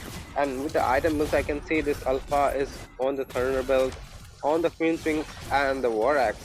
While the Sicilian just made his glowing ward and completed his Winter Crown because this Nolan's damage is way high to sustain. And here I can go, here I can see there is a brute force and a radiant armor from the CC to sustain the damage of. And I'm that's really right. Looks sorry. like Harith will be surviving with 1 HP. He will be forced to go back while there is that Thamus and Minotaur, two of them trying to chase this Lunox. Lunox is always being chased in this match. I really have to say, is Lunox in trouble? Will she be able to get off? But in the mid lane, looks like Zask is in trouble. And oh my god, what a play coming in from Lunox. Looks like Lunox is in trouble. Her mana is out. She really cannot use the first skill. And with that, Loopsy guys gets a kill on to that Lunox. And yeah, that was a really nice outplay coming out from that Lunox. Like, just imagine you are just like not even a half of your HP, and still you managed to kill a full, like a half HP Thamos and giving some damage to the Mino, and still holding them off for so long while you are still a mage. Oh my god, that's some really nice gameplay coming from the Lunox. And while I can see the mid lane wave is not cleared, the CC has to go back to clear it. And I can see here the Lonel is in the bot lane, and Alpha is just trying to poke the Lord so he can just take it if he gets a chance. And I can see this Mino just camping there, just waiting for his jungler, so he will get the perfect chance of using his Neonic Fury to his best, ulting 2-3 people. And here I can see the CC's ult being used. Mino with a really nice flicker and his Neonic Fury, but he won't be able to get anyone. And here Alpha securing the Lord perfectly. Okay, Nolan going in, but Alpha with the winner crown, trying to sustain as much as he can, but no, he will be taken down from this Nolan. While all the of the team of this, the team of the thick thighs will be going back because they were so low because of that Mino's flicker and all, that they have to force to go back to their base and recall and come with the HP. And here we can see the Lord is marching in from the bot lane, while this Mino don't have his ult till now, and he is still half his HP. And what do you think about it? This match is kind of turning its pace now. I know, right? Look at the gold difference also. There is just merely a 5k gold difference, but they are just trying to match it out. While Thamos, the Zask, and also the Harith are already onto that a lot, trying to take it down because they really don't want it to be marching inside the turrets, trying to take it out. But in the top lane, look at it. It is the Nolan trying to wait for his team, and with that, the Minotaur is checking the bush, trying to give them the vision that the team needs. But wait a minute. Looks like Chip will be teleporting. That is not the case. Looks like they will. Thamus will be spotted out by that Lunox and as well as Sicilian. And yeah, the Thanos did get a lot of damage from that Lunox Dark, and he will be forced to back off because he didn't really had his team to just initiate the fight, because if he knew he initiated, then it would have been a really big problem for him. And I can see the chip teleporting in the top lane again. This chip is just going here and there in just no time, giving his team the vision, the position of the opponent team. That's right. And look at Chip's item right now. He already made the fleeting time because he really needs the item. Sorry, not the item, but the ultimate very quickly. With that, he will be teleporting very soon. But will Nolan be able to spot Chip out? He is already waiting in the bush along with an immortality on him. And with that, his blue buff is up. So he will be going back to farming his buffs. And yeah, with that, the lot is will be spawning in just 20 seconds. And I can see in the top lane the team Zohunt are camping just to get the CC, but I don't think they will be ranking in the top because the Lord is going to be up in 10 seconds, and they don't want to mess up because this lot will be a game changer for the team Thick Thighs if they manage to take it and they don't manage to die and just turn the pace of the match. Okay, Lunos with the dark form, but it was not in range, but they still managed to bait the ult of the stars, and that was some nice damage coming in from the Sicilian, making eating almost a half of a HP of this Thamos, who already has this Athena. Oh my god, this game will is changing slowly and slowly, and I can see the chip using his ult in the bot lane. Okay, giving the vision of the bushes. There is this Thamos, there is this CC who is zoning them out. There is this. Okay, and I can see the lot is almost low, and there is this Mino with the flicker and ult on, and that was a really nice gameplay coming in from the Mino with the flicker and ult and the Winter Crown, and he survives too, and the Alpha falls down with the Zaz. The Sicilian is really low. The Lunox is stuck in using his light form and the dark form, but no, she will be taken down too, and the Lord goes to Team Zohunt, and now there is 2 versus 5. This chip and the Sicilian versus the world, and I don't know what they can do to defend this Lord because it is a level 2 Lord. I mean, it is an enhanced Lord. It's already 20 minutes in the match, and that's a really big problem because his team members cooldown are pretty high in this time. The minions are coming up, the Lord is charging in from the bot lane. Will they be able to defend? I don't know. Okay, there is this ult from the ship, but no, he can't sustain so much of damage coming in, so much of burst coming in from this Harith and Loren. Okay, a double kill from this Zask and the team, and the game 2 goes to the team Johant, and they will be proceeding up in the tournament while the team Thick Thighs have to go to their home to practice more, and we will be seeing them in another tournament.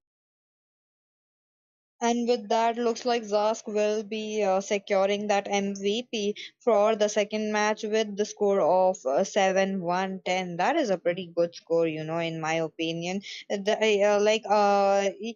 I would actually appreciate also the Nolan. He was playing very well. He made sure to snowball the entire game and farm it out, trying to keep the team's gold high. With that, they were able to win this game. But don't worry, this was just the last match of the day. But we will be back again tomorrow with more matches since there are more teams battling it out for that victory, for that the prize pool. And with that, this was the Legends Unleashed for you guys. So do like and subscribe. And with that, we will be signing off for today. This is Peachy and Leon.